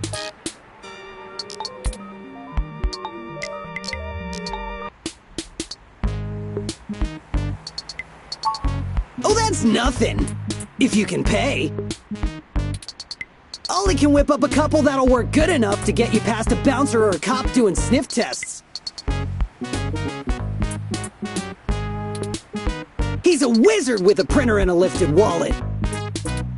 It's more complicated than that. We need falsified passports that can get 2 people past the border safely. Oh, yeah, I don't think Ollie can do that. Can you? Not without equipment a lot more expensive and illegal than what I already have. What about that guy who got at least that unrestricted mesh card when she was on probation? That's not really the same thing, Chad.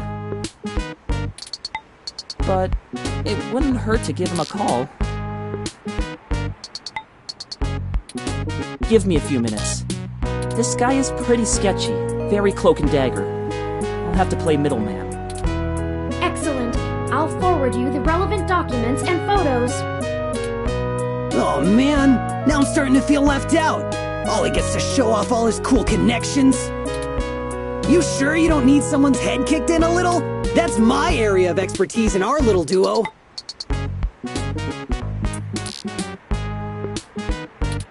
Well, that and petty larceny. We might have something that will suit your skill set. Let's just get the passports first, if you can stay calm for that long. You sure yap a lot more than any of the ROMs I've ever owned. What's the deal? You install some new conversation routines Ollie ain't had the chance to nerd out about yet? Well, they're top notch. Very bleeding edge. I don't run traditional ROM VI personality software. I am, in fact, the first fully sapient machine intelligence. Well, at least that I know about. Which means what exactly? In English? It means he's a person, Chad, not a toy. Now keep it down. I'm still on the phone. Oops. And yes, what he said. Well, that's awesome. You ain't so bad. For a tin can. Tin can? Really? I'm composed almost entirely out of plasteel and silica. Has no one come up with better insults for robots since the turn of the century? ROMs have been out for almost 2 decades. Yeah, that's a good point. Give me a sec. I'm pretty good at name-calling, too. Oh no, I'm sorry I brought it up. Just hold on a second. Underclocked? Oh, BitBrain! Don't hurt yourself, Chad. I'll get back to you, Bubblehead. Okay, I talked to the guy. He said he'll do it, but he only works in trade. A couple of passports are gonna run us... 1 signed poster for Magical Commander Yukino? Yukino at the Gates to the Deep?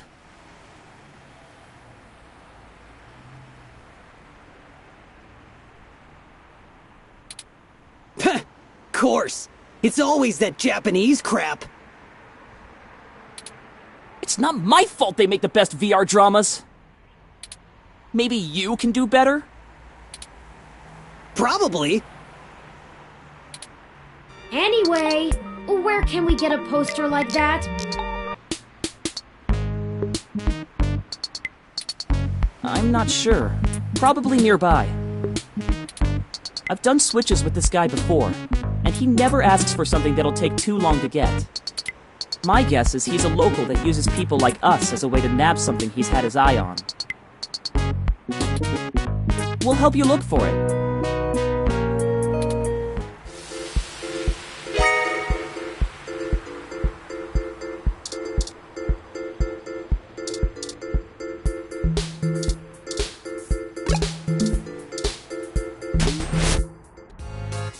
Oh, there it is! I knew I saw a poster for Magical Commander Yukino somewhere around here. I should have remembered Ramona had one. know this lady? Sure.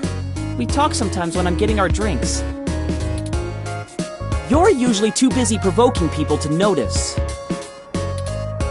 You call it provoking. I call it spontaneous enthusiasm for healthy rivalry.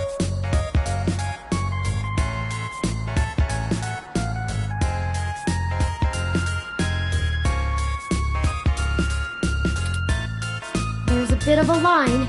We'll have to wait a few minutes before we can talk to her.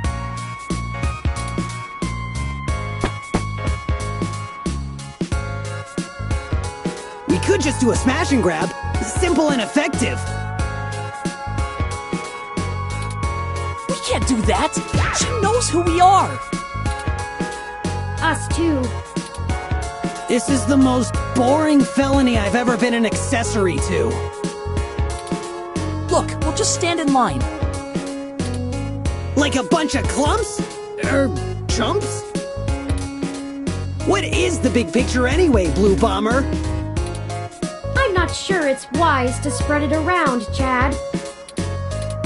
For either of us, the less you know, the less reason anyone has to bother you. Screw that, Static. I'm not heading to juvie not knowing what for. Spill the beans, or I'll spill them for you. Your persistence is already legendary, Chad. Fine.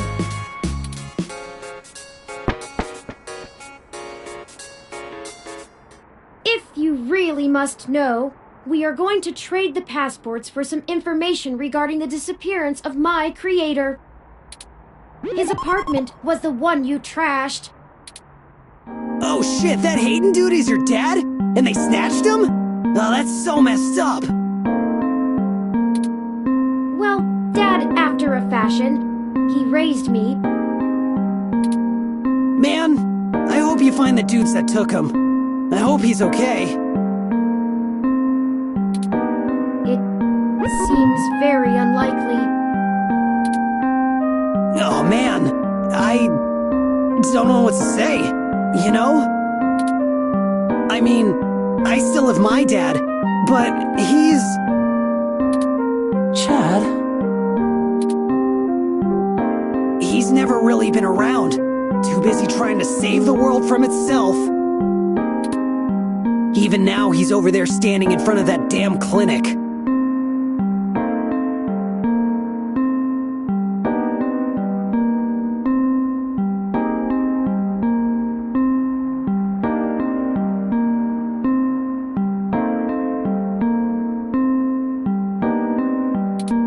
And I thought I could find a way to make him...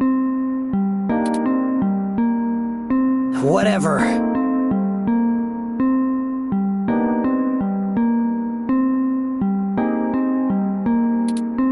I might as well nuke that drive. It ain't gonna sink.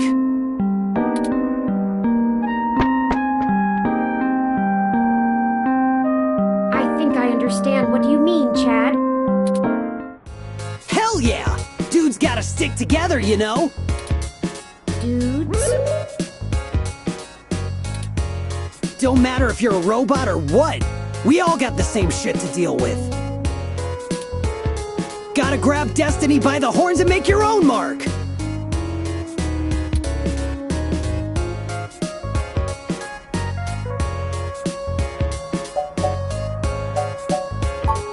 People keep saying that, and I keep wanting to punch them for it. It's probably the hair. You think? Well, I ain't willing to give up my dude just so people will think I'm a brain.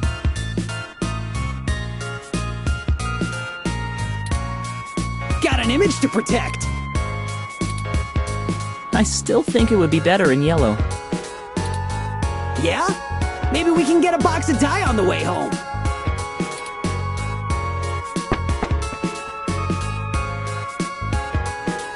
The line is finally cleared up. Let's go talk to Ramona.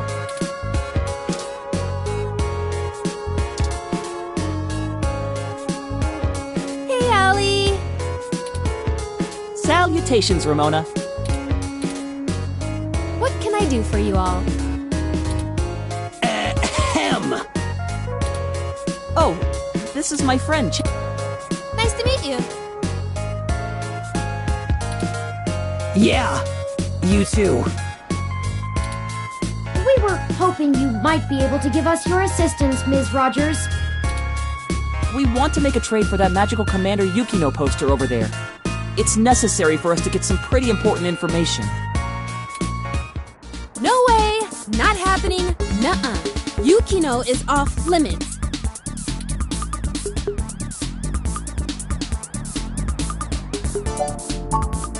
It's not just a poster. It was a gift from someone. Someone I care about, okay? Besides, you can't get another one. Takeko passed away a few years ago.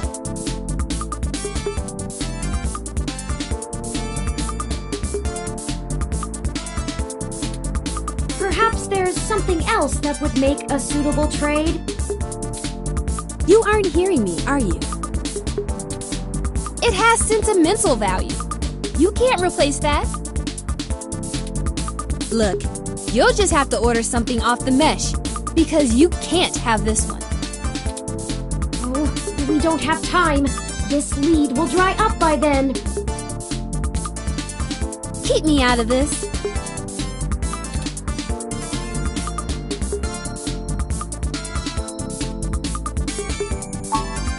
How does life and death depend on a nerdy poster? Look, I don't even care. That poster was signed by Takeko herself.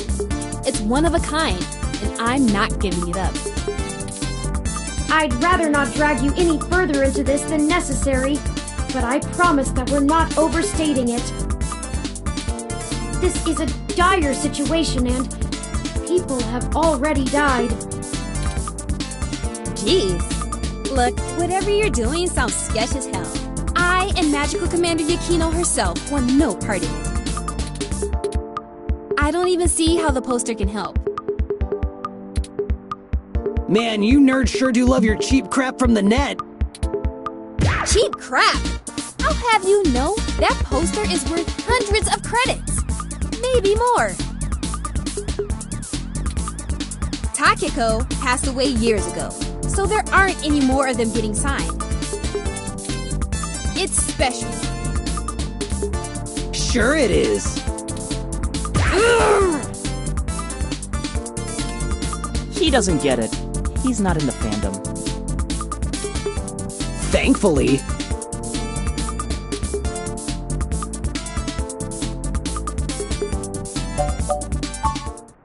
Okay, enough.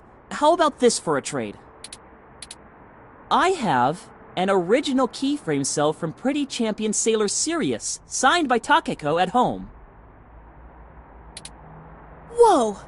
You have a signed Sailor Sirius cell? That's super rare! They stopped doing keyframes by hand right around the time of her death. You can't be serious, Ollie!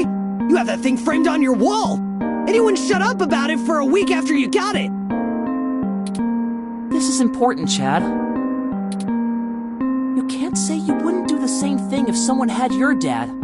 Think about Turing. I can't ask Ramona to give up something important to her if I'm not willing to do the same. Maybe. Look, okay, I don't know what's going on, but you can't give me that cell for the poster. But we need... Yeah, you'll get the poster. Whatever you're doing, it must be really important if you'd be willing to give that up.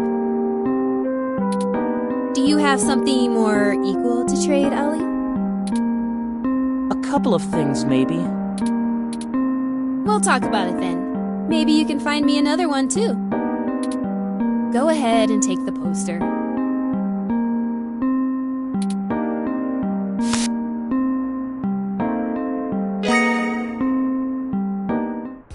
Thank you, Ramona. Yes! I can't tell you how much it means to us, Ms. Rogers.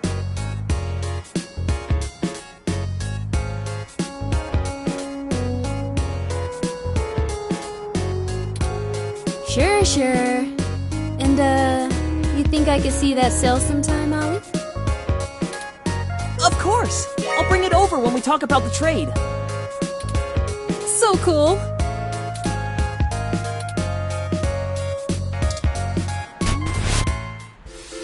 I don't like the way she was flirting with you, Ollie.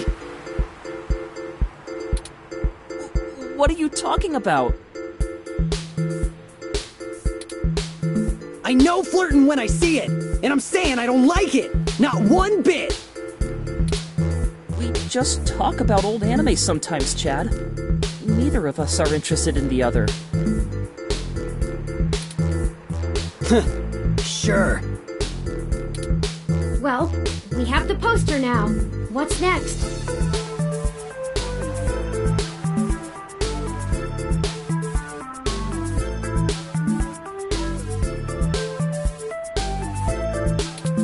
Go ahead and call this number, Turing. He'll want to set up the drop with you, now that I've introduced you to him. Sure. Change the subject. I'll call him right now then. It's ringing. You the ones looking for some papers? We are, and we have the requested payment with us. Good. We're gonna do this real professional-like.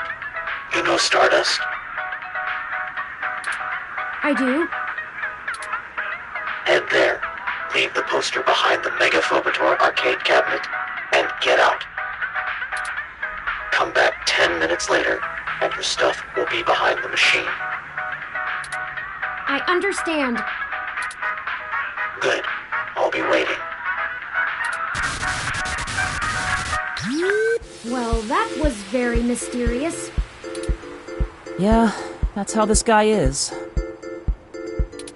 I don't even know his name, and I've been getting things from him for a few years now.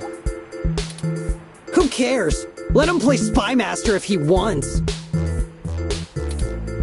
Let's hurry up to Stardust and get this over with. I've wasted enough of my day with this crap.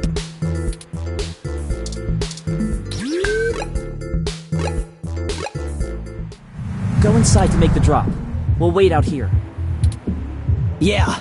Don't want to get her IDs taken. I suppose I should feign surprise? Hey, it's a pretty cool set. Even if it is like 1,000,000 years old. They don't really care about the IDs unless you try to hit the bar. Found that one out the hard way. We would have been fine if you hadn't taken a swing at the bouncer.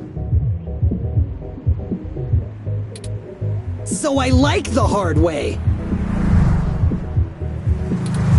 We'll be right back, gentlemen. Try not to set the building on fire while we're gone.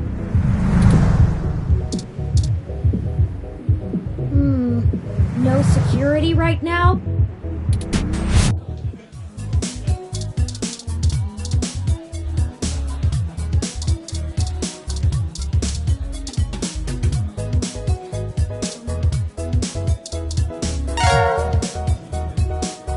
Well, that should do it. That was an awful lot of fuss over a poster. I just don't understand the appeal of merchandise like this. I keep my important possessions on my data drive.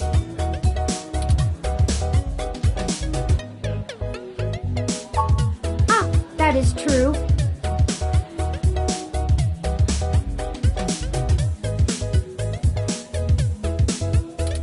Ramona seemed more concerned with it being a gift from a friend than as an item of importance in its own right. Perhaps it is necessity to keep such things around as tokens from better times. Perhaps I should pick up a few things from the apartment.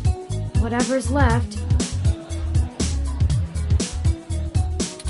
I do have perfect recall, but a few of Hayden's things would be nice reminders. Memories are better for remembering than reading. But that's enough navel-gazing.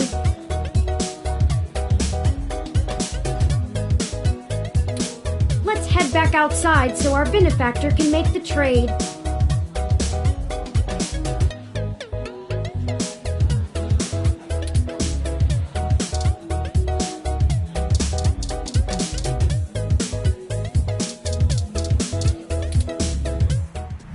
Y'all do the deal?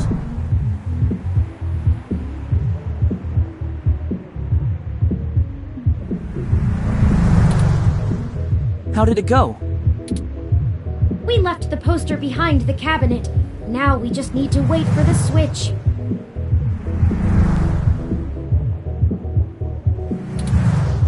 I've never had to wait more than 5 minutes or so before.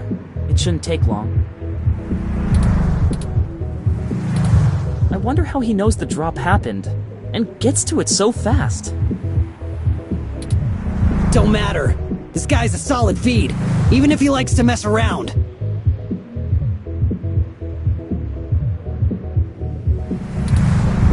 What do you need these passports for anyway? You said to trade for information, but what's the full story? Without going into too much detail, our informant needs to get out of Neo SF unnoticed. The passports are one part of that. We also need to obtain an untraceable car.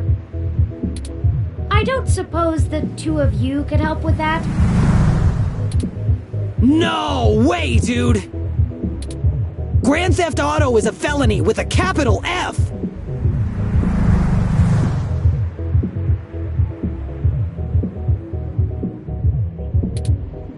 Besides, getting an untraceable car ain't in the same league as a piece of plastic that'll fool a hand scanner. Chad's right.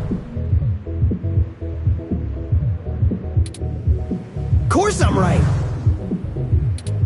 The city's traffic management system keeps track of all vehicles passively, even if you manage to circumvent their firmware and keep them from actively reporting to the network. You have to spoof the car as something permitted to be invisible for the CTOS to ignore it.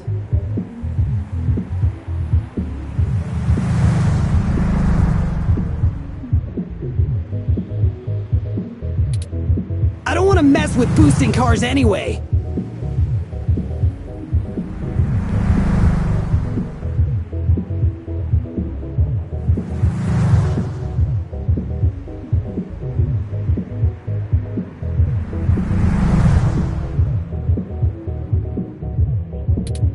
The junks run that racket in Neo SF, and they don't play nice.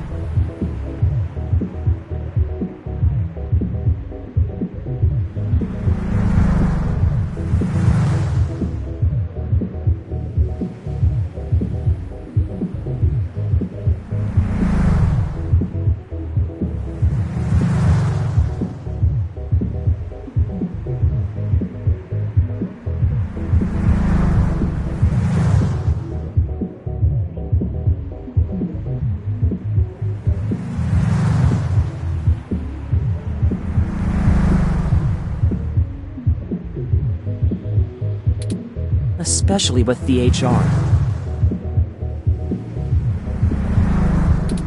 Well, thank you either way. You've both done us a huge favor. Call it even for the apartment. Yeah, Blue. No hard feelings. You give us a call if you need anything else, long as it'll help you find your pops. We should get going, though. We were supposed to be home hours ago. My dad won't notice, but Ollie's will flip. You take care. Don't get de-rezzed.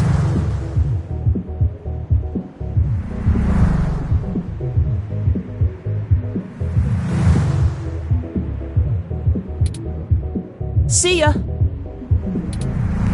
Goodbye! Let's finish the trade inside.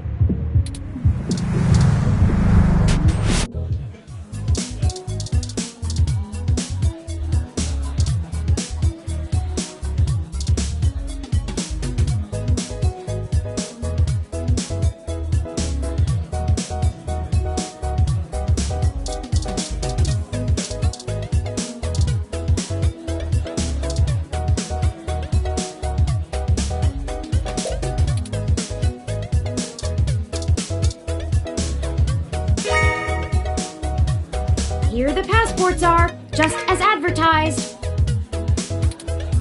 Now we need to find a car.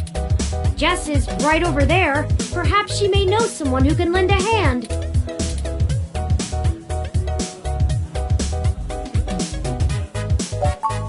Well, prepare yourself. If Jess is the worst thing we have to face down this week, I'll consider us lucky.